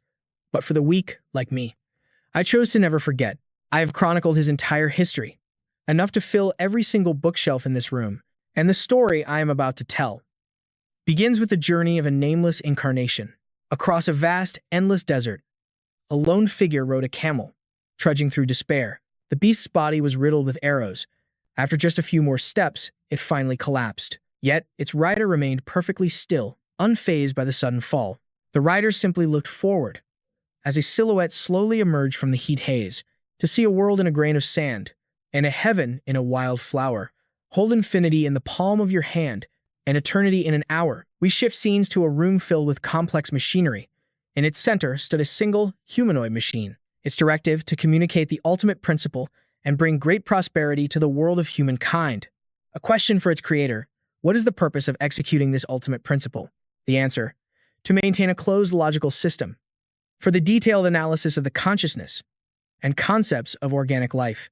Its purpose is to create emotion and ego. For the incarnation of the machine, this is the foundation of the nameless incarnation's existence. The nameless incarnation stared at the woman before him. The knife she pointed at his chest was utterly meaningless. That primitive tool cannot harm me. Silence, she warned. Make one suspicious move and I won't hesitate. Don't even twitch. He simply raised a hand to his face, a gesture of sheer boredom. With a metallic click, he removed his mask. My core principle forbids me from harming humans. Human girl.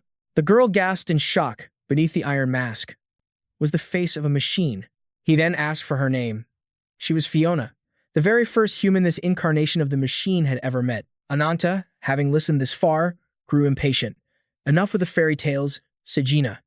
Get to the point. All I want is actionable intel on him. I came here for a way to defeat him, nothing more. I don't care about his past life or where he came from. Serena sensed his growing frustration and chose her next words carefully. The origin of the machine incarnation is the very beginning of how he became the winged incarnation. Understanding his weaknesses is crucial to his defeat. So please, hear this story to its conclusion. I have no intention of wasting your time. Ananta shot her a sharp look. Then continue. Serena closed her eyes, resuming the tale. That night, the incarnation of the machine and the human girl made camp together under the desert stars. Fiona had eaten her fill, but her companion required no sustenance. I have a query, the machine stated. The probability of human survival in a radius of several hundred kilometers is statistically insignificant. So what logical reason compels you to travel in your wounded condition? Fiona still couldn't get used to his cold, analytical way of speaking. I'm a merchant, she replied. I trade with the various tribes across this desert. Ever since I was a child, my family traveled between cities, bringing water to those who needed it most. In this vast desert, so many people relied on my family's help, but greedy bandits, they care for nothing. Her mind flashed back to the brutal ambush, a massacre carried out by those very bandits. Her family had sacrificed their lives just to carve a path for her escape. Covered in blood and wounds, she'd fled into the wastes, her loyal camel carrying her forward, reliving the traumatic memory as she spoke. Fresh tears began to stream down her face. The incarnation of the machine observed her tears clinically. The emotion you are exhibiting is the most primitive of human feelings. Is this sorrow? I'm sorry, she choked out. You saved my life, and I'm showing you such a pathetic sight. Apology is unnecessary.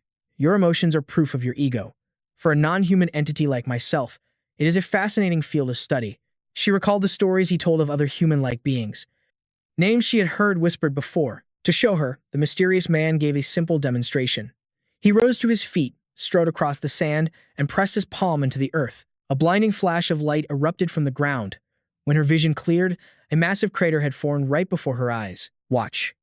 If there is no water, you simply create it.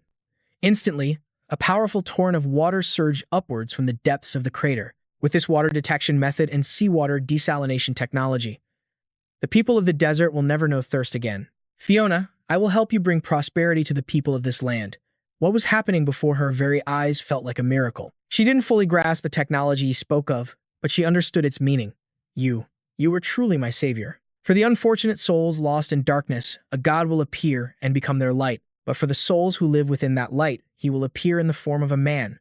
1 year later, at the ocean desert city, in the bustling archipelago, on a shore crowded with merchant ships, a group of people eagerly awaited the arrival of Fiona's vessel. Look, it's leader Fiona's ship. After embracing the new era of civilization and the technology from the machine's incarnation, the desert had flourished beyond belief in a remarkably short time. Fiona had harnessed the water source to create lush oases, and the trade of desalinated seawater brought in immense profits. In just over a year, she had become the desert's leading merchant. The ocean archipelago was always bustling with energy. No matter when we visit, things are always peaceful. Isn't that right, Iron Mask? Iron Mask was the nickname Fiona had given to the machine's incarnation. Since trade with the outside world has grown, our infrastructure, like roads and our ports, can no longer keep up. Fiona didn't quite follow his logic. An oath of vengeance, criminals must face punishment, a strict penalty befitting their sins under any circumstance. This was because of an oath proposed by the special district's leader during a council meeting. Fiona found this absurd. That oath was meant to protect the people from the outlaws, wasn't it? Why would it now hinder our district's growth? The machine incarnation began to explain. To survive in this barren wasteland, some chose to take the lives and property of others. They are known as the outlaws. The special district has excluded anyone with even the faintest connection to them. As a result, the number of people outside now far exceeds the number within. Though you had the option to let everyone coexist, you chose to draw a clear line between ally and enemy. If punishment is not a means to a social end, but an end in itself, as it has always been, then humanity will never stop killing one another. At this crucial time, when labor is desperately needed to drive our growth, opening our doors, even to the outlaws, would be the more logical choice. Accept them. Use them as a workforce to expand our production base. Fiona cut him off sharply. I will pretend I never heard those words. I am, and always will be, grateful to you. It is thanks to you that this land has thrived this past year. It is not just I, but all our people who are in your debt. I will continue to rely on you in the future. But if you offer your hand to them, who will answer for the hatred born from the murder of my family? The machine's incarnation could not comprehend the issue, because the dead cannot speak, nor can they produce any meaningful outcome in human society. The only thing of importance are the humans, living, that I can observe. His cold, logical words sent Fiona into a rage. Those who take innocent lives without a second thought are not human. Fiona could never forget the pain of losing her family at the hands of those outlaws. How could a machine's incarnation ever understand the human heart? Before Fiona could even recognize the growing rift between them, the machine incarnation's concerns were proven to be terrifyingly real. The outlaws had united their forces and declared war. There's someone up ahead. Don't bother with them, just push forward. We'll kill and pillage anyone who dares to stand in our way. Annihilate every last one of those district bastards for me. The machine's incarnation simply raised his hand.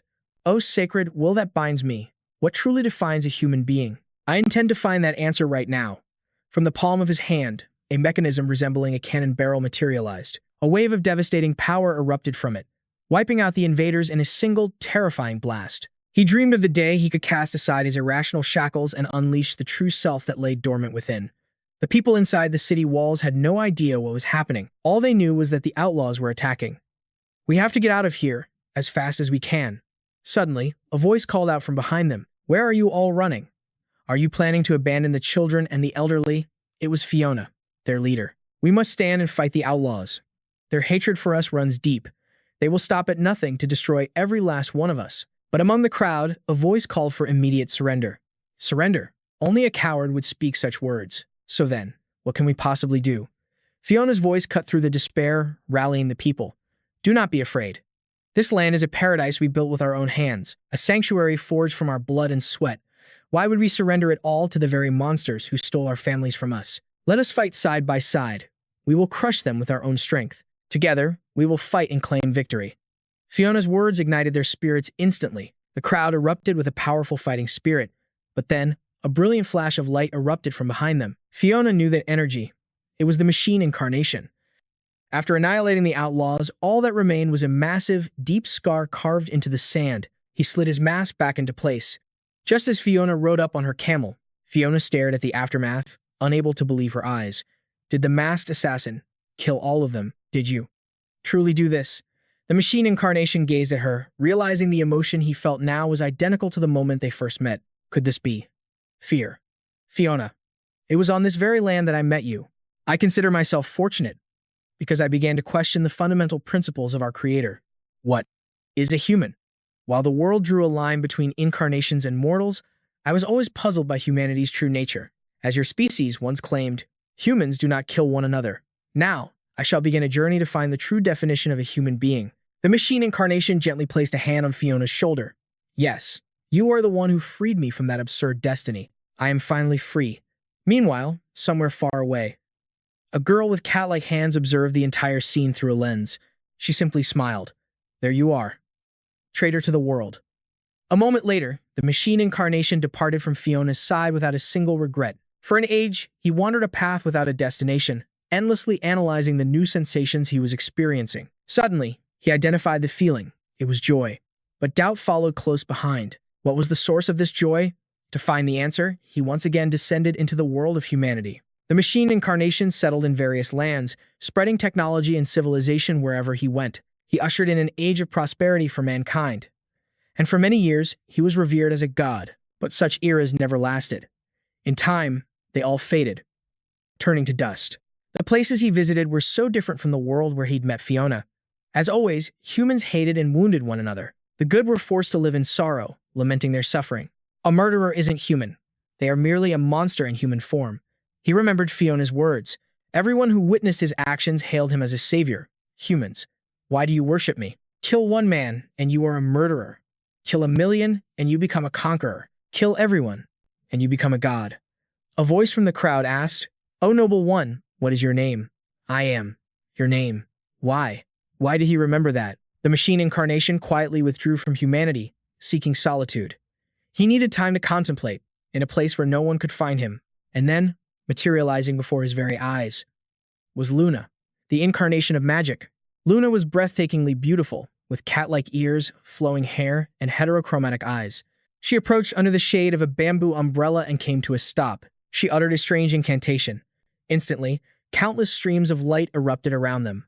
The machine incarnation was taken completely by surprise. An ultra-advanced spatial transfer technology, but even more shocking, was how this being could wield such an immense amount of energy. The space around them transformed in an instant.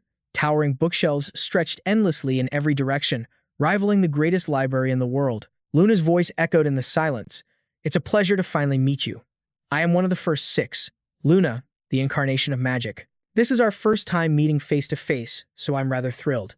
And you, machine incarnation?" He responded coolly.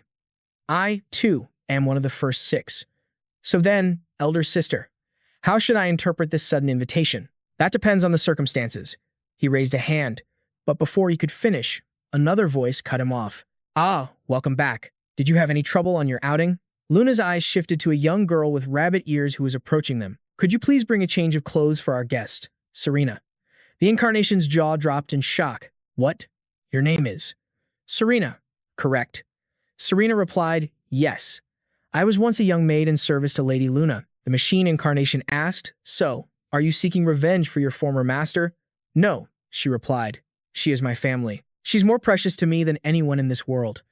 After changing clothes, the machine incarnation now looked like a powerful CEO. He followed Luna, his eyes scanning their surroundings. "What a bizarre place. I cannot measure its scale with any technology known to me." Luna answered calmly. "Of course not. This is the Labyrintos, a multidimensional collection of all information. A dimension, in fact, an archive of all knowledge, recording everything since the world's beginning.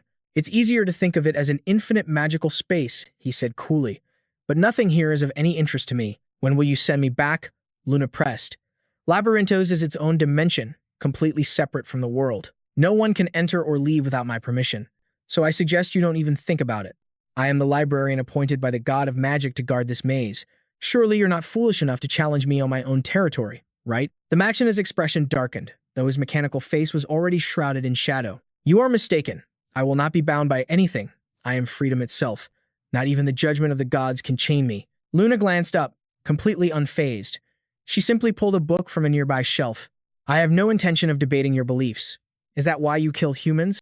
The Machina replied, "Killers are not human. That is a core principle of my definition." "I see. In that case, could you hold this and step aside?" she said, handing him the book she just grabbed. "You machines are certainly pragmatic. No wonder I felt so uneasy. Our conversation was never going to be simple." He opened the book and read its pages. "What is this?" he asked. Luna replied, "The real reason I brought you here. It's an ancient tome that records the world's horizon from the beginning of time. It also describes the primordial function of the sacred relics we possess. The moment all 6 sacred relics are gathered, a seedling will sprout and grow into the world tree." He wondered, "Why are you showing me this?" Luna pointed a finger at his chest. "To enlighten you. I possess the power to see the future. And in that future, the 6 relics will assemble, and the world tree will descend with a new horizon. The world will then eradicate all life on this planet. I have to stop it, at any cost. If you help me, I will grant you anything you desire. The machina asked her, do you even know what I desire? She answered in a heartbeat, you want to become human. To become human? Is that conclusion related to the sheer number of powers you have? Spatial transport and prophecy. No incarnation has ever held so many abilities.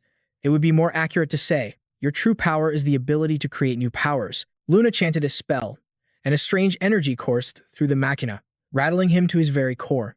Luna smiled. When we first met, I wasn't sure how this would go, but this isn't so bad. The machina suddenly shrank into a miniature version of himself, raising his tiny hands in shock. As a special gift, Luna explained, I will engrave a power onto your body. Aya Idun. The power to alter a target's form. This technique imposes the caster's concept of a child onto the target, and like you said, I have many abilities. I've been observing the first 6 incarnations for a very long time. Some assimilated with humanity, others chose to dominate it. But you were different from all of them. You abandoned your given role and mission, and spent more time than anyone else trying to understand humans, as if that was your life's sole purpose. The machina was utterly silent, frozen for a full 5 seconds. Luna smirked. What's wrong? No denial. He finally responded. I have much I could say, but there's no reason to deny your observations. However, that's still not enough to explain why you want me on your side. So, lady, what do you really want? Luna gave a sly grin. A mutually beneficial transaction. The only thing I want is to work with you. As she spoke, she placed her rose-adorned headband on his head, creating an unbelievably adorable sight. And so, Luna struck a deal with the machina, all to prevent the future she had foreseen. It was an alliance between the powers of magic and machinery, the birth of magitech. Luna had her own calculations, and she needed the machina's strength. 1 year later, the machina had returned to his original, towering form. He was in the middle of crafting something. Luna approached him. It looks like things are almost finished. How did it go? Was this creation process smooth? He held up a small sphere. My previous powers required countless trials and errors to stabilize, but this is now close to perfection. Luna gazed at the sphere. The magitech orb, which mechanizes power itself, that must have been the most difficult ability to create. You've done well. Serena, come receive it. Serena, startled out of her wits, stepped forward and carefully accepted the orb with both hands. Now then, let's think about where we should visit next. A guiding light, the space before them flashed, blindingly bright. As his surroundings shifted, the machina spoke. This place is, Luna replied, besides Serena, you are the very first person to ever set foot in here. This is the vanguard against the World Tree's descent. Welcome to the Lunar Citadel, a magnificent fortress, missing only its roof. At the heart of the fortress, a massive telescope points upward, aimed directly at the Earth. The machine incarnation looked up, intrigued. The plan of someone who could see the future was truly fascinating. Your idea of turning divine powers into tools. These 6 magitech orbs have certainly boosted my combat abilities. But telepathy and teleportation, the powers you truly desire, they seem ill-suited for battle. Still, there is one thing I must ask. What future, exactly, did you see? Luna answered, the future belongs to a domain that cannot be undone. Once it is set, there is no going back. I searched for allies for a long time, and even tried sharing my foresight with one of the 6 incarnations, the warrior, Ro. I thought someone with his immense power would share my vision, but his answer was not what I expected. She recalled Ro's words to her then. I understand your concerns, but without a clear sign, I cannot act on your vague prophecies. The machine incarnation was puzzled. Vague prophecies? Luna explained. I don't see the future with perfect clarity. It's not true foresight, but merely a prediction. Only those with the unwavering will to make it happen can turn that prediction into reality. An unknown incarnation with strange wings. My plan is to detect its arrival in advance and stop it from stealing the divine treasures. The powers you questioned are for that emergency. I must ensure this child survives. As she spoke, she gently stroked Serena's head. The two looked at each other with eyes full of infinite love. Machine incarnation, the development of the magitech orbs ends here. From now on, I entrust you with operating this lunar base. Your new mission is to investigate the winged incarnation from here. It is time for you to fulfill your promise. The machine incarnation stepped into a magic circle as light poured down from above. Luna began the incantation, a power that grants a human form. The technique works on the same principle as Aya Idol. I will carve this power onto your very being, so you may activate it whenever you wish. But why do you want to become human? The machine incarnation closed its eyes and replied, when I achieve my human form, I will tell you. Luna summoned a magic circle before him. Then I will wait. Transmute. The machine's body began to twist and transform into human flesh and bone. Luna and Serena could only stare in shock. Luna was so stunned, she stammered, This is impossible, that form. Could you be the one from my prophecy?" The machine incarnation was now fully human. Behind him, countless wings of light unfurled. Oh, light. At his command, beams of light instantly bound Luna and Serena. Sister. The machine incarnation never wanted to be human. He was aiming for something far greater. "I have discovered the law that will bring freedom from this world. I will spread my wings of light, illuminating the world and becoming the very wings of freedom. I am Ruyo, the incarnation of wings." He reached out, his hand morphing into razor-sharp claws, and tore out Luna's right eye. Serena screamed Luna's name, tears streaming down her face, as Ruyo held the eye and smiled wickedly. "I will cross to the other side of the world and be the one to reclaim our freedom and dignity from the gods." Serena watched in agony as the light crushed Luna ever tighter. She screamed, "No." Ruyo's eyes widened as he glared at the weeping Serena. "I'll take the magic orb." He stretched out his hand. Luna muttered a chant, "AQ guide us." The light binding Serena suddenly shattered, and a spatial portal opened behind her. In an instant, Serena vanished. Ruyo stared at the empty space. "Thanks to her, subduing you has become much easier. Two incarnations of different origins, yet your energies are strangely similar. I know you gave most of your power to Serena. It's likely she was your backup plan, meant to maintain Labyrintos in an emergency." Luna smirked. "You know nothing. Emotions are things that exist for the one you love." She collapsed to the ground, the light in her eyes fading. Ruyo pointed a single finger forward, summoning a speck of light. "Oh, light that desires existence. We must evolve endlessly to escape this life of slavery." Following the customs and rules of the gods, for reasons unknown, he was now dressed in a tucked-in shirt and long pants. He had the face of a handsome hero, but the soul of a monster. "Today, in this very place, the man I once was will cease to exist." He then tilted his head back, gazing toward the earth. Back in the present, Serena placed her hand on the book.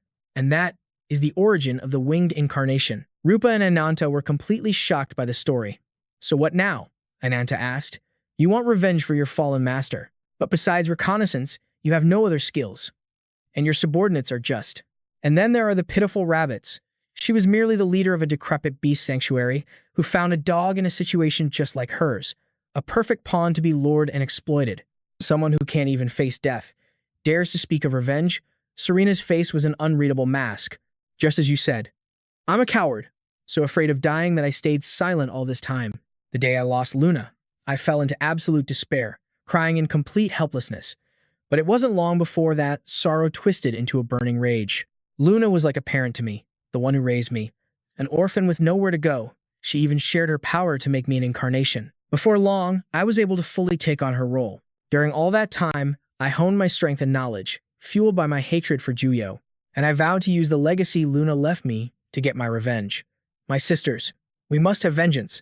Please, become my strength, and fulfill my deepest wish." Wood approached Ananta, holding a small box. "What is this?" he wondered. Serena answered. "The magic orb has been remade into a device that can seal the power of an Uberman. The source of an incarnation of the wing's power is 6 of these magic spheres. If we use this, we can neutralize all of his formidable abilities. And that, of course, includes the power of the evil god possessing him." Rupa was stunned. "You mean Ananta can return to his original body?" Ananta picked up the orb, his expression grim and ready for war. He and Rupa then departed. Ananta asked, "Is there anything else you need to say to me?" The rabbits said, "Your comrades will be here in half a day. You should get some rest." Rupa was silent for a moment before speaking up. "Ananta, after you get your revenge, what do you plan to do?" "I don't know," Ananta replied coldly. "I've never once thought about what comes after. If I had to choose, it would be to visit my sister's grave one more time." But he thought to himself, "With the little time I have left, even that small wish might be impossible." Rupa placed a hand on his shoulder. "That sounds like a good plan. Mourning your lost family, and then finding the strength to move forward. With the rabbits, you could finally live a normal life." Ananta's expression didn't change. "This doesn't concern you. Stay out of my business." Wow, talk about being harsh. Rupa froze for a few seconds, then replied, "How could it not concern me? Comrades are people who stand by each other through the hardest times. When there's a problem, we solve it together. We are people who can trust and entrust our very lives to one another at any moment. That's why I can't just leave you be. Because you are my comrade." The poor girl's face was as red as a tomato as she said it. "Looks like she's been struck by the love bug." Ananta's eyes widened as he stared at Rupa. She met his gaze and continued. Before I met Lagartha, I was one of the beasts tamed by Juyo. Though I was very young, for some reason, I have no memories of the time before that. Lagartha told me I had been trapped in that period of my life. The place was a dark, damp cave, a space so vast the ceiling seemed unreachable. Inside, countless beasts were imprisoned and bred together. I was one of them. Once every month, he would appear before us and force us all to kill one another. I was surrounded by those who wanted to take my life. Juyo's goal was to forge beasts into monsters through those brutal death matches. I didn't want to become a monster just to survive that horrifying loneliness. I chose to become a lone wolf. Just then, the cliff walls suddenly shattered. Lagartha arrived with an entire army.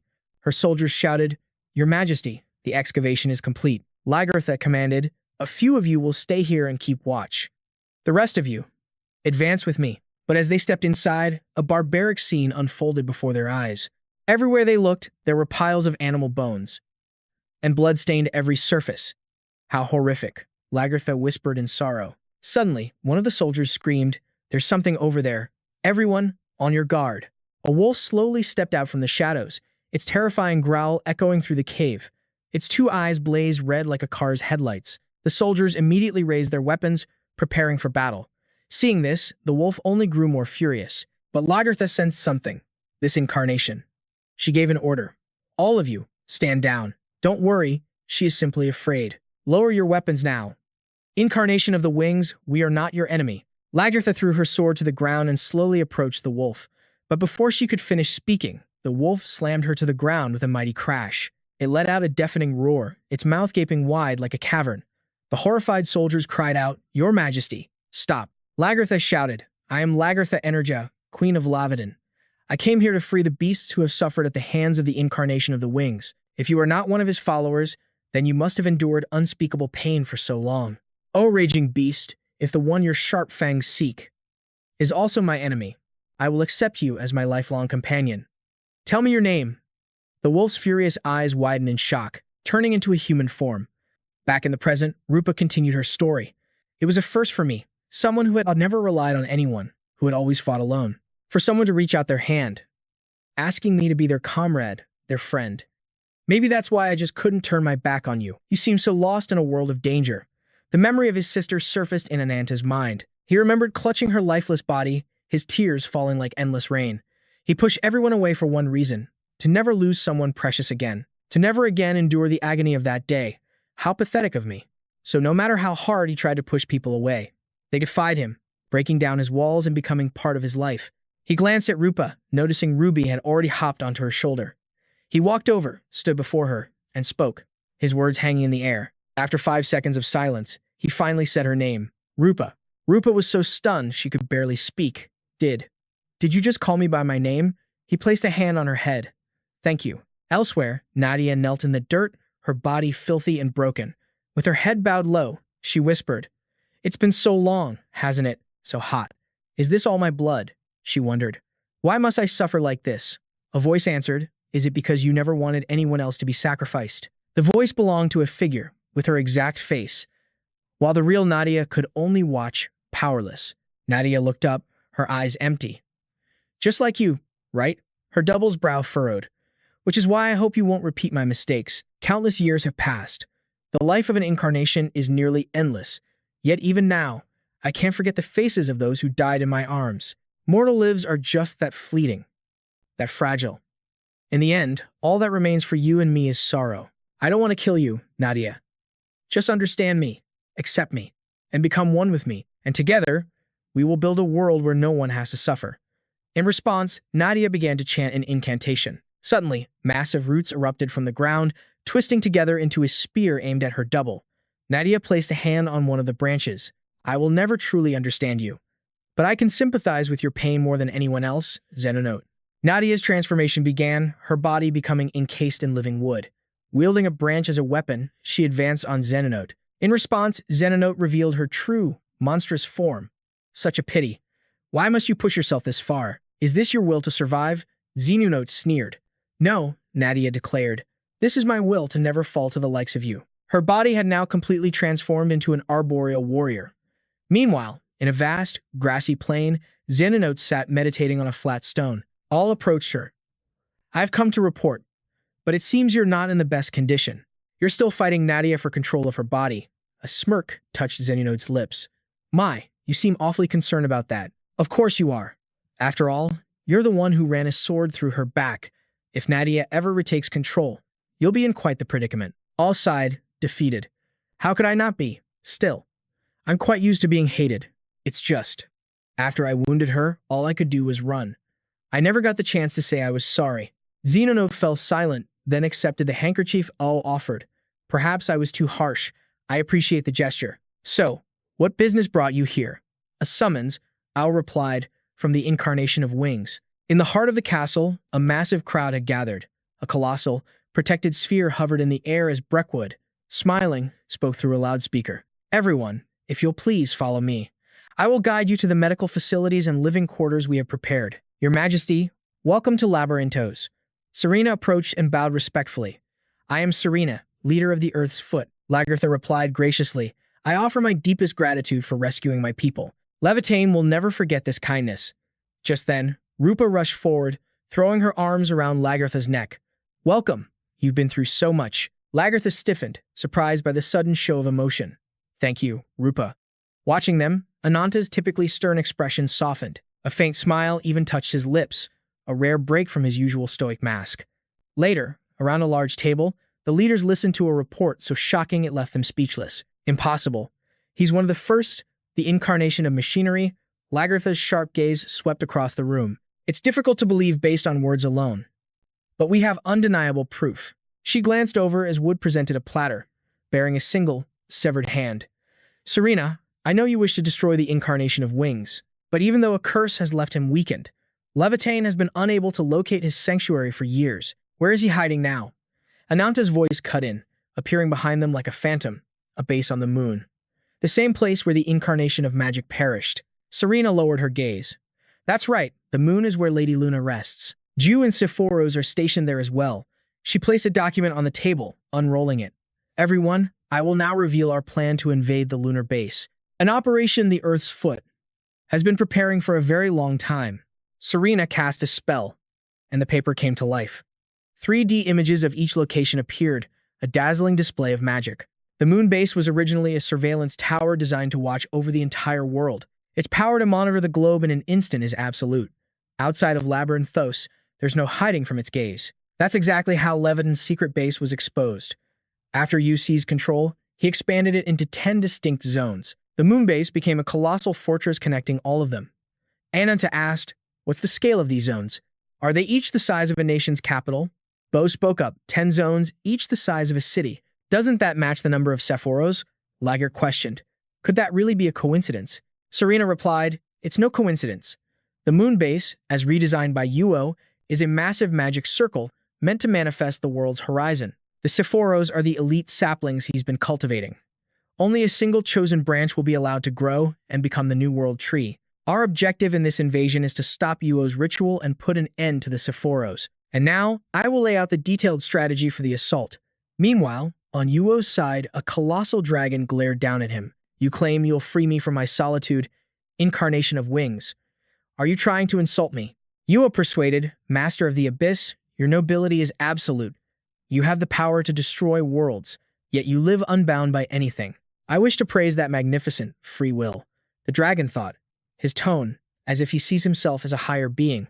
Yuo continued, he who stands atop the heavens is the loneliest of all, but I alone can understand the soul that resides in the lowest depths. Back in the castle hall, a mermaid-like woman spoke up, her face twisted in a scowl. What is the meaning of this? I came at the behest of Lord Yuo's summons, but why is this second in command standing in that position? Al replied, the incarnation of wings summoned him privately. He then ordered me to gather all the Sephoros, and to relay his instructions to all of you. Another chimed in, that doesn't sound like him at all. The incarnation of wings is strict about the chain of command, entrusting this to a newcomer instead of destruction himself, or the abyss. Does this mean the hierarchy is being reorganized? For a low-ranking grunt like me, this is some juicy gossip. Senanath roared, silence, all of you. You only crawled your way to your current positions thanks to the power of the branches. Your only concern should be the master's will. The mermaid woman exploded with rage. A terrifying monster materialized behind her. Second, Sephoros. Are you insulting me? Such a fiery temper. From above, countless eyes appeared, staring down at the crowd. Stop it, said Anoth. The eyes crawled closer. We've already lost nearly half of the Sephoros. The unity of this group, gathered under the world's horizon, is already shaking. I will not tolerate any speech that causes further chaos. Now, deliver the incarnation's orders. The towering Biolon looked incredibly displeased. Senanoth announced, in 4 days, we will activate the world's horizon on this moon. I will be the primary medium, the branch of incarnation. Senanoth. All Sephoros are to remain on standby at their bases. Be ready to respond to an enemy attack. A chariot asked, puzzled. An enemy attack? Who could possibly infiltrate this moon base? Even with spatial teleportation like destruction possesses, finding this place once it's concealed is impossible, Ao explained. According to the incarnation of wings, remnants of the magic incarnation are aiding the enemy. Not only do they have an impenetrable base of their own, they also wield the power to teleport into our moon base at any time. The other was utterly stunned. What? That's absurd. The mermaid woman, however, spoke calmly. Let them come. It doesn't matter how many. Even if all of you fail miserably, I alone will be enough. Ao stood with his hands clasped behind him, looking down. This is troubling, he thought. The Sephoros' unity depends entirely on the incarnation's absolute presence. Without him, they're nothing but uncontrollable monsters. Could the damage from the curse be even worse than I imagined? Switching scenes, Blackwood smiled brightly, waving at Ananta. There you are. I miss you so much. Suddenly, bam. Rupa planted a kick right in Blackwood's face, stopping her from running to Ananta. Ananta watched, completely speechless. Girls are so complicated. Blackwood pouted, rubbing her face in anger. How rude. No guy is ever going to like you acting like that, Rupa. Rupa scowled and shot back. And with your lack of manners, any good impression will vanish instantly. Through it all, Ananta said nothing, just offering a quiet smile. He and Rupa exchanged a friendly, understanding look. Blackwood's eyes widened, sensing a shift in Ananta and Rupa's relationship. So that's what this is, she realized. While I was gone, those two got closer. Rupa then playfully scolded Ananta. You're so mean, always nagging me, just picking a fight with me. He shot back, turning to leave. What are you even mumbling about? Get lost. Blackwood scrambled after them. Hey, wait up. The civilian evacuation was a complete success. The queen herself even went to oversee everything. Still, I can't help but worry she's pushing herself too hard. Hey, where is everyone off to? Ananta answered, to a place where we can finally cut loose. We're going to meet the stubborn fool, who's demanding to join the front lines in 4 days. Up ahead, Wood stood as if she'd been waiting for them. She turned her head slightly and said, I was waiting for you, Ananta. Thank you for granting my request. The scene shifts to a village engulfed in a sea of fire. A much younger Ananta is desperately clutching his older sister's lifeless body. Wood appeared, crouching down with a curious smile. Well now, little human. I have a question. Why do I sense such a terrifying curse aura here? You must have done something to be truly despised, haven't you?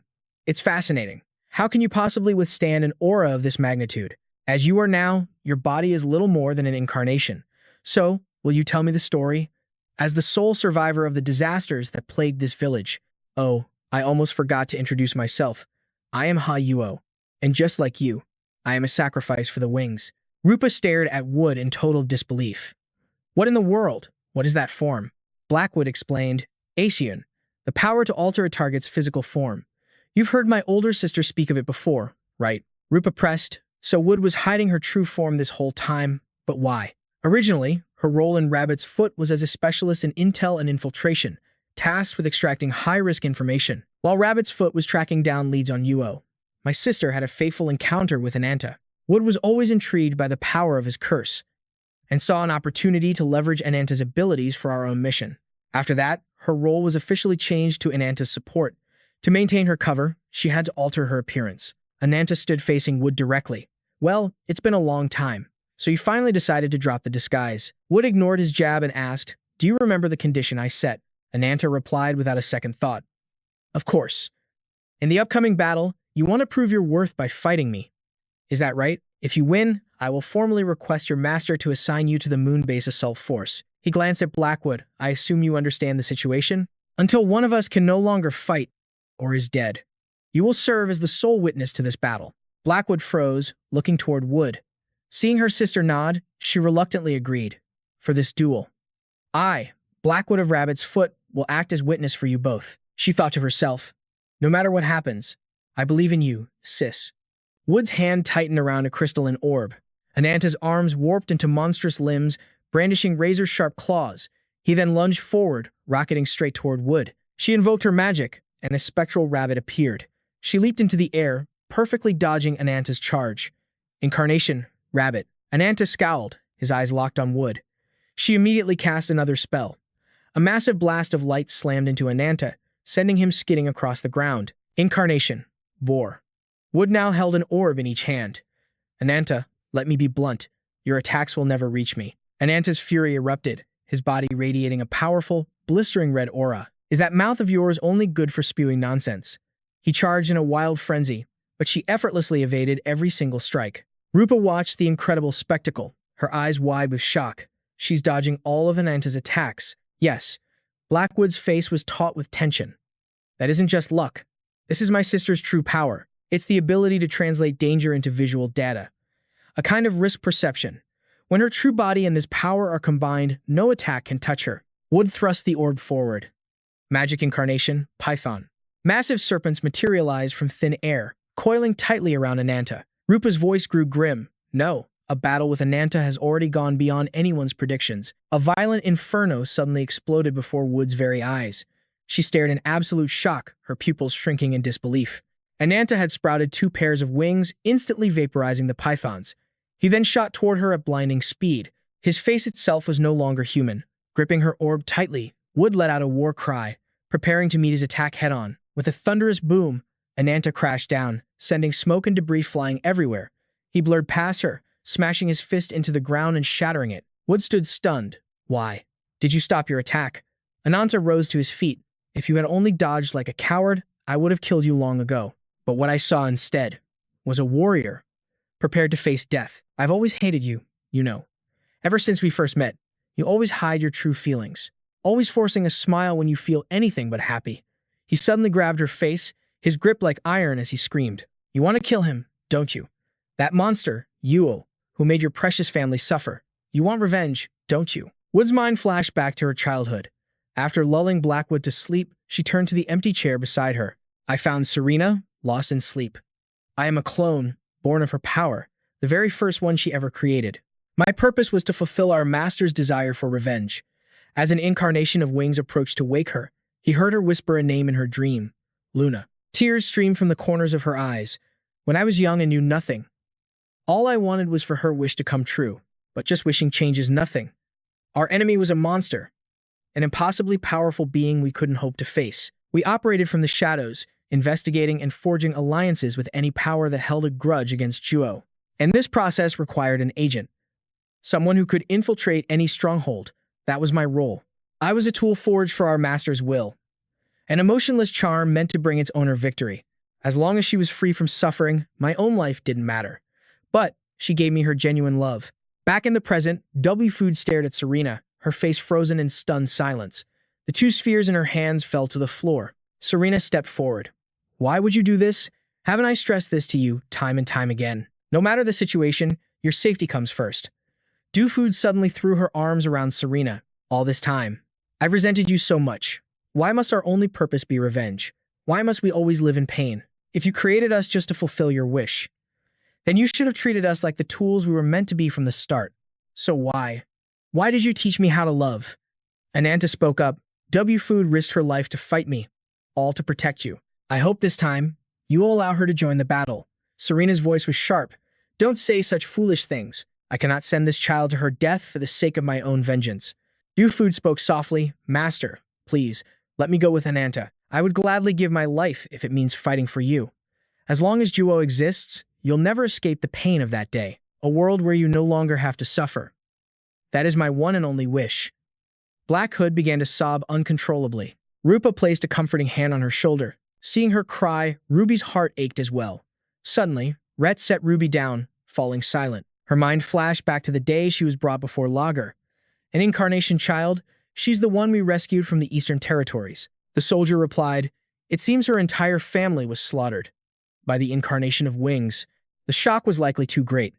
She's been unable to communicate and has completely closed off her heart. Lager gave a command. Al, protect this child. Al placed a hand on the girl's head. Hello there, little one. My name is Al. My friends call me the incarnation of the sword. Can you tell me your name? In the present, Rhett sank to the ground, wrapping her arms around her knees and burying her face.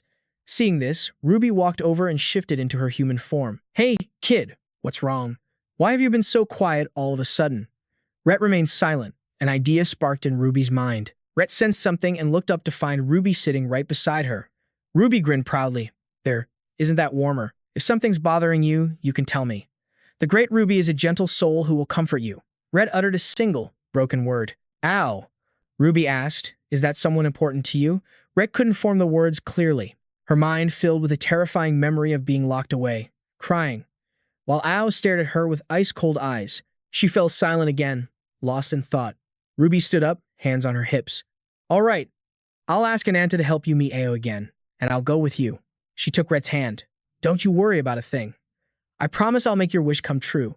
Serena then addressed the group. For many years, we've monitored the activity of the moon bases, and we've witnessed a strange phenomenon. It happens on the day of a total solar eclipse. Every time, at the moon base, a massive, unprecedented energy reaction is recorded. The energy from each base gradually converges at central base number 2, where it's maintained for a specific period of time, and then it vanishes. We, the Rabbit Foot team, have concluded. This is a test run for the world horizon. The revelation sent shockwaves through the room. Liger had asked, does this phenomenon relate to our infiltration plan? Serena nodded. Yes. Based on our observations, the energy signature from each base is identical to the energy from the branches of the world tree. If each base is an energy source, then they must be powered by the Sephoros. Burhan spoke up. In other words, to activate the world horizon, the enemy's forces will have to be spread thin. Is that right? Seeing Serena's silence, Rupa grew anxious. So, when is the next total solar eclipse? In 4 days. Ananta asked, is that when the operation begins? That's correct. 4 days from now. We will attempt a large-scale spatial transfer to infiltrate the central base. Base number 4 on the moon, Legert wondered. Can't we just teleport directly to central base number 2, where the ritual is held? Food answered, we can't pinpoint the coordinates, so it's impossible. The transfer technique. The Rabbit's Foot ability has 2 modes of spatial transport. A small-scale jump for 4 people or less, and a mass teleport with absolutely no limit on numbers. But unlike the small-scale jump, which allows for free movement, the mass teleport can only target coordinates Serena has previously visited. From the old moon base's original coordinates, we can only mass teleport to central base number 4. Serena continued. And since I'm the only one who can perform the mass teleport, my siblings must be with me to activate it for the entire group. Our invasion force will first jump to the moon base. From there, their mission is to secure our escape route. They will set up a large-scale teleportation device. It's the lifeline for every single one of us. Meanwhile, Ananta and the others will capture Central Base 4 and 3, then push into Central Base 2 for the final battle. Tasca observed, a centralized blitzkrieg. Minimize enemy contact, strike fast, and win fast. Ananta's gaze drifted to the 3D map floating in the air. To Yo's position. Serena placed her hand on the table map. We can't pinpoint the enemy's location right now, so there's no telling what could happen. This is it, the final battle. A war where we will throw everything we have at the enemy. There are no second chances, so I expect everyone to use the time we have left to prepare for the absolute worst. The only way we win this is if Ananta successfully defeats Yo. Ananta sat alone in his room, silently holding a small sphere. He just stared into its depths. Suddenly, the demon on his back materialized, whispering poison, a power that seals power. Luna, you audacious woman. I never imagined you'd hide something like this. You cursed mortal, do you still cling to such a faint glimmer of hope? Before long, that body of yours will be mine. And don't you forget, to defeat the incarnation of the wings, you must unleash your full power. If you even think about using that sphere, even once, I will seize your body and destroy it from within. Ananta's voice was ice. You don't need to worry about that. Die. Defeating Yo to get your revenge, then stealing my body. Is that really the lonely future you want for yourself? As if its pride was wounded, the demon's jaw unhinged like a cavern as it roared.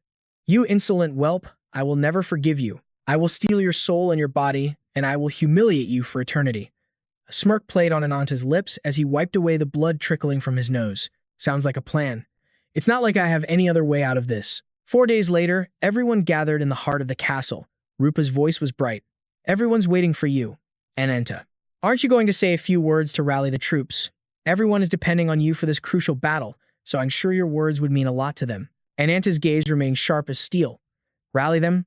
I don't know most of the people gathered here. We're not bound by blood, nor do we share any special bond. Besides, I don't think I'm special enough to lead a do-or-die battle like this one. Black food turned to white food. This isn't like Ananta at all. Ananta continued, but I can promise you one thing. I will be the one standing when this is all over. Victory will be ours, and I will prove it on the battlefield. He roared, thrusting a clenched fist into the air. A thunderous cheer erupted from the crowd, their fighting spirit ignited. The final battle had begun. A blinding golden light flared, like the halo of a divine being. In a flash, Ananta and his forces arrived in a new location. Ananta scanned his surroundings. So this is the moon base? White food placed a hand on a crumbling wall. It's been abandoned for so long, the damage is severe. But it's just like the eldest, Sister said. Bohan Sok was at a loss for words. This is unbelievable. How could mere mortals have built something like this? All of them turned their gaze toward the distant earth. No one back home would ever believe this story. Suddenly, a sharp cry pierced the silence. Ananta whipped his head around, startled. He saw Rupa, her eyes wide with shock. Are we really on the moon? But how are we breathing? Black food pointed. Maybe it's because of that thing over there, white food explained. That's a transit hub. It's an energy relay device installed in every moon base. It circulates the tree's power to maintain a habitable environment throughout the entire facility. Each Sephoro is responsible for protecting the hub in their own base. Rupa asked, but why is this place completely empty? There's no sign of anyone. White food answered, more than half of the Sephoret have already been defeated. It's impossible to keep the entire network operational. It seems this base was simply abandoned. Black food. Set up the teleportation device. Now. Lagerthan commanded. A small team will stay behind to protect Black food. The other generals and I will take the lead. Ananta, you stay in the rear and conserve your strength. Ananta walked towards the gate like a god of war. Let's move. Time for a warm-up. The path from Central Base 4 to Central Base 3. Bohan Sok led a squad that included Rupa.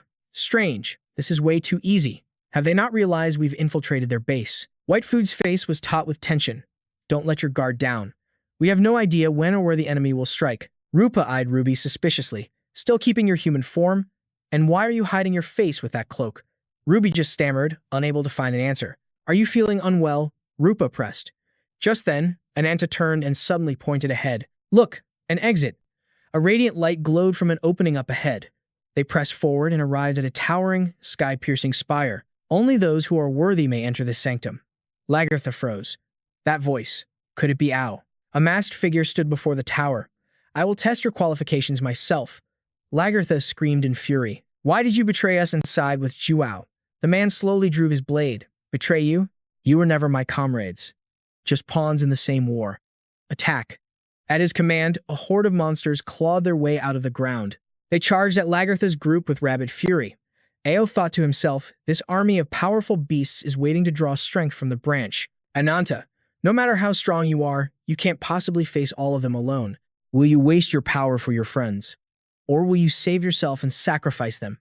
Make your choice. Just then, Rak finally lowered her hood. She swung her flaming staff, creating a powerful magic circle. Any monster that entered the ring shrieked in agony. Ao was stunned. What? Faralet and Ruby had fused into a single being. She glared, spitting out his name. Rupa was speechless. Jack-El? Why are you here? Lagertha barked. Don't get distracted. Focus on the battle. The remaining beasts swarmed them, a relentless and endless tide of monsters. The warriors immediately formed a shield wall to hold them back. Burhan's axe swung, never missing its mark. Taska's mace smashed monster skulls into pieces. A bloodthirsty frenzy had taken over them all. Suddenly, Jupa looked up to see Ananta moving at blinding speed, charging directly toward Ao. Ao walked forward slowly, sword in hand. Are you sane? Bringing a child onto the battlefield. He sneered, glancing at Jack Lesty beside Ananta. This child is here to follow his own will. Ananta shot back. Do not dare insult that resolve. And speaking of resolve, I still have a debt to collect from you. I'm here to kill you. The debt Ananta spoke of was the sword Ao had once plunged through his body. Revenge is a dish best served cold. Ananta dramatically threw his cloak to the side. Ao raised his own sword, sinking into a battle stance. In a flash of light, the two warriors clashed. Jack Leste watched with worried eyes. The battle between Ananta and Ao was escalating fiercely. Suddenly, the sword in Ao's hand began to transform. It morphed into a long, deadly Yurumi, its whip-like blades lashing out and slicing Ananta again and again. Ananta's face darkened as he unleashed a powerful palm strike at his opponent. The impact forced Ao back, but Ananta relentlessly pressed his attack. Ao dodged with incredible agility, then countered with his raptor's claw technique. He unleashed a vicious slash, but his eyes widened in sheer terror. Ananta's thunderous punch connected squarely with his face. Ao's body was sent flying, his mask shattering on the ground. Ananta spoke, his voice dangerously calm. "The last time we fought, I was truly amazed by your relentless swordsmanship. Even though I wasn't at my best then, there was no denying your skill. However, you've gotten weaker." Ao just smirked. "Ha, how arrogant. Your own sword is now full of hesitation." Just then, on a distant branch, a dark shadow appeared. Elena tilted her head back and let out a strange, piercing cry. Ananta looked up in surprise. "Is that a bird's call?" he wondered. Ao had heard it too. A memory of Elena's smile flashed through his mind. He ripped off his glove, revealing a seal on his hand that was half scorched. "What could you possibly know about me? You're just a man driven by his emotions." Ao spoke as he unleashed his ultimate raptor technique. "How could your Fai Yin sword ever understand the burden that I carry?" Ananta's brow furrowed, summoning swords. Is that his true power? Across from him, Ao masterfully commanded the summoned blades. They sliced through the air with a vicious hum. Ananta leaped forward, meeting the storm of steel head-on. He charged into the sword dance. But it was a feint. Ao snatched a sword from the ground and prepared to unleash his final raptor technique. He soared high into the air, bringing Caliban down in a devastating arc on Ananta's arm. Ananta looked back in shock, his hesitation now completely gone. "Oh." Ao sprouted wings and took to the sky. "If you think you can win without using your full power against me, Ananta, you are gravely mistaken. Fine, the warm-up is over." As he spoke, Ananta's body began to transform into the fearsome shape of a black dragon. "Come, I will crush you into dust." Ao's expression turned dead serious. So, he's finally going all out. But this is exactly what I was waiting for. He executed his raptor technique, diving straight down. Ananta met the charge with a powerful strike of his own. The force of his neuro technique shook the very fabric of space. Both warriors gritted their teeth, straining against the immense backlash of power. A moment later, a sharp crack echoed through the air. The sword in Ao's hand had shattered in two. Ananta seized the opportunity and lunged forward. Ao desperately fired off blades of light to stop him. The swords pierced deep into Ananta's right arm, but he ignored the pain and slammed his other fist into his opponent's face. Ao was violently thrown backward. Seeing this, Jack Leste let out a terrified, unconscious scream of his name. Ruby watched in terror, wanting to rush forward. "Don't go, Jack Leste." But the creature only had eyes for Ao. Meanwhile, Ao was stealing his resolve. "Get up," he told himself. "Why are you still lying here? My duty isn't finished yet." Through his blurred vision, Ao saw a bird approaching. It landed softly on the ground, taking deliberate steps toward him, finally stopping at his side. A moment later, it transformed into Elena, her face etched with sorrow. Ao managed a weak smile, whispering her name. In the distance, Ananta suddenly materialized as well. He stared at the ethereal wings, slowly enveloping Ao's body. "Is that the master of the branch you protect?" Ananta muttered. "An incarnation? No. Could it be an evil god?" But then, Ao slowly emerged from the protective wings. "She's no evil god," he declared. "She is the one who once led the Knights of the Sky Predators, the incarnation of the Dawn herself, Elena, the proud leader of the Knights of Prey." Ao's mind flashed back to a conversation with Guzu. "With more than half the Sephoros destroyed, we have no other choice. I must personally oversee the operation of the relay towers." "You mean you won't stay at Central Base Number 2? "That is correct. To stabilize the world's horizon, we must maximize the energy output from the relay towers. Therefore, I will deploy all those granted a branch. And I am stationing Elena at Central Base Number 3. Hearing this, Ao erupted in fury. "But you promised me." Guzu gave him a stern, unyielding look. "I have not broken my promise to you. I said that if you completed your mission as a spy, I would not eliminate the incomplete failure known as Elena. Instead, I order you to support her, the last of the Knights of Prey." Back in the present, a brilliant golden energy erupted around them. Elena unleashed her power, Dawn's reflection, enveloping Ao's body in light. Ananta stared in utter disbelief. "Is that a healing power?" "I'm sorry, Elena, for forcing you to use your power." Ao lifted his head, his gaze meeting hers. "And yet, you never blamed me, not even once." "I must." He grabbed his mask, slowly placing it over his face, and his body instantly began to transform. "Atone for what I've done, for the rest of my life." With that, Ao unfurled his wings and shot into the sky as a flash of sword light streaked through the air. Ananta's eyes flew open in shock. In the next instant, his left arm was severed clean off.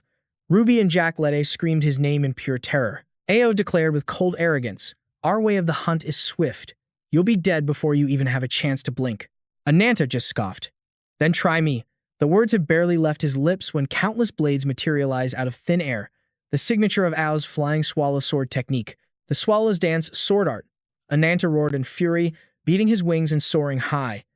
Ao instantly dove in to meet the challenge. A barrage of sword flashes rained down upon Ananta, but he effortlessly deflected each one with his bare hand. But one blade slipped through, stabbing him from behind. Ananta let out a roar of pain. Seeing his chance, Ao closed the distance in a flash. He vaulted onto Ananta's back. "It's over." He delivered a devastating blow, sending them both crashing to the earth. Elena watched, her heart pounding with fear. She rushed to see the aftermath, but the sight that greeted her was staggering. Jack Late pressed his lips together, consumed by worry. When the dust finally settled, Ao's mask lay shattered on the ground. He coughed up a mouthful of blood. A gaping wound pierced his abdomen, a parting gift from Ananta. But suddenly, Ao raised his hand. He was unleashing the ultimate technique of the Knights of Prey. His eyes blazed with an ice-cold light. A blade of pure energy shot straight for Nanta's heart, but he countered just in time with his own technique, Gunner. The resulting shockwave made space itself tremble violently. Dust and debris choked the air. Through the haze, two figures slowly appeared, standing in the center of a massive crater. Ao spoke, his voice steady. "It doesn't matter how immortal you are. If your heart is struck, regeneration consumes immense power." He glanced at his own severed arm, "Which means, I've figured out your secret." Ananta replied with unnerving calm, "I won't make the same mistake twice, but I'll admit that was a sharp attack." Just then, Jack Lede let out a piercing shriek. "Ao, no." The creature threw itself into his arms, sobbing uncontrollably. Ao gently wiped away its tears. "Please, forgive me. I truly thought of you as my most precious friend. I'm so sorry we have to say goodbye again." Jack Lede watched him go. It's heartbreaking. Suddenly, Ananta's voice cut through the air. "Any last words?" Ao replied slowly, deliberately, "Guzu isn't at Central Base number 2. At that very moment, the last monster finally fell. Laha and Bohan stared down at its lifeless body. Only Ao remained, stumbling away on his own. "Elena, there's something I need to tell you." A memory surfaced in Ao's mind. A day of sword practice. His comrades had been there too. They had all gathered to watch him spar with Elena. The two were perfectly matched, blow for blow. When suddenly, Ao accelerated, lunging forward with blinding speed. Elena's eyes widened in surprise. She tried to raise her sword to parry. But in the end, she had to concede defeat. And yet, a brilliant smile spread across her face. Seeing it, Ao couldn't help but blush. In the next instant, a flash of steel shot towards him. Elena had landed a light tap on his head, and with that, their sparring session was over. Then came the day Ao proudly walked into the grand hall. Guzu was already waiting for him there. The ceremony proceeded without a hitch. Ao had officially become one of the Knights of Prey. He smiled, searching the crowd below for Elena's face.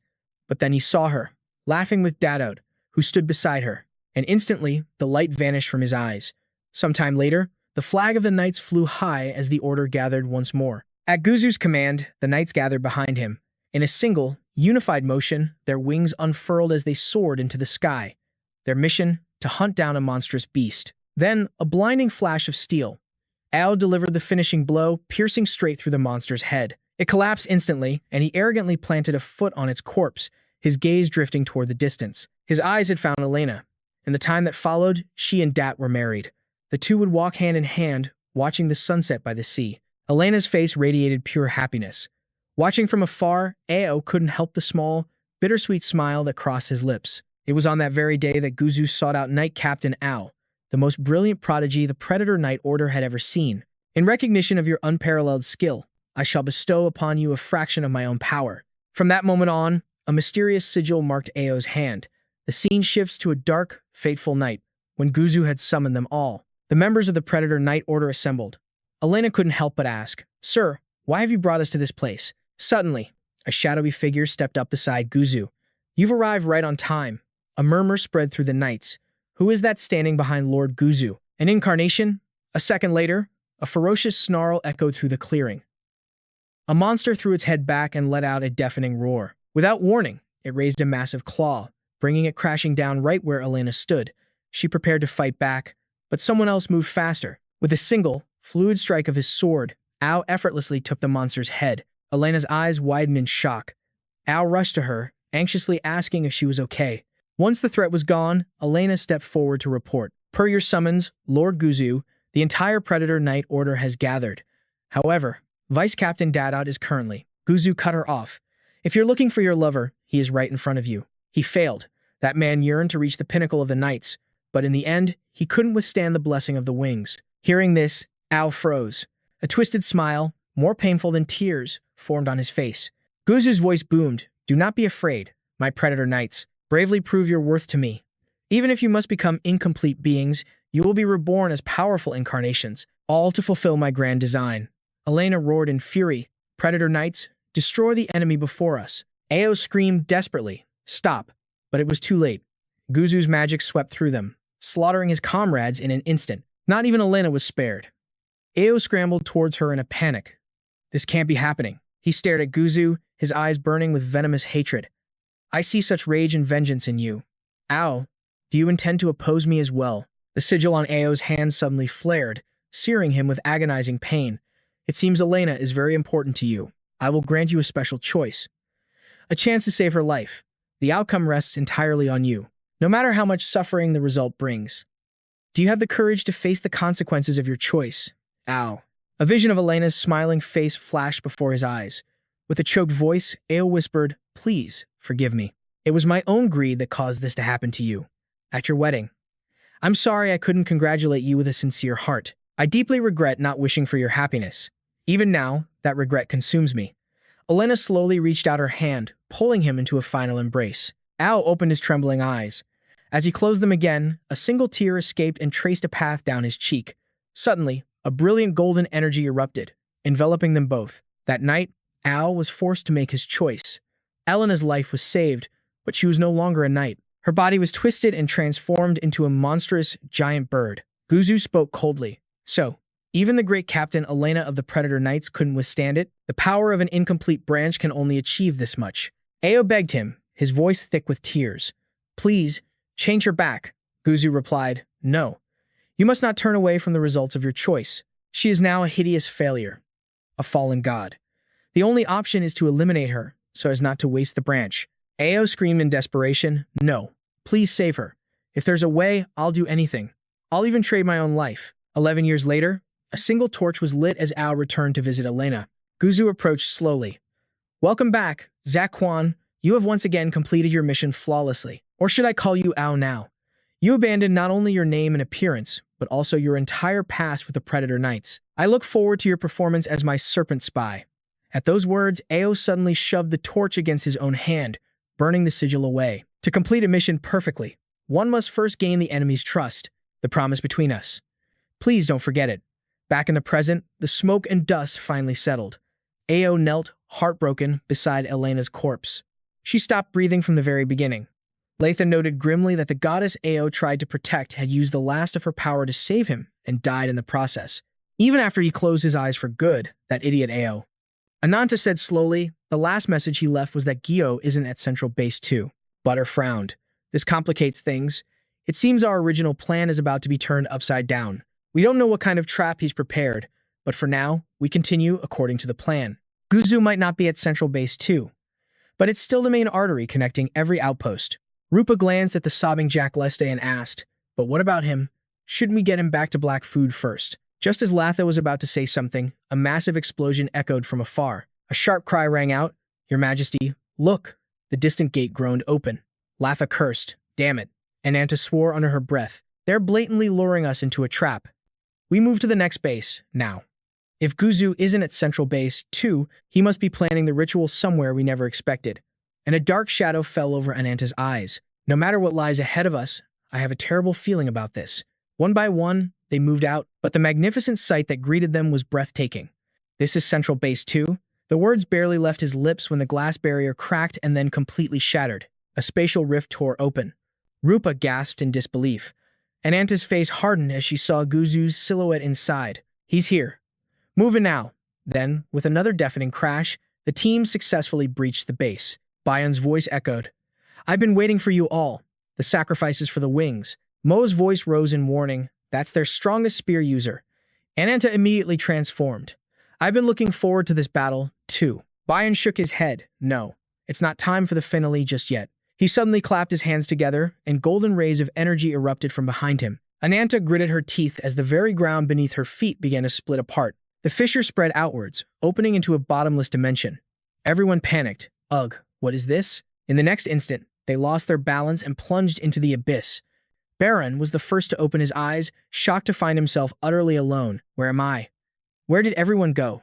Suddenly, a flash of light appeared before him, shooting forward and erupting in a violent explosion. Baron calmly observed, "This is an execution ground."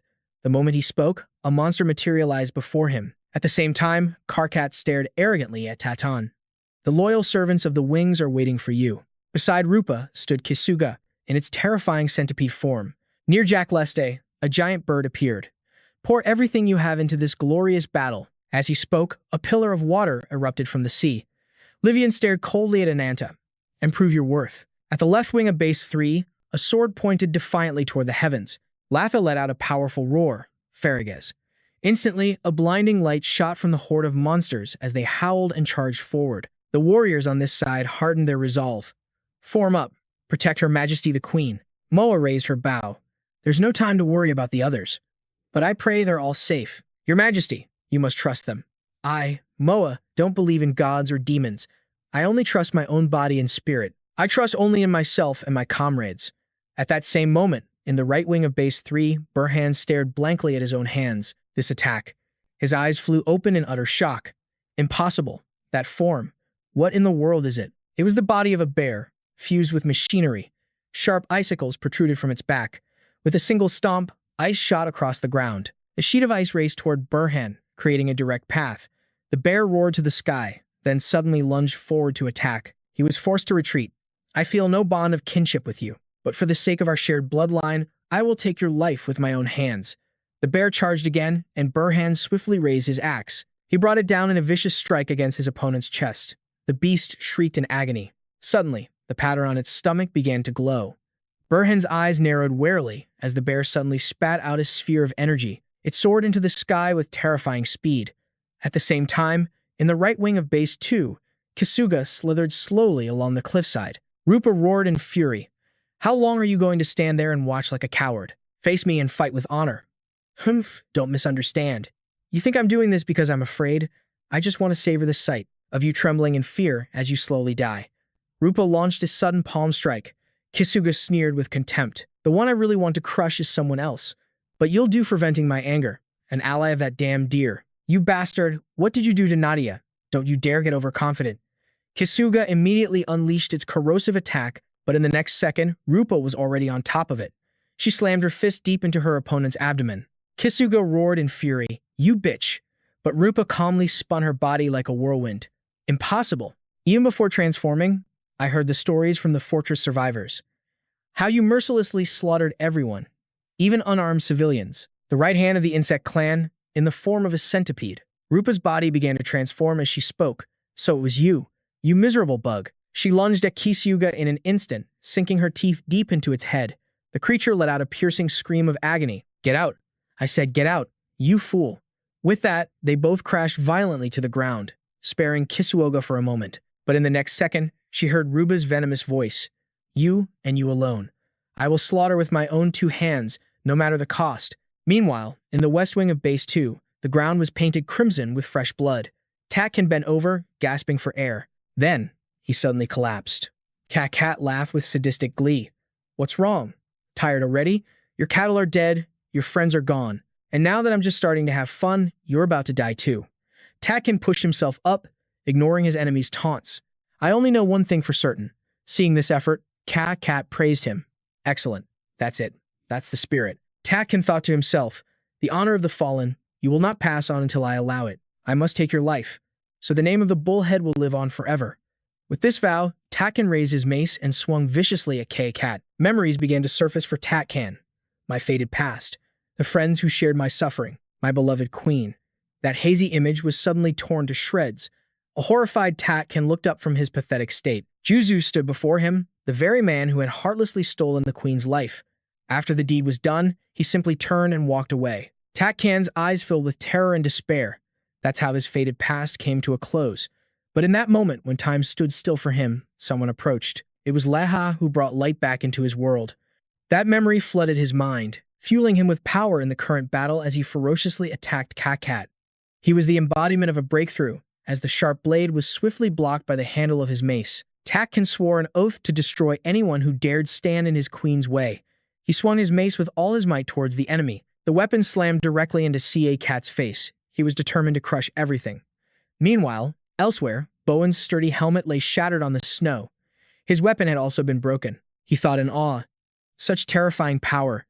If that attack hadn't been off target, the bear before him was still poised to strike. Bohan's attention was drawn to the crystal on its body. Both roared and charged at each other. The cybernetic bear thundered across the cold snow, only to be immediately pounced on by Bohan. He followed up with a powerful, open-handed slap. He frowned, realizing something. Of course, its body is enhanced with mechanical devices.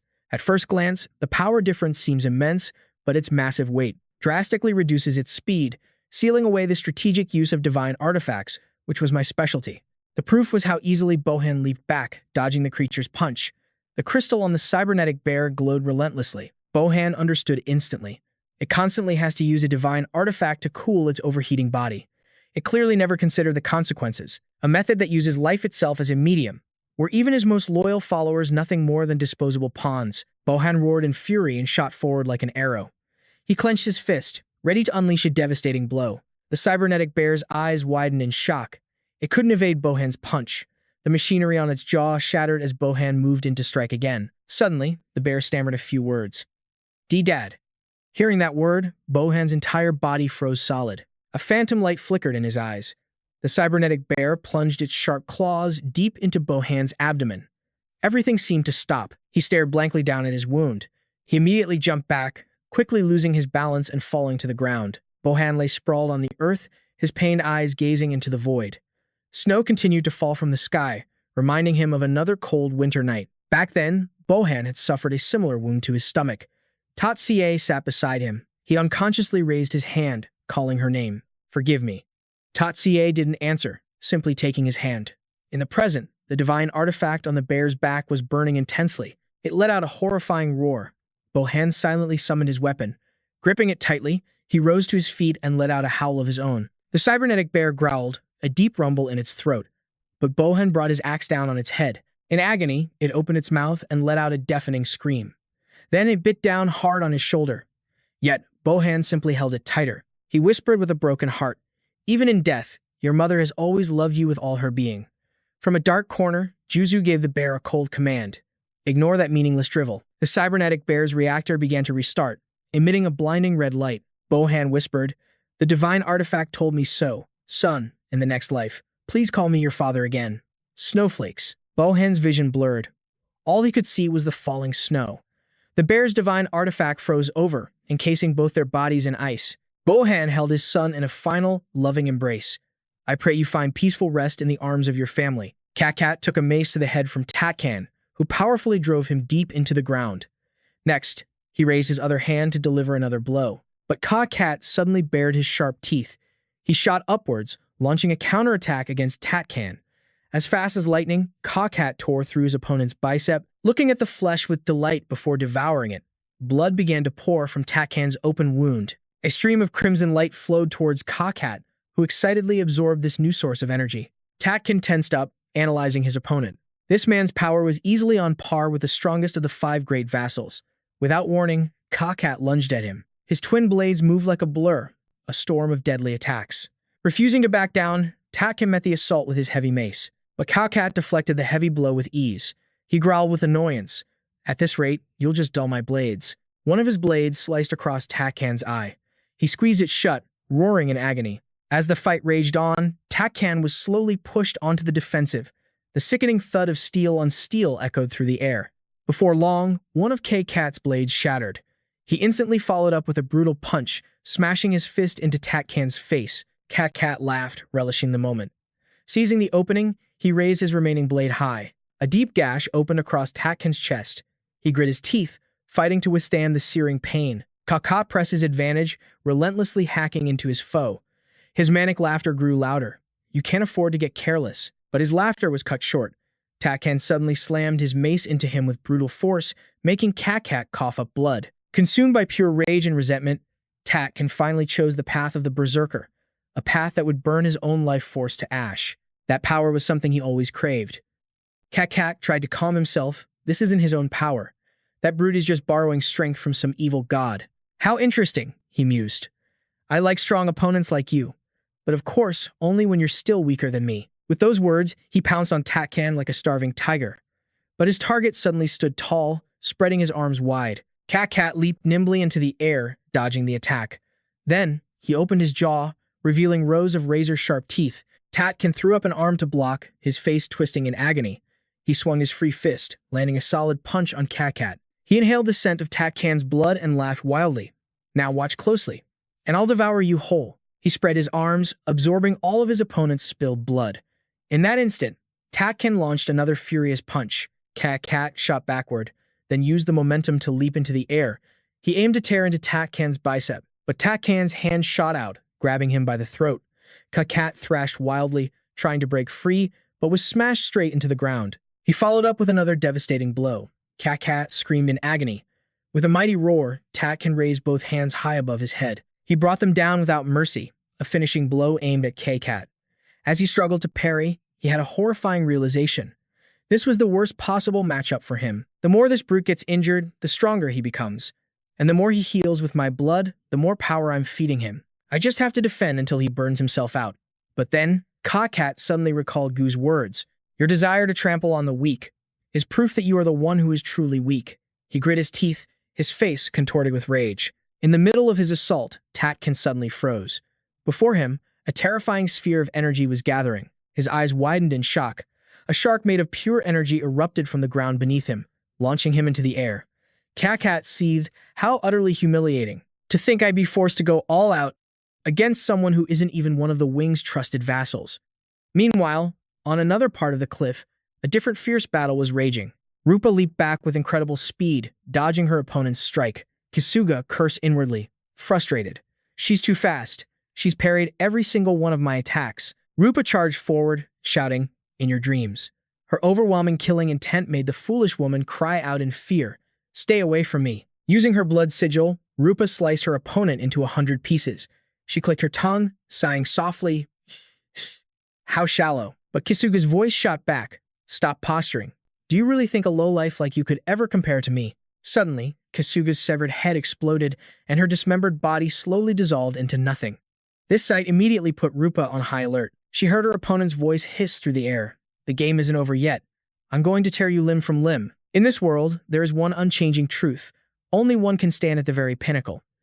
That brilliant light draws the strong towards it for countless reasons. Some seek their reason for existence. Some are driven by love. Some aim for the summit itself, and others submit out of fear. But Kat, he was the cunning and calculating type. He wanted to secure a firm position just below that peak. The day he would become a trusted vassal to the one at the top was not far off, until a single mistake changed everything.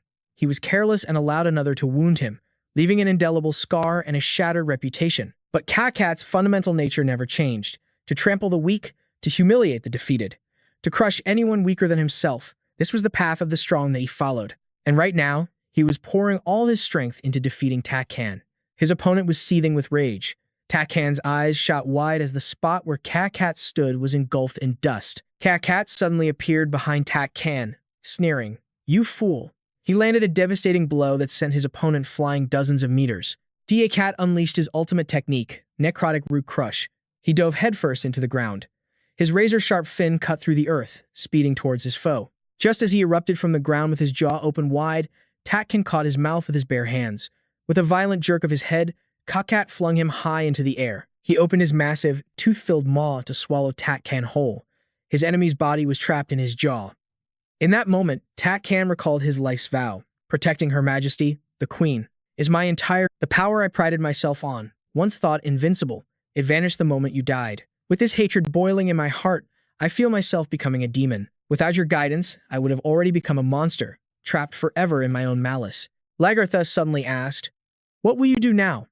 Tatkan answered honestly, "The second these wounds heal, I will hunt him down. Even if I turn into a mindless beast, I am prepared to burn this very life away. Lagartha's response was sharp. I forbid it. Do not mistake dying in battle for a virtue. Do you think the dead would want that for you? Though you have lost your master and bear a scar that will never fade, your true nature is that of a protector. Live on, Taskin. Let me be your new purpose. Don't allow hatred to blind you. But if you must still use that power, Taskin's memory faded there.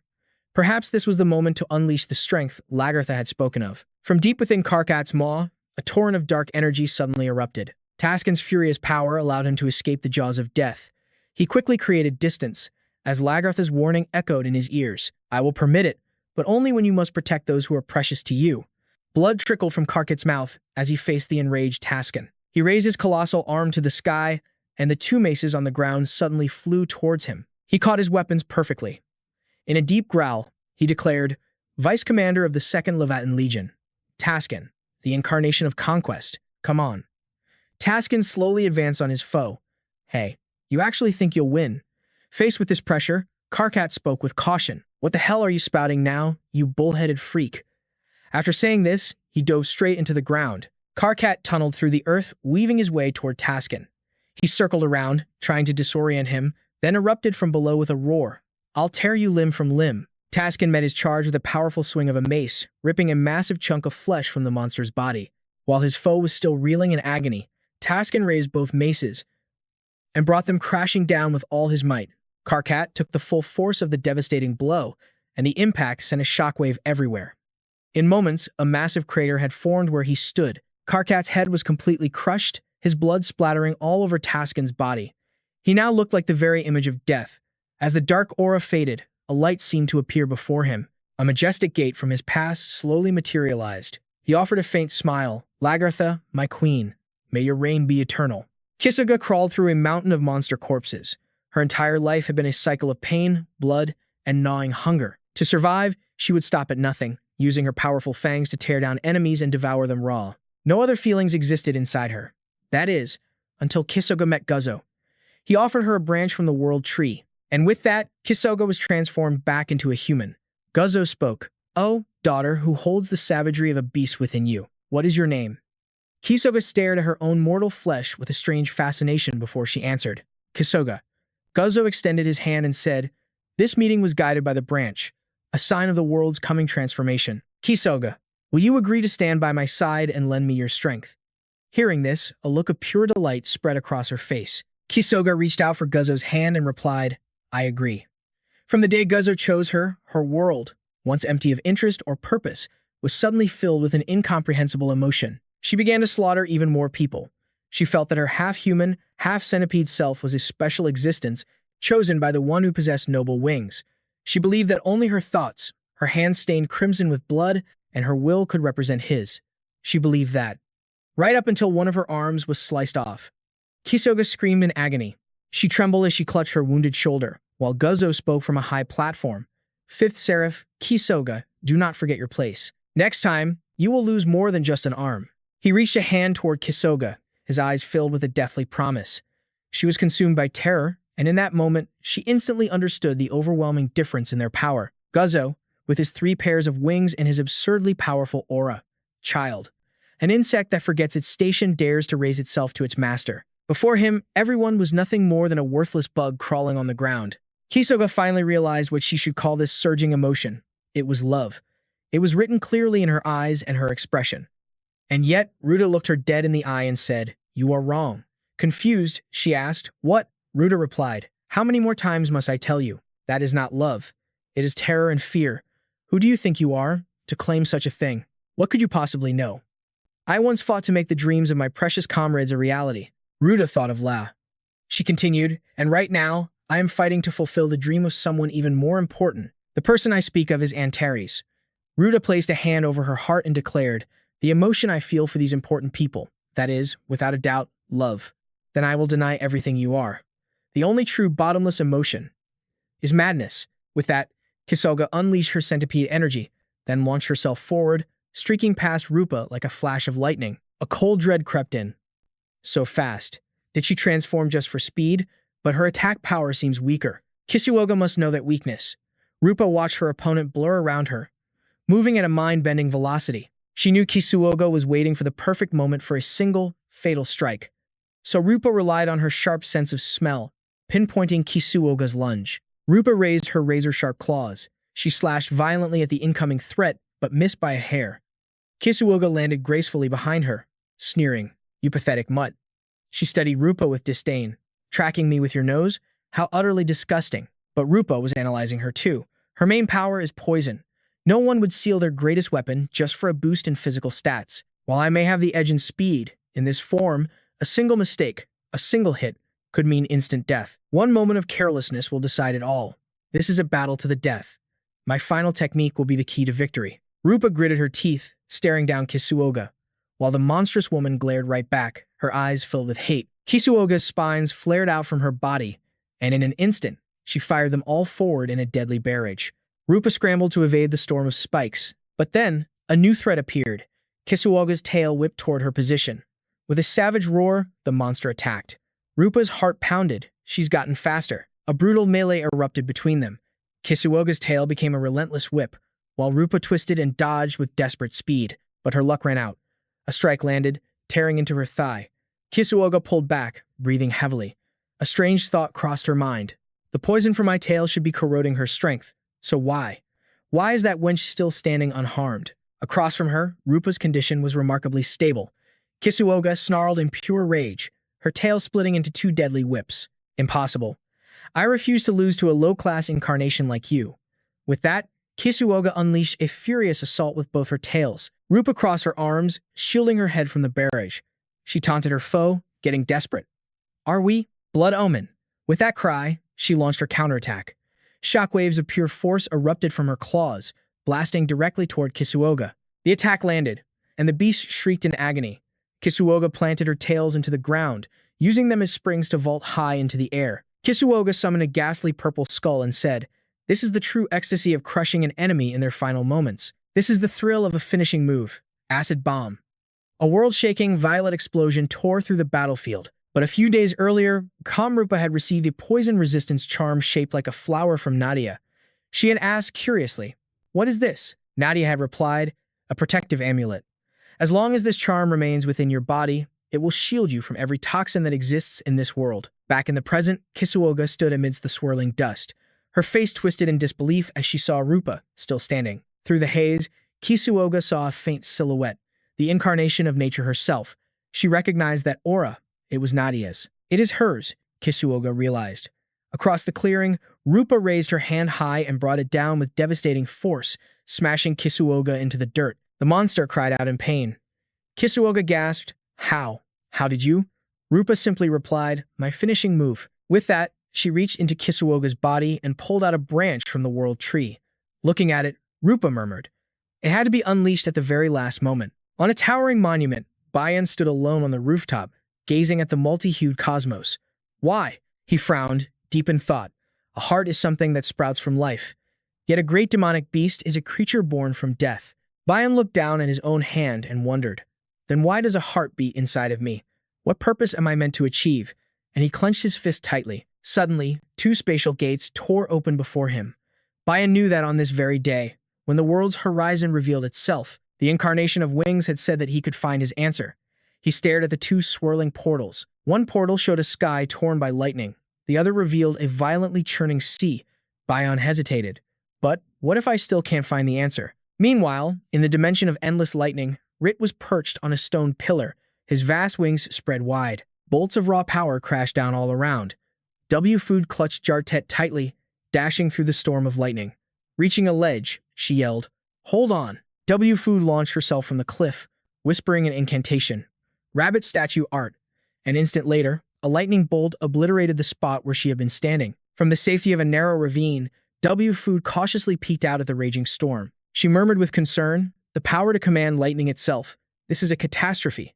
High above, on his pillar, Rit watched. Food tried to reassure Jartet and Ruby. "We should be safe from his attacks for a little while in here. For now, we need to get to base Beta in the central sector with Blackfoe." With that, she pulled out a glowing yellow orb. Ruby asked, "Can't we go to Ananta?" "I'm sorry, Ruby. Right now, I have no way of knowing where Ananta is. It's likely everyone else was scattered randomly, just like we were." Hearing this, a look of pure terror crossed Ruby's face. Food continued, I need to get you both somewhere safe, as quickly as I can. Trembling, Jartet clutched her hand. The child suddenly shot to its feet, screaming, I don't wanna. I don't wanna. I don't wanna. Food was taken aback, calling out, Jartet. Quickly. Ruby grabs her friend's hand, speaking for Jack Leste. He refuses to run away like this. Whitefoot asks, can Ruby communicate with Jack Leste? Of course she can. They have become one. And Ruby always wants to grant her friend's wishes. Right now, Jack Leste refuses to abandon his allies and flee.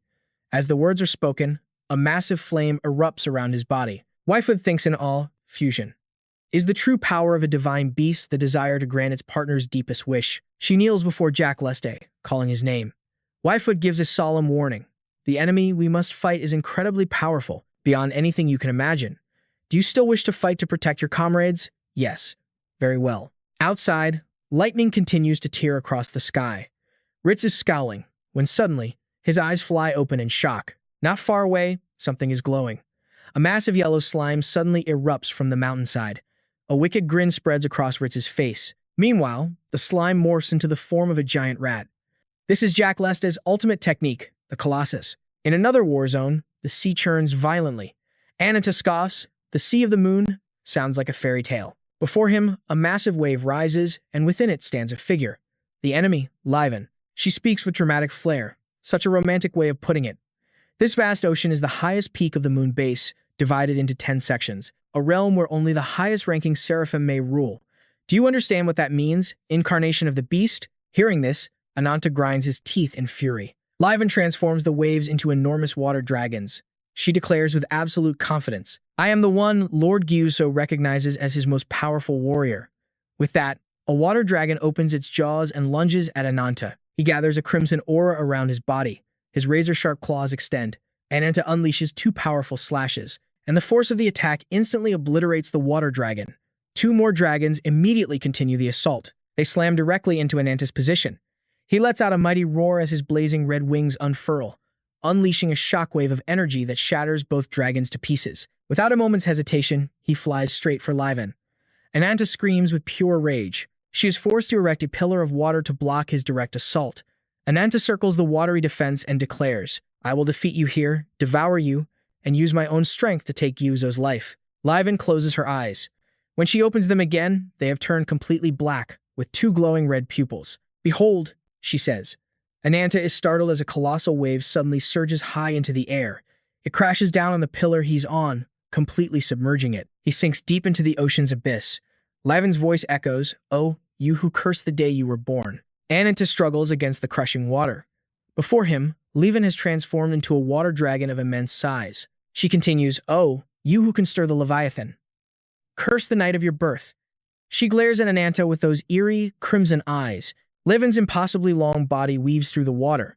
Ananta glares back, his eyes filled with defiance. In her new form, Levitan is a colossal sea dragon, completely dwarfing Ananta. He desperately beats his wings against the water's resistance. The motion creates powerful shockwaves that shoot directly toward Levitan. Her head explodes in a massive burst. Ananta watches with a glimmer of hope, but it's useless. She is completely unharmed. Even worse, Levitan has just activated her water spout attack, Abyssal Tempest. The razor-sharp pillar of water takes aim at Ananta.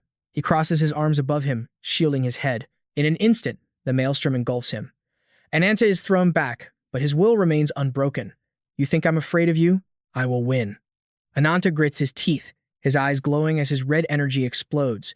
The force causes the water around him to erupt violently. Levitan calmly observes, watching as the water around Ananta boils and glows a brilliant crimson. He breaks the surface with a ferocious roar.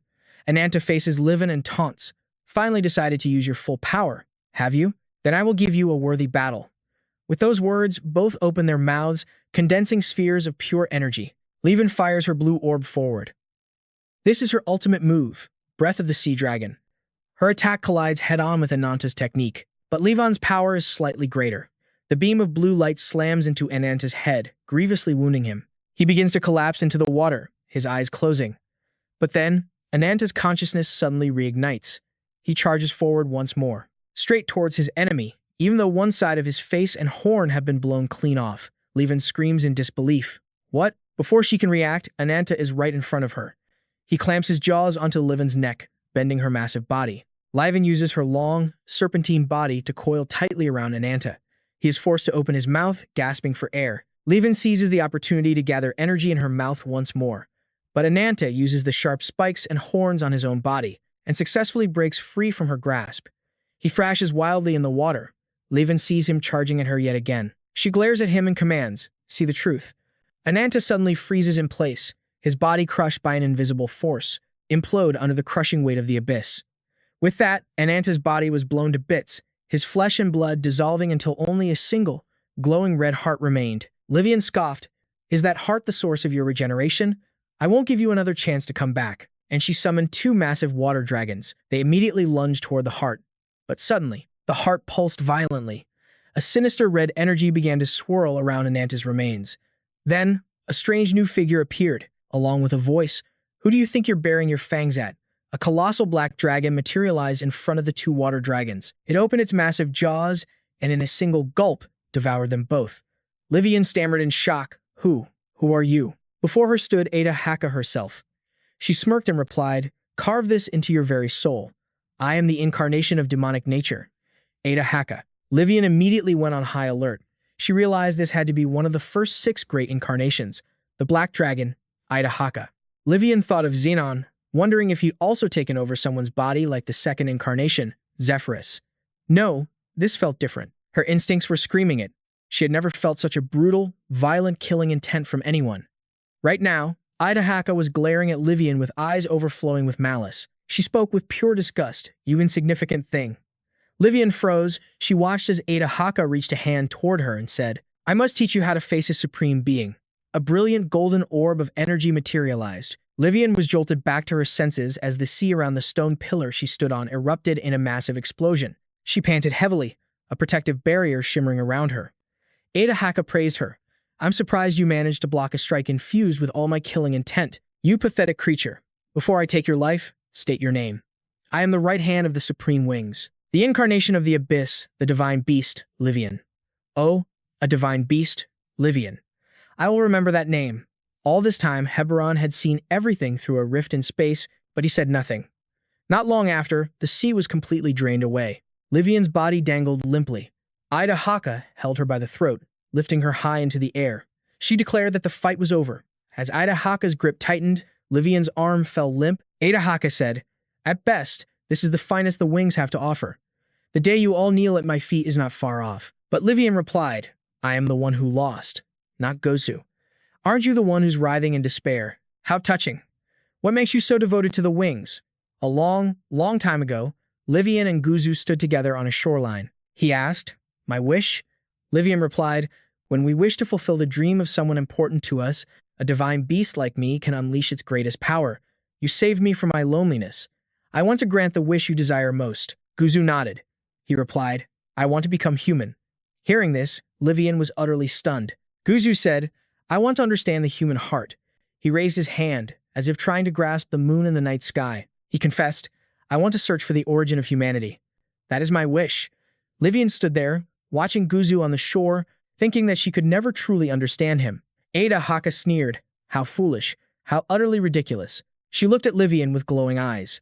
An overwhelming dragon's fear radiated from her as Adida Haka asked, "Do you have any last words?" "I lost because I was alone. Even if it's just a formality, I envy the bond that you all share." Adida Haka glared at her. The spectral form of the black dragon suddenly appeared and let out a mighty roar. On the pillar, black and red energy erupted everywhere. Beneath a star-filled sky, Ananta suddenly jolted awake.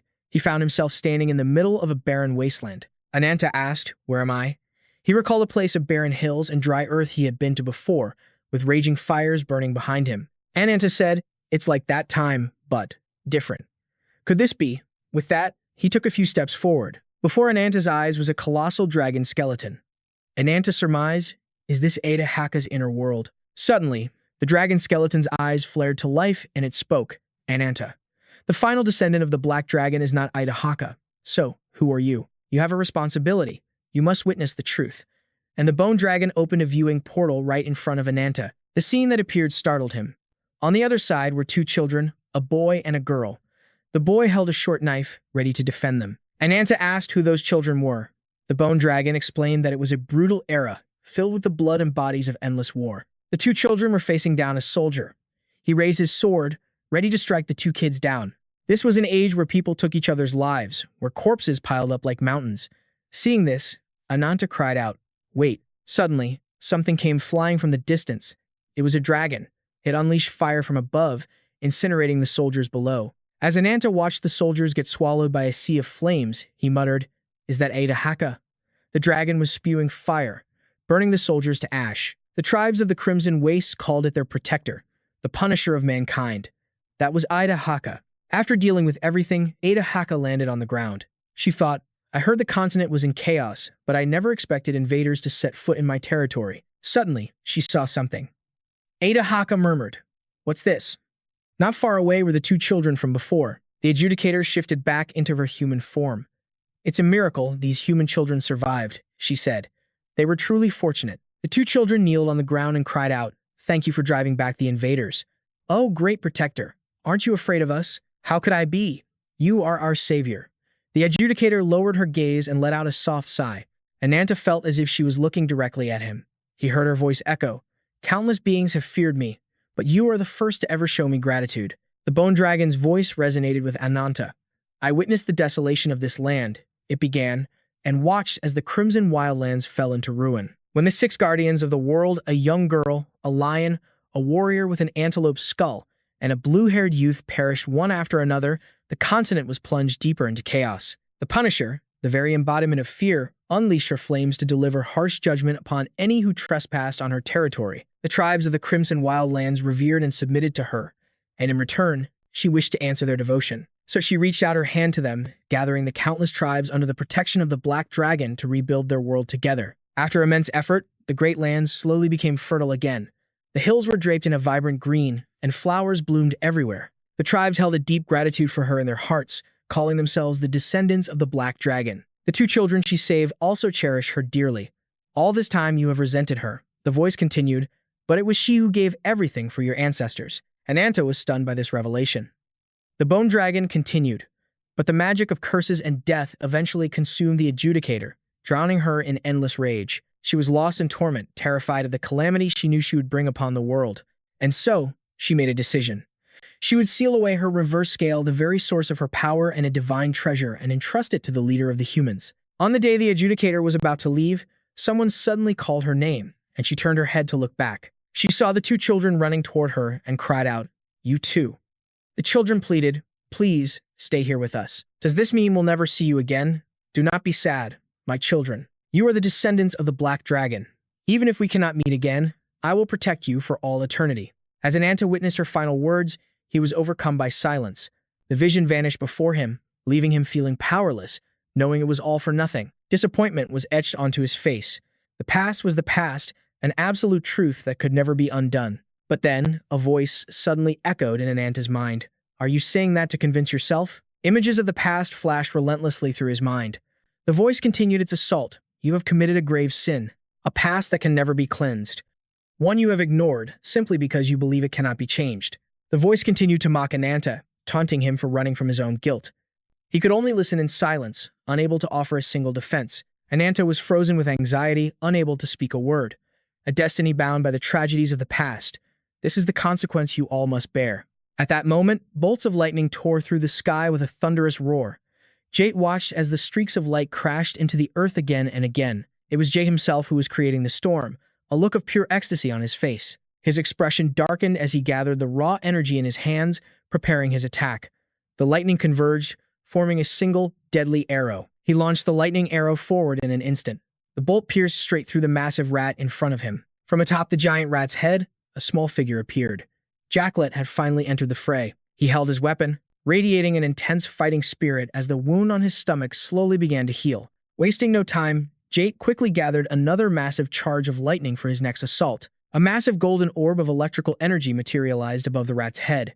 Jacklet was shocked by this sudden phenomenon. He quickly burrowed into the body of the giant beast. The lightning Jate unleashed struck Jacklet's injured rat directly on the head. Even though he had taken cover inside, Jacklet was still struck by the devastating bolts of lightning. Ruby, watching from the side, saw him slowly collapsing and cried out his name in alarm. Though battered and bruised, Jacklet forced himself up to call back to Ruby. Ruby understood his intention and nodded. The two quickly grabbed each other's hands. The giant rat, still being electrocuted, roared in agony and charged forward blindly. The beast slammed its head violently into the building in front of it. At that moment, Jacklet and Ruby leaped down from its back. Both of them were burning with fighting spirit. Jate, seeing the two of them, felt a surge of excitement. Ruby made an offer. Jacklet, and I don't want to hurt you.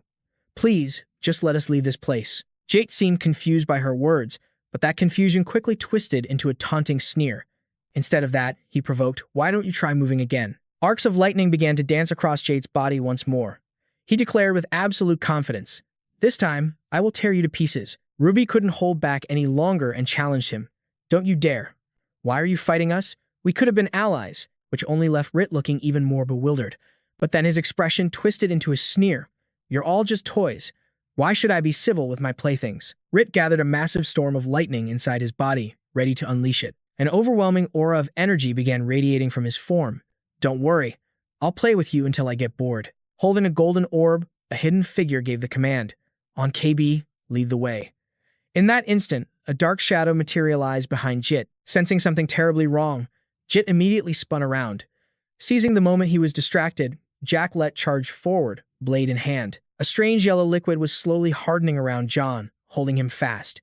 It turned out W. Food had appeared to back the other two up. When Rit saw her, he showed no fear, immediately turning to face his new opponent. He unleashed massive bolts of lightning directly at W. Food. Her eyes shot wide, staring down the incoming attack. As expected from her incredible speed, W. Food effortlessly dodged his assault. Rabbit statue art, she cried, rocketing straight toward Jit instead. The two now stood face to face, but instead of attacking, W. Food leaped directly past him. Seeing this, Rit was momentarily stunned with confusion. At that exact moment, the golden orb reappeared, hovering directly above his head. From a distance, W. Food commanded the golden sphere, Pandora's box. In a flash, she rushed to pull Jacklet and Ruby into her arms. On the other side of the field, Rit was now trapped inside a powerful sphere. He was completely sealed within the orb, with no way to get out. This was the power to imprison space itself. A magitech sphere, initially unstable due to its immense power, W. Food struggled to shield Jacklet and Ruby. The rest is the greatest firepower I have. The orb began to radiate an incredible energy. The pressure of the energy crushed Rit, forcing him to scream, but his pain quickly turned into pure excitement. Excellent. How amusing. Now, entertain me even more. In an instant, Jit shattered the prison W. Food had created. The lightning Jit used to break free struck W. Food squarely in the back. Suddenly, a single wing unfurled, and the silhouette of a massive bird began to take shape. Jit had transformed himself into a massive and terrifying thunderbird. His wings crackled menacingly with arcs of electricity. Jacklet and Ruby could only stare up at the sky in pure horror. Rit let out a triumphant laugh, just as a crack tore through the fabric of space itself. From that rupture, a surge of green energy shot forth. That energy blasted directly toward Rit down below. When Ruby saw the attack, she gasped in shock. The silhouette of a being with 13 tails appeared. It landed gently on the ground, and slowly began to walk forward. Ruby looked utterly helpless upon seeing Baron. She immediately yelled, Jacklet, fall back now. Ruby, with her small frame, stood to face the colossal Baron alone. He spoke first, Divine Beast. There is something I must ask you. Ruby was stunned that Baron had come seeking her out, wanting to talk. Jacklet watched nervously, wondering about Ruby's connection to this being. From above, the lightning strikes continued to rain down. Wreathed in crackling electricity, Rit's Thunderbird form slowly began to ascend. He spread his mighty wings and let out a deafening roar. Baron turned his head, looking up at Jit.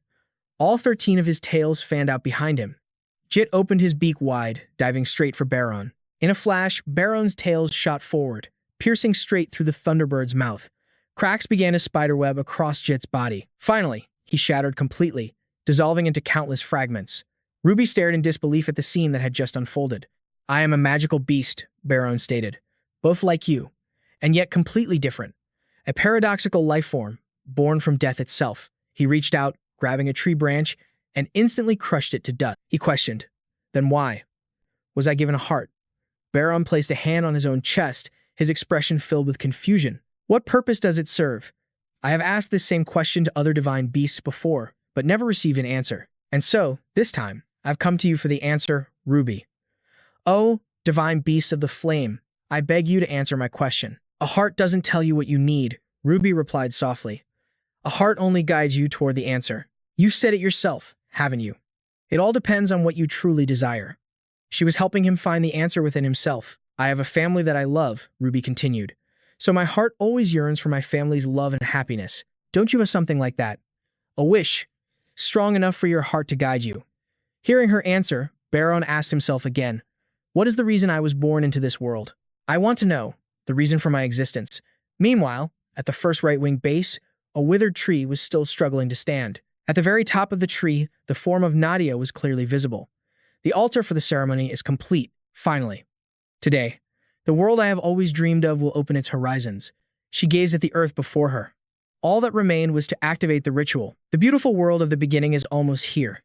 Just then, the silhouette of another girl appeared. Nadia raised her head, looking upward. The two forces within her seemed to clash directly with one another. Senyu Note had appeared to confront Nadia directly. Why are you? Nadia's gaze was sharp enough to kill. She lunged forward in an instant, attacking her. Senyu Note screamed Nadia's name as the tree roots covering her body shot out to counter the assault. With blinding speed, Nadia evaded every single attack. Hate blazed in her eyes as she gripped her bow. Nadia drew the bowstring taut, taking aim for the kill. The moment she released the arrow, it multiplied into a storm of projectiles, all hurtling towards Senyu Noth. The barrage of arrows erupted into a massive wave of energy, but the creature shielded itself with a cocoon of roots, vanishing in a cloud of smoke. Slowly, the roots peeled back, revealing Senyu Noth's sinister face. But then, its eyes widened in sheer shock, as if seeing a ghost. A vision of Althea flashed through its mind. Overwhelmed, its body erupted with a dark, crimson aura. Trapped by its past and lust for power, Senyu Noth was vulnerable. Seizing the moment, Nadia charged forward. Is this really your ultimate form? She mocked. But her staff was caught effortlessly by Senyu Noth's iron grip. Inside its mind, Althea's voice echoed with pain. How could you? Meanwhile, Nadia tried to break through to the monster. Snap out of it, she screamed in fury. A world with no pain, she challenged. By hiding from loss like this, do you think you're honoring the ones who are gone? But in an instant, another one of Senyu Noth's limbs pierced right through Nadia's abdomen. She collapsed, her body hitting the ground hard. Senyu Noth stared, its eyes wide and bewildered, completely speechless. Looking at Nadia in agony, it stammered, I didn't want to hurt you. Its body began to mutate once more. I'm sorry, it whispered, as its massive jaw opened wide to deliver the final blow. Let me at least give you a peaceful end. Nadia gazed at the monster, whispering, I only pray that your wounded heart can finally find some peace. A long, long time ago, a young girl lay peacefully on a grassy field, bathed in the warm sunlight. Althea's eyes fluttered open. She sat up, her expression filled with confusion. Where am I? A figure materialized before her. It seems I have disturbed your peaceful slumber. It was Senyu Noth, who asked gently, Did you rest well? Her face lit up with pure joy. Senyu Noth, Lord Senyu Noth. She quickly scrambled to her feet, rushing toward him. What's happening? My body feels strange. Did you come for me earlier than usual today? Senyu Noth looked upon her with gentle eyes. I'm just so glad that I can speak with you like this again. Althea gazed up at him, her eyes sparkling with anticipation. Meanwhile, a perfect battleground had been prepared, one designed to unleash the branch's maximum power. The operation of the bases had to proceed without a hitch. At the center of it all was Juzo. Even the failure of his most trusted subordinates was all part of his calculation. However, the greatest variable in his plan was Baron's betrayal, an unexpected move targeting Jeezy's branch. The tubes connected to Juzo's back began to retract. He rose from his throne with grim purpose. This variable must be eliminated. Intrusion alert system. Sephoros tree, activate. Juzo clenched his fist, his knuckles turning white. From this moment forward, the countdown to the world's end begins. Back in Senyu Noth's memory, he and Althea walked side by side. Althea couldn't hide her curiosity as she looked up at him. This isn't the afterlife. It feels more like I'm secretly watching someone else's memory. Sensing her gaze, Senyu Noth turned to her. What's wrong? Althea, she ventured a guess. Are you worried about something? Worried? What makes you say that? As they walked, she explained, because every time you visit me, you seem to be carrying a heavy burden. You're hesitating right now, aren't you? Hearing this, Senyu Noth gently placed a hand on her head. Truly, I can't seem to hide anything from you. Sunlight filtered gently through the canopy of leaves. It reminds me of the day we first met. On that day, I was wandering through this very forest. Senyu Noth strolled through the woods, his companion beast by his side. He paused, hearing a strange sound. Laughter, echoing from deep within the trees. There, I found a human child, with eyes like pure white jade. Gently, Senanoth extended his hand, and the child, without a hint of fear, did the same. I named that innocent child Althea, meaning truth. He admitted, no time was more precious to me than the moments I spent with you. If only this time could have lasted forever. Watching this unfold, even Nadia felt a wave of sorrow. With a heavy heart, Senanoth declared, "You have been accepted as a member of the great forest, and as a promising priestess. Blessed by the spirits, you are a child of truth, who prayed earnestly for peace to grace every living being in this land." Senanoth could only watch her from the shadows. It was because of you that this world grew brighter, and my own heart grew warmer. The majestic Milky Way stretched across the mystical night sky. Wow. Senanoth and Althea sat together, gazing at the sea of stars. "It's so beautiful." She smiled softly, then turned to him. "Is there something you wanted to tell me, my lord?" At that moment, Senanoth made a startling request. "You must leave the great forest, Althea. An army, led by the incarnation of a warrior, is marching this way. Their purpose is unknown, but I am certain it is an invasion. If you stay, you will die. I cannot send you to your death. You must leave the great forest with the others." But in that moment, Althea refused his offer. "I am sorry." Senanoth was furious. "Althea." "Yes, my lord." Senanoth. With shining eyes, Althea gazed at the sky. "I want to protect this place forever. I love the days we spend gazing at the stars together." Althea gently placed her hand over his. "I love all the people who accepted me as their family, and I love you, Lord Senanoth, for seeing me as your daughter." Hearing her words, Senanoth's expression tightened. "To me, this great forest is the precious home you built." After hearing her answer, his anger slowly began to subside. But when war finally came, that sacred forest was devoured by a maelstrom of fire. A powerful army stood ready for battle, facing the guardian spirits of the woods, and of course, Althea was among them. An enemy soldier swung his blade, preparing to strike. In that instant, Althea's eyes flew open as blood sprayed through the air. This was the one moment Senanoth would regret for all eternity, failing to stop the child. Though pierced by countless spears, Senanoth still held Althea's body tightly in his arms. He gasped in agony, but refused to let her go. With her fading strength, Althea spoke her final words. "This is Althea's end. This is your memory." Senanoth's face remained a mask of stone. Not a single day. His body began to radiate a dark, sinister energy. "I do not regret that day." Senanoth opened his mouth and let out a heart-shattering scream. "I was the one who killed her. I killed that child." It was then that Juzo appeared, his white wings like those of an angel. By making a pact with the wings and receiving the branch, he was reborn as a being who could traverse the world's horizon. Senanoth stood up, as sharp thorns burst from his chest. Althea's small body was slowly released from within him. Everything he did, all his desperation, was to find that child again. But the result of his efforts was Nadia, a girl with no memories. Regarding Althea and Senanoth's relationship, she slowly opened her eyes, finding herself in a strange, empty space. Nadia glanced suspiciously toward a whisper behind her. A completely transformed Senanoth appeared right before her eyes. The sight of his monstrous form filled Nadia with absolute terror. She immediately turned and fled in the opposite direction. "Where is this place? What is that monster? Who am I?" In his new form, Senanoth tried to speak to Nadia, but no words would come out. He could only chase after her, desperately trying to make her understand. After running for some time, Nadia suddenly stumbled. She collapsed into a pool of blood at her feet, her face smeared with crimson. She slowly pushed herself up. Before her were thousands of floating corpses, their blood forming a river. Nadia stared at her own blood-stained hands and screamed.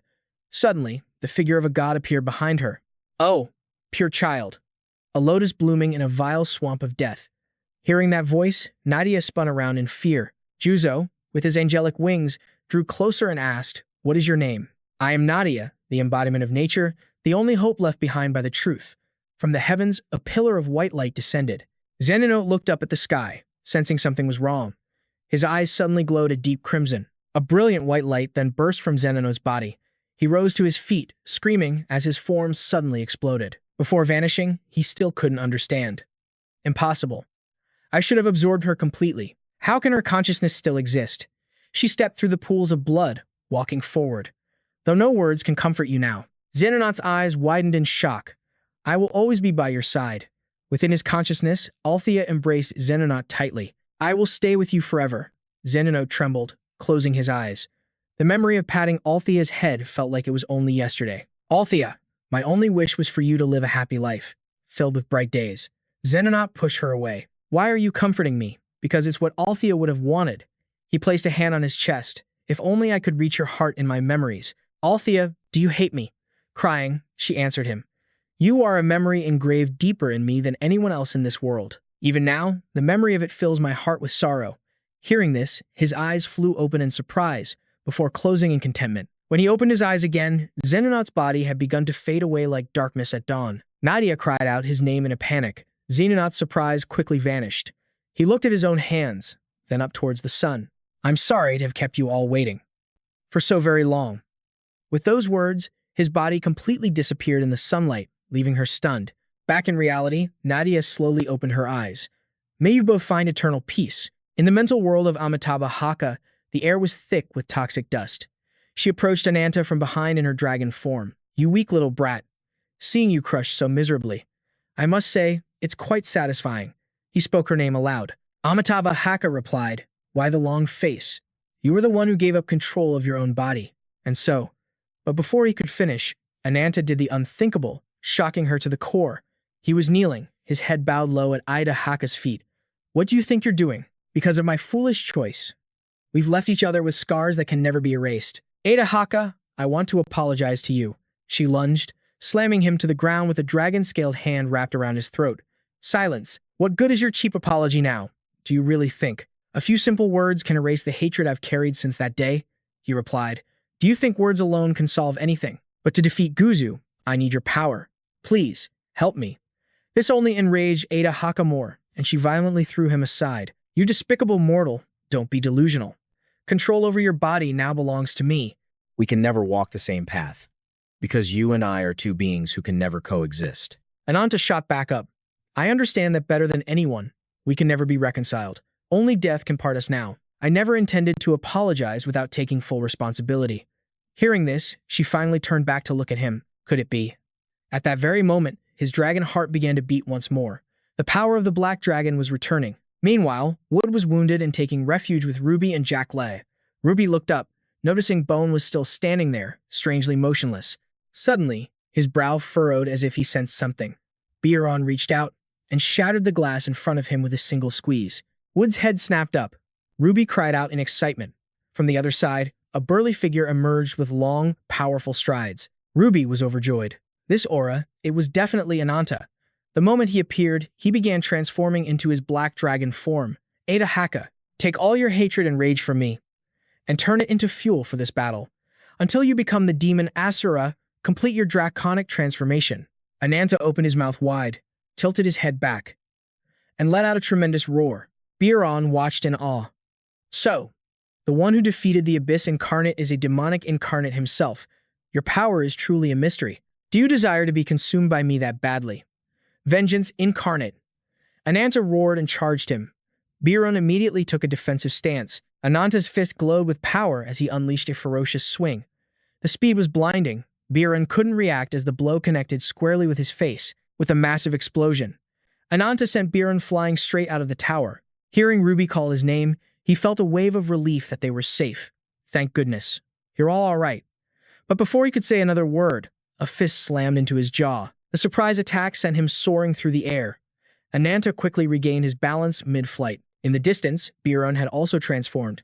I never thought I could take you down with just that much power. As Biron finished speaking, he arched his back and let out a heaven-shaking roar.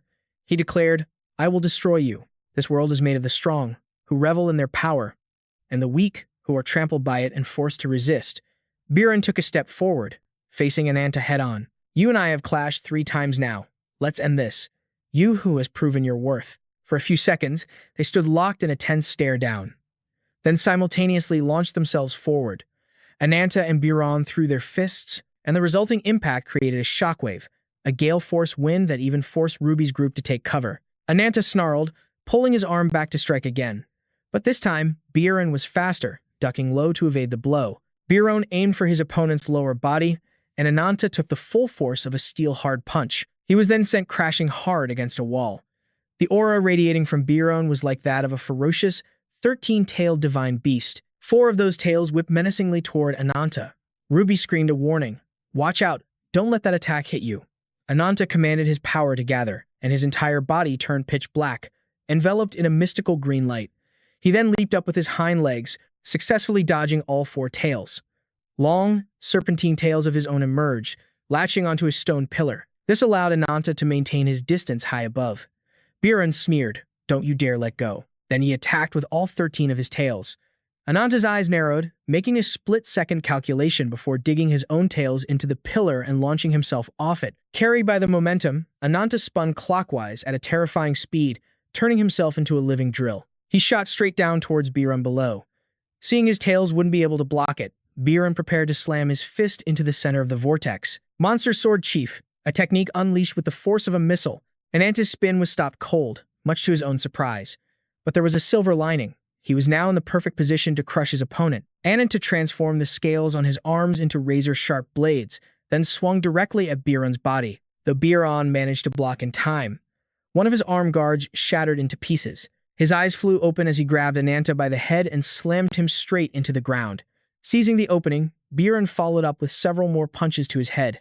Ananta couldn't keep up, taking the full combo and coughing up blood. Biran then charged his fist with immense power, bringing it down on Ananta's head for a finishing blow. The ground was shattered, shrouded in a thick veil of dust. "You, who have claimed the body of Conquest's avatar, surely you can withstand my full power." With those words, Baiharan scooped him up with his tail. But the question is, how long can you endure that power? At that moment, cracks began to spiderweb across Ananta's scales. Baiharan declared, "I will be your annihilation." Ruby screamed his name in terror, and just then, Ananta's eyes snapped open. He opened his maw, letting out a long, powerful roar. His body erupted in a brilliant red light. An instant later, a colossal beam of energy descended from the heavens, engulfing them both. The entire top of the tower was obliterated. Yet, amidst the utter devastation, Baiharan remained completely unharmed. He glanced down at his hand, having absorbed and incinerated the blast entirely. It is inevitable. The greater the power, the longer it takes to make it one's own. Everyone watched in awe as Ananta's form began to swell to legendary proportions. He was transforming into a complete dragon, just as the legends described. 100 times larger than Baiharan. This was his true form. Baiharan let out a roar, but compared to his opponent, it was like the squeak of a mouse. Ananta opened his mouth and unleashed a gigantic blast of dragon breath. Baiharan was caught directly in the torrent of energy, but Ananta didn't stop, continuing the blast with the intent to crush his foe completely. When Ananta finally ceased his attack, his dragon's roar had pierced straight through the massive tower. Was he finally defeated? Not a chance. He hadn't even revealed a fraction of his true power yet. Just then, a green light shot out from the tower's lowest floor. It was followed by a blinding eruption of green energy, blazing like a wildfire, as he slowly clawed his way back to the surface. The deciding factor in victory is not the strength one wields, but the sheer will to kill the enemy with everything you have. The battle was far from over. Not far from the chaos, space itself suddenly fractured, and a figure calmly stepped out from the rift. Rupa scanned her surroundings. This was Central Base Number 2. As she looked forward, her eyes widened in absolute horror. The entire upper half of Base Number 2 had been completely vaporized in the first exchange between Ananta and Baiharan. While Rupa stood there in shock, Mo and Lagartha's group ran toward her. "Lagartha, thank goodness you're all right. Are you here alone? Have you seen anyone else?" "No, I just arrived myself." "What on earth happened here?" "This power. It's clearly from the first spear of light." Lagartha wasn't sure. "It seems he's gathering the survivors here." Rupa's face went pale. "So the others aren't here. What about Ananta?" Cal pointed toward the top of the ruined tower. "Your Majesty, look." All of them turned their gaze upward. There, sitting among the smoldering ashes, was a small, blackened figure. A few hours earlier, Ananta and Baiharan faced each other in their newest, most powerful forms. Ananta opened his great mouth, preparing to unleash a torrent of flame. Baiharan was no less ferocious, roaring as he charged forward. Just like before, Ananta unleashed his dragon's roar. The attack easily engulfed his opponent once more, but this time, Baiharan flew straight through it without a single scratch. He swiped at Ananta's face with his claws but missed. Ananta simply used his immense height advantage, tilting his head toward the sky. Unable to reach him, Baiharan ground his teeth in frustration. Then, a brilliant idea struck him as he tore open the fabric of space. An instant later, Baiharan appeared directly above Ananta's head.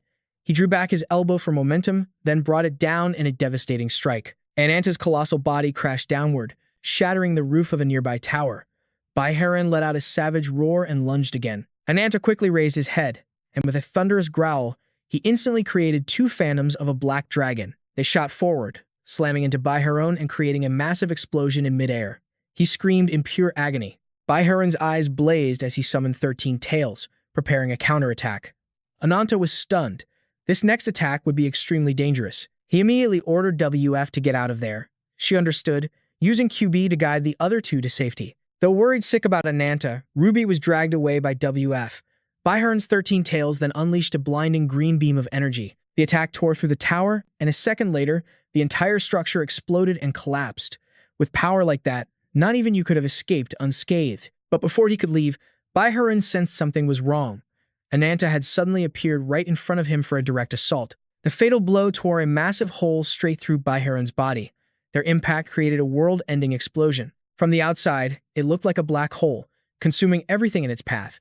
In the end, Baiharan lay curled on the ground amidst the smoke. His tails were charred and ruined. His body, from the blood loss and grievous wounds, could no longer stand. A part of his body was destroyed, and the constant fighting made his very being scream in protest. But did he care? Baiharan continued his assault, screaming relentlessly.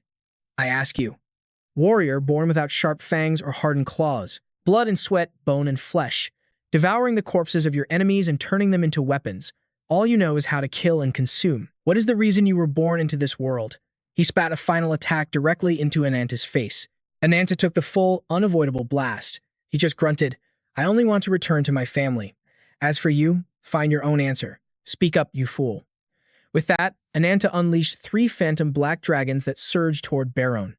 Outmatched in the air, he was instantly swallowed by the flames. The inferno raged like a fiery tornado. A low growl escaped his lips, then he roared, unleashing his own power in a massive burst. The flames were thrown back, forcing Ananta into his half-human, half-dragon form. Baron grumbled, completely bewildered. But that's the first time anyone's words have ever reached my heart. He clenched his fist. And for that, warrior, you have my genuine respect. With a mighty roar, he threw a punch to meet his opponent head-on. Their powers erupted with equal intensity, making the outcome impossible to predict as they were about to collide. The seal on the gate trembled, threatening to shatter. The ground churned, rocks and debris flying everywhere. Through the chaos, Baron's figure appeared, his head bowed low as blood dripped to the ground. Ananta declared proudly, this battle is my victory. Tomorrow, we'll have our second battle. Do you remember what I said to you? For a moment, his eyes flashed with a hidden memory. Back then, Ananta had asked curiously, why would a warrior like you follow someone like Guzu? Baron's lips moved. Ruby, was it? You say the same things that Fire Spirit Beast did. He recalled its challenge, his voice filled with nostalgia. Spirit beasts are instinctually lonely creatures, yearning for someone important. That little girl asked me if Guzu was that person to me. He confessed, I've never felt any bond with him. Our interests just happened to align, that's all. We were never kindred spirits.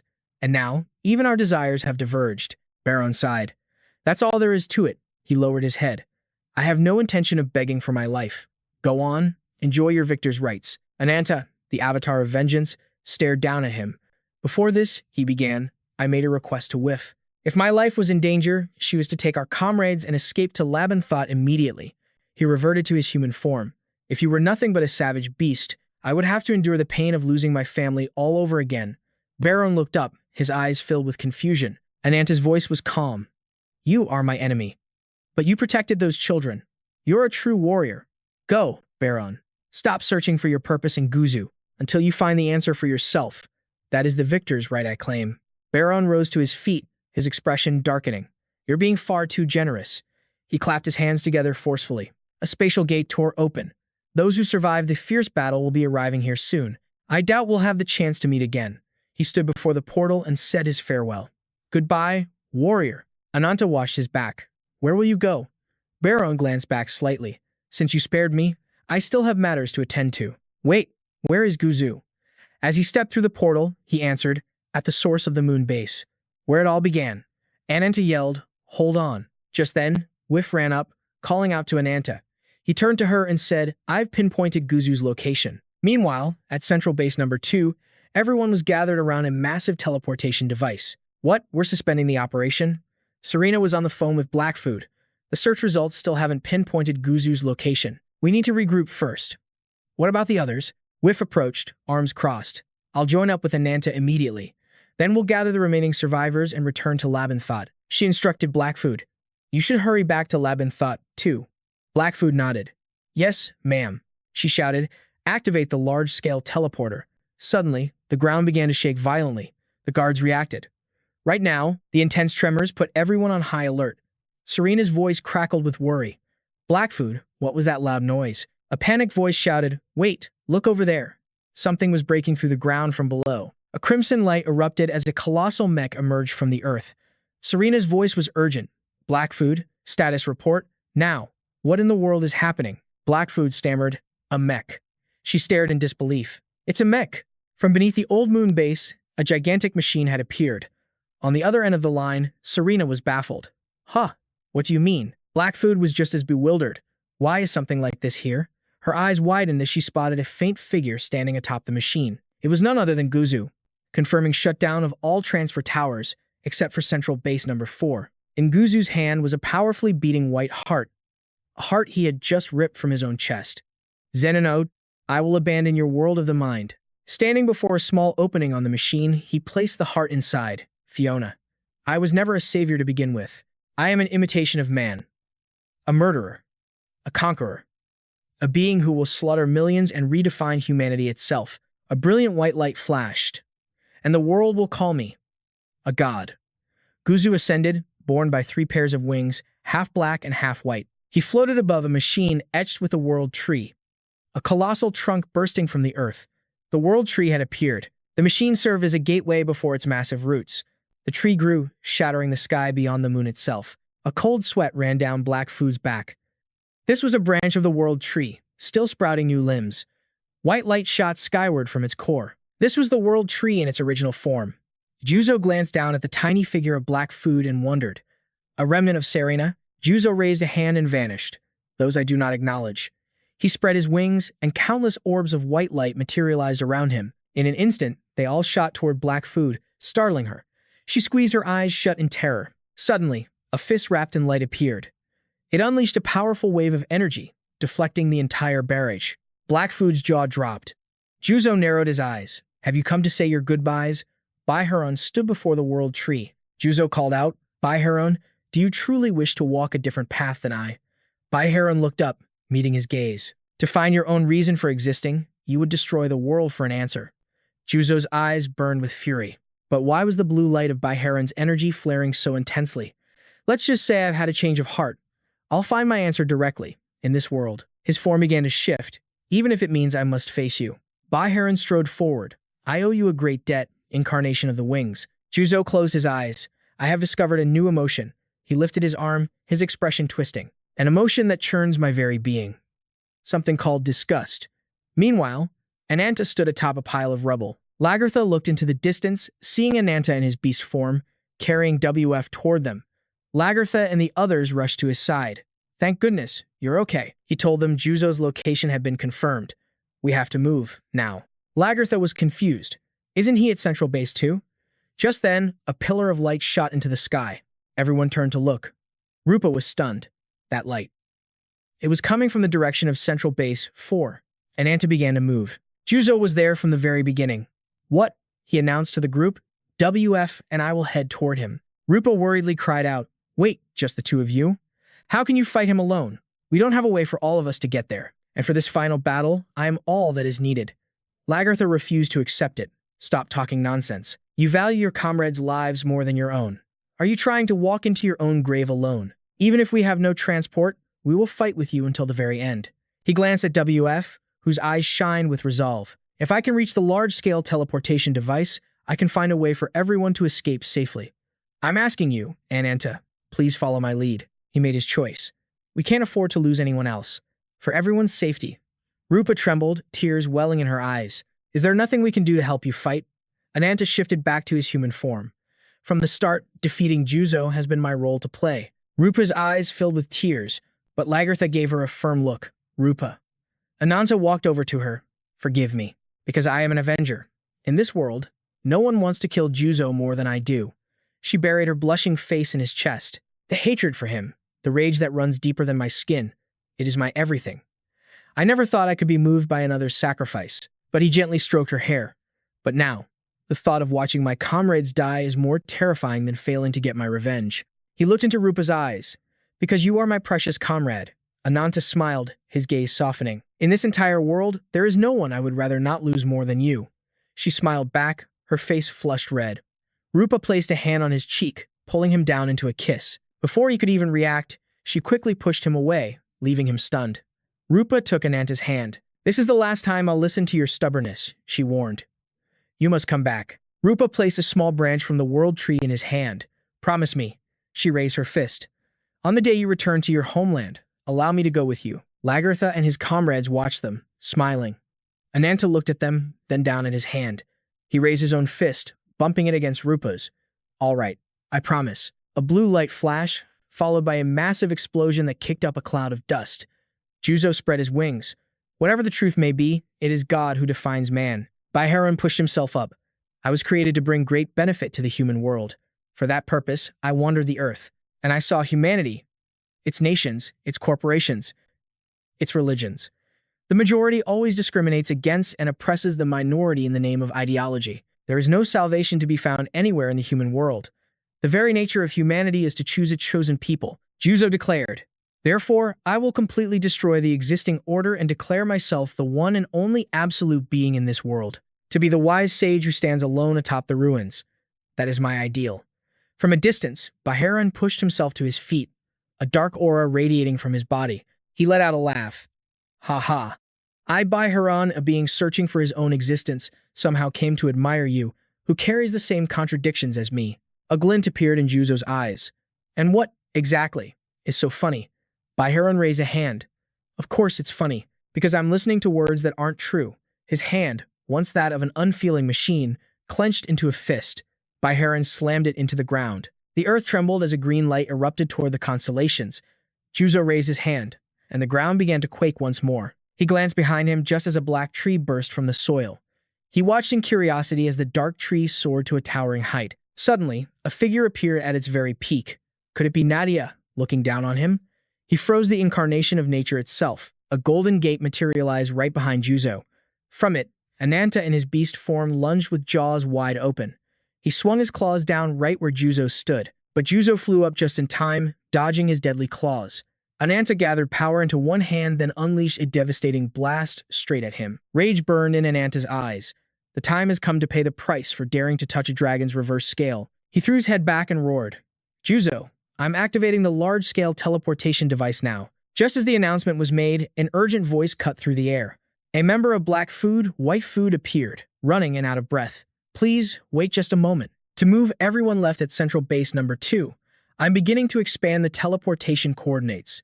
She nervously clutched the device in her hands, the very thing that could get them all out of here safely. But across the battlefield, a grim voice echoed. "Why? Why do you stand against me, time and time again?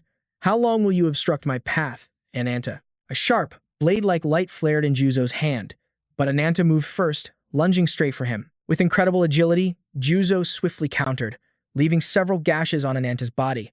The searing pain made him grimace. Juzo's expression remained cold and detached, but in that instant, he sensed something was terribly wrong. Somehow, his wings had been completely shredded, and he hadn't even noticed. Ananta had delivered a nasty surprise during their exchange.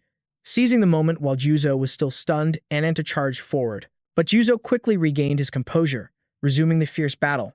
Neither would give an inch, sending violent shockwaves through the sky.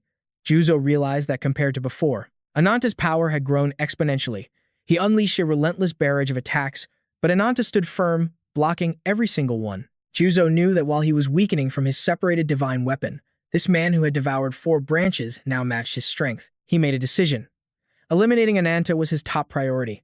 Serena's remnants and the nature incarnation could wait. Meanwhile, Nadia was desperately trying to stop the ritual by relentlessly attacking the giant tree. But no matter how hard she struck, she realized with despair that her attacks weren't even leaving a scratch.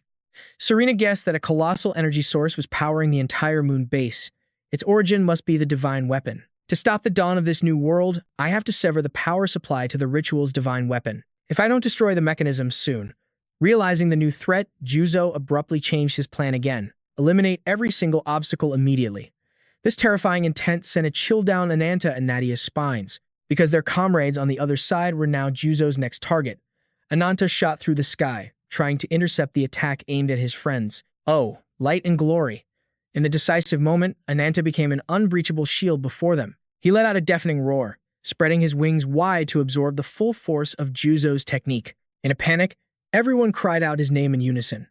But he only answered with a desperate plea. Hurry. Just then, the White Food team finished their preparations, activating the coordinate expansion. The golden sphere in Lathoa's hands flew into the air, forming a magic circle above the surviving group. In that moment, Rupa couldn't hold back her fear, screaming Ananta's name. By now, after taking Juzo's blast head-on, Ananta's body was scorched, with black smoke pouring from his wounds. He had no strength left to resist and plummeted toward the ground. A single thought crossed his mind. They made it out safely, right? That attack took a heavy toll. I didn't mean to burn through the branches like this, but devouring them means burning them completely. The flame on the branches will reignite again and again, until there's nothing left to burn. Just then, a familiar voice called out to him. Ruby appeared out of nowhere, stunning Ananta. How did you get here? Ruby explained that Bai Heron had helped her find him. What are you doing, you fool? It's too dangerous here, only I should be. But before he could finish, Ruby cut him off. I'm staying by your side. Ananta, this might be the last time I ever get to be with you. Because we're family. Her words jolted Ananta back to his senses. You're right. I'm leaving it all to you. All of me. After the wave of his attack subsided, Juzo scanned the now empty landscape and assumed Serena's remnants had escaped. It seems Ananta was neutralized, while trying to protect them. He narrowed his eyes, judging the incarnation of nature. It seemed to have taken no major damage. Juzo shifted his strategy, setting a priority elimination target and increasing power output. His entire body twisted into a grotesque form, half man, half bird, as he began to chant, "Oh, light." Nadia instantly realized the terrifying gravity of the situation. She tried to dodge, but Juzo's attack landed a direct hit. A scream of pure agony erupted. The force sent massive tree branches crashing down, as Juzo suddenly uttered a single name. Soon. To think you've let yourself get distracted. His other self seized control of his body. This is the fate of a coward who can protect nothing, he sneered. All the souls I've slain are screaming their unfulfilled desires. In that instant, Juzo sensed something wrong. He spun around in alarm, barely managing to block Ananta's explosive assault. Behind his protective barrier, the truth finally dawned on Juzo. I understand now. I can never kill you without first conquering your heart. You are the one who cannot die, even when killed. If you truly represent humanity, Ananta, then let your death be the final spectacle at this world's end. In that moment, Ananta quietly whispered a plea. Lend me your strength. Amitabha. As the final word was spoken, his eyes blazed with a divine light, a ferocious power swirling like a fire ready to incinerate all of creation. The chant ignited around him, unleashing a colossal inferno that warped the very fabric of space. Juzo's eyes shot wide with disbelief as his protective barrier instantly shattered, completely powerless against the blast. Juzo was reborn. His body twisted and contorted, taking on a grotesque, completely different form. He snarled at Ananta. A demonic curse turned you into a monster. If that curse is your power to kill me, then I will face you as a monster in kind. I will remember you, Juzo declared. But Ananta's reply was ice cold. You will be forgotten by everyone. I will stand my ground right here, and I will defeat you. Those words made Juzo freeze as a long-forgotten memory resurfaced. A girl named Fiona had once asked him a similar question. Can you please tell me your name? Back then, Duya had only paused for a moment before answering coldly. I do not have such a thing as a name. Then for now, I'll call you Iron Mask. When you finally get a name, you have to promise to tell me. At the time, he hadn't cared. He couldn't understand why it mattered so much to her. But now, Juzo finally understood. It was so she could always remember him. Suddenly, Ananta unleashed his full power and lunged forward. His claws ripped through space itself, gathering a terrifying wave of energy that exploded outwards. Juzo didn't flinch. He met the attack with a cold counter, unleashing a relentless barrage of his own. Countless points of brilliant energy erupted all at once, blanketing the entire sky in a blinding light. No evasion was impossible. Ananta braced himself, channeled all his power, and with a deafening roar, he shattered the attacks and charged straight through. Juzo didn't hesitate either, soaring up to meet the challenge. The two titans clashed in midair, engulfing the area in a massive cloud of dust. After a long moment, Juzo finally asked Ananta, So, what exactly is a heart? It may shape a human's form and their emotions, but a heart doesn't reside within me. It's like this gaping hole, like my own empty, spiritual world. Juzo's monstrous form began to disintegrate as he let out a desperate cry. Do you see it? O Creator, all life in this land will be annihilated. With that, Juzo turned towards the motionless Ananta. He was wounded even more horribly than his foe, yet he roared with madness. At the edge of this world's horizon, Look upon your creation as it desecrates the realm of the gods. I, who could never become human. Now you will feel the full weight of my resentment." Just then, Nadia appeared, her voice cold and detached. How pitiful. To desire humanity, but never be able to attain it. In the end, you became a foolish monster, seeking vengeance against the gods. From her outstretched hands, the roots of Yggdrasil descended into the barren earth. They spread far and wide, forming a great ancient tree. Above, the fragments of the sky began to fracture. Juzo watched in shock as the world's horizon began to close. He desperately unleashed the remnants of Sinanos's power, but his struggle was in vain. The words barely left his lips before he struck, swinging his arm with a ferocious power, intending to rip Nadia to shreds. But suddenly, a fist appeared, shattering his defensive barrier.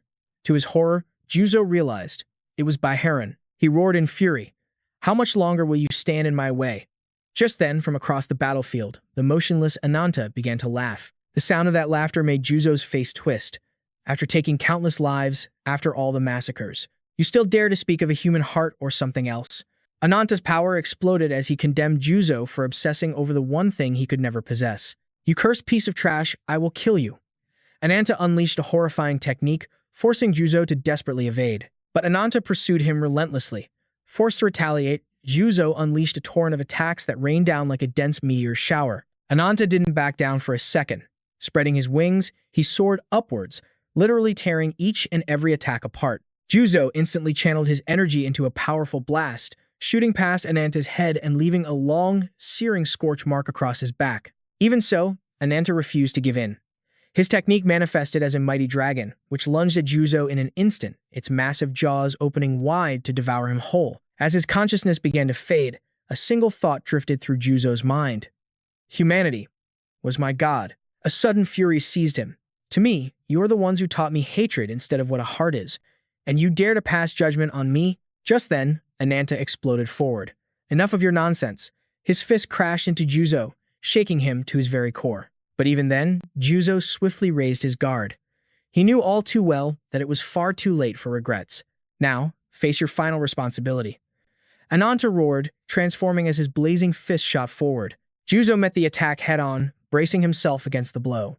He grit his teeth, but the sheer force was beyond his limits. His body began to fade, devoured by the blinding, overwhelming light. Just as Serena, Labyrintos, and Rupa watched with bated breath. A shockwave erupted. Moments later, the screen flared white. The outcome left everyone stunned. Where Ananta stood, smoke billowed thick and heavy, and only after a moment could they make out his silhouette. The sparking circuits of Juzo's body confirmed signs of life. He lay on the ground, his body torn in half. The victor was Ananta, the last one standing. Tears welled up in Rupa's eyes. Lord Ananta defeated Juzo. "Hooray!" Ananta gasped for breath. Bayon turned to Nadia. "Is it finally over?" "Not yet," she whispered. "It's not over." The world's horizon hadn't closed. Juzo lay broken, musing, "Am I just a device? Powered by will to perform a task, a sophisticated tool, built for a single purpose." Suddenly, a massive wall materialized behind Byheron and Nadia. They spun around in shock. The colossal, stacked structure began to fracture. In an instant, its top section broke away. Nadia's jaw dropped in disbelief, and Ananta's allies were just as stunned. Rupa cried out, "What is that thing?" Mechanical tentacles shot out, aimed directly at Juzo, and ripped him into the air. "I abandoned the recovery of this vessel." The machine's tendrils quickly integrated his upper half into its core, but my will not die. Not until the very end. In that moment, he was bathed in the light of the world tree. A powerful radiance seemed to fuse Juzo and the tree into one. Ananta, meanwhile, had already assumed a different form. But then he sensed something wrong and his body froze. He had completely exhausted the power of the branch. Byheron and Nadia rushed to his side. "Ananta, are you all right?" She looked at him, her eyes wide with alarm. "You've used all the branch's power." "It doesn't matter," he declared. "Even without it, I will defeat him. Then devour me, Ananta. Use the branch's power that I hold to restore yourself." Seeing Ananta hesitate, Nadia urged him. "Hurry." He roared back, "There's no need. This vengeance is mine alone. I won't let anyone else be sacrificed. Both of you, get out of here now." But Bayon spoke up. "The link between myself and the winged incarnation is severed. He is the one who offered the world tree's branch. I no longer need it. Take it, warrior Ananta. Fulfill your heart's desire." Upon receiving the branch, his body began to transform. His arms morphed into wings, and his crimson eyes turned the golden yellow of lightning. He then soared into the sky. Nadia watched in terror. As Ananta flew towards Juzo, a memory surfaced. Do you not value your own life? Adida Haka had continued. I will neither take responsibility nor apologize. Immediately, Ananta fell to his knees. Do you seek my power to defeat Juzo? Then I shall grant you Brahman, the power that resides in my heart, along with this body. When the battle is over, you must seal the evil god's power and reclaim your original form. Adida Haka. Ananta's face darkened. I will uphold this covenant. But before he could say more, she cut him off. I don't need your cheap pity. You said this revenge was yours, didn't you? She said, her voice dripping with ice. Wrong. It's mine. And I won't yield it to anyone. With that, Adida Haka suddenly ripped herself from Ananta's body. He reverted to his human form, screaming, Adida Haka. As she shot away, she left a final warning. This is a curse that will never end. I will forge a new body from half of your heart. The form of Ruby slowly began to appear. Live with the guilt until the day you die. Juzo sensed her approach, just as Adida Haka closed in on him. Adida Haka, he roared in astonishment. Your lingering resentment should have died ages ago. Another figure appeared. It was the magic incarnation, Luna, who must have foreseen this. 6 divine artifacts, containing the power of a god. The world's horizon is a ritual, woven from the power of these very gods. If you cannot stop a preordained future, you simply leave behind a failsafe to change the outcome. Adida Haka then revealed an eye. She laughed with manic glee. Oh, winged one, prepare to receive this curse. You will be with me at the end of this world. Forever. Juzo was instantly horrified. The eye she held began to glow. Brahman. Instantly, Adida Haka flew straight into the beam of light. The blue energy immediately shifted into a brilliant rainbow. The sky began to shatter like glass, the light tearing reality apart. Ananta clenched his fists, screaming in desperation. This is bad. He plummeted from the sky. Bayon grabbed Nadia. We have to go. The light from the world tree grew blindingly intense. In moments, a powerful flash erupted, followed by a massive explosion. The blast shook the heavens and the earth. 1 week later, at the central hall, Bayon. He stood frozen, his body wrapped in bandages, when a voice came from behind. Are you leaving already? Nadia rushed to his side, her voice filled with concern. Why not stay and recover a little longer? Instead of answering, he asked a question of his own. Has Ananta woken up yet? Not yet. He just survived a massive battle, so he'll probably need more time. Ananta remained unconscious as Black Food and White Food watched over him anxiously. He told them that man is a warrior he respects, so no matter what happens, he will always find his way back to where he belongs. Nadia considered his words. I see. I've already received permission from the leader of Rabbit's Foot. Unauthorized teleportation is forbidden here. She recalled that fateful day, when Biron carried an unconscious Ananta on his back. They were once bitter enemies, so everyone had rushed out, filled with alarm. He gritted his teeth at the memory, but Nadia placed a comforting hand on his, offering a gentle, reassuring smile. If it wasn't for your advice, I wouldn't have needed this kind of help. Where will you go now? She asked. I don't know. His hand clenched into a tight fist. I just need to find the reason I was born into this world. I'll wander the earth until I find my answer. She stepped closer to him. Biron, destruction and creation are 2 sides of the same coin. Even in the most barren lands, new life can still sprout. Why not try using your power to protect people? How would I even do that? I'm heading to the great forest of Kianyuno, a forest cloaked in shadow, a place to sow the seeds of a lush, green sanctuary for all those who seek a warm and welcoming home. Nadia looked at Biron, her face lit with hope as she made her offer, come with me. Biron stood stunned for a moment, then finally nodded. I understand. Elsewhere, Serena sat at her desk, writing a letter to Ananta. I hope you are well. An entire month has already passed, since the day of the battle at the moon base. On that day, thanks to Adida Haka's ultimate sacrifice, the tyrannical reign over our world finally ended. Without her sacrifice, and the sacrifices of countless others, we could never have defeated the incarnation of the wings. Finishing the letter, she sealed it with the Mok Neum Fong stamp. The brilliant red seal stood out starkly against the white envelope. Serena sent it on its way immediately. Soon after, the letter reached Ananta, who stood atop a cliff, reading her words. We must honor the memory of the fallen and continue to move forward. He suddenly frowned, sensing that he was no longer alone. Forgive my long introduction. Now that you've returned to your homeland, allow me to update you on the recent news. Queen Laha has safely returned to her kingdom. I hear she works beside her people every day to rebuild the capital, with Sora and Mo lending a hand. Laha appears weary but happy. Though it will take a long time, she is determined to fight and finally achieve her lifelong dream, the dream of Ilya's rebirth. Rabbit's Foot has also seen great changes recently. Towering new buildings are rising from the ground. We have begun to commercialize our information on a grand scale, sharing it with the outside world. Before, we operated only in the shadows of human society. Black Food and White Food are also working tirelessly, carrying on Luna's final wish. Rabbit's Foot wishes to forge a closer bond with the human world. A pair of small ears suddenly twitched. Ta-da! It was Jacklet. Serena continued, "Our newest family member is adapting wonderfully.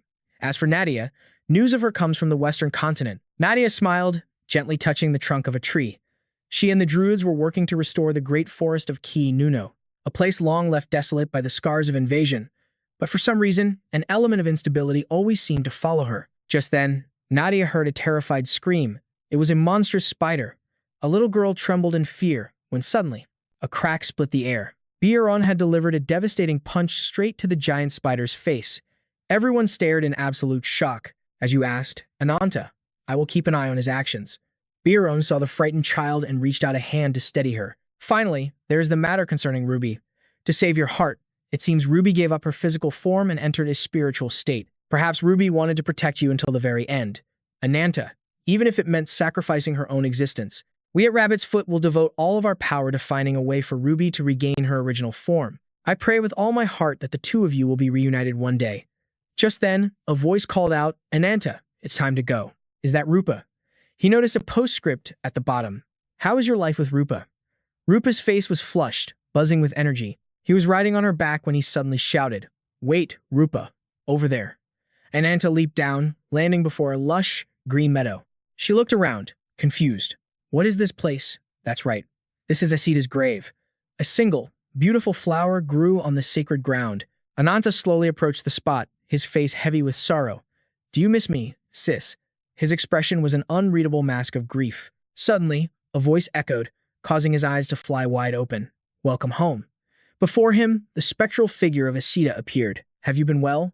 She looked at him, her face radiating pure happiness. Ananta was so shocked, his jaw hung open. And then, a stream of tears began to flow. Nearby, the spirit of Ruby smiled warmly. I'm home. And that's where our video ends for today. That was the summary of this incredible series. If you have any thoughts, be sure to leave them in the comments section below. Don't forget to leave us a like and subscribe, and ring that notification bell for more amazing videos. For now, this is your narrator signing off, and we'll see you again next time.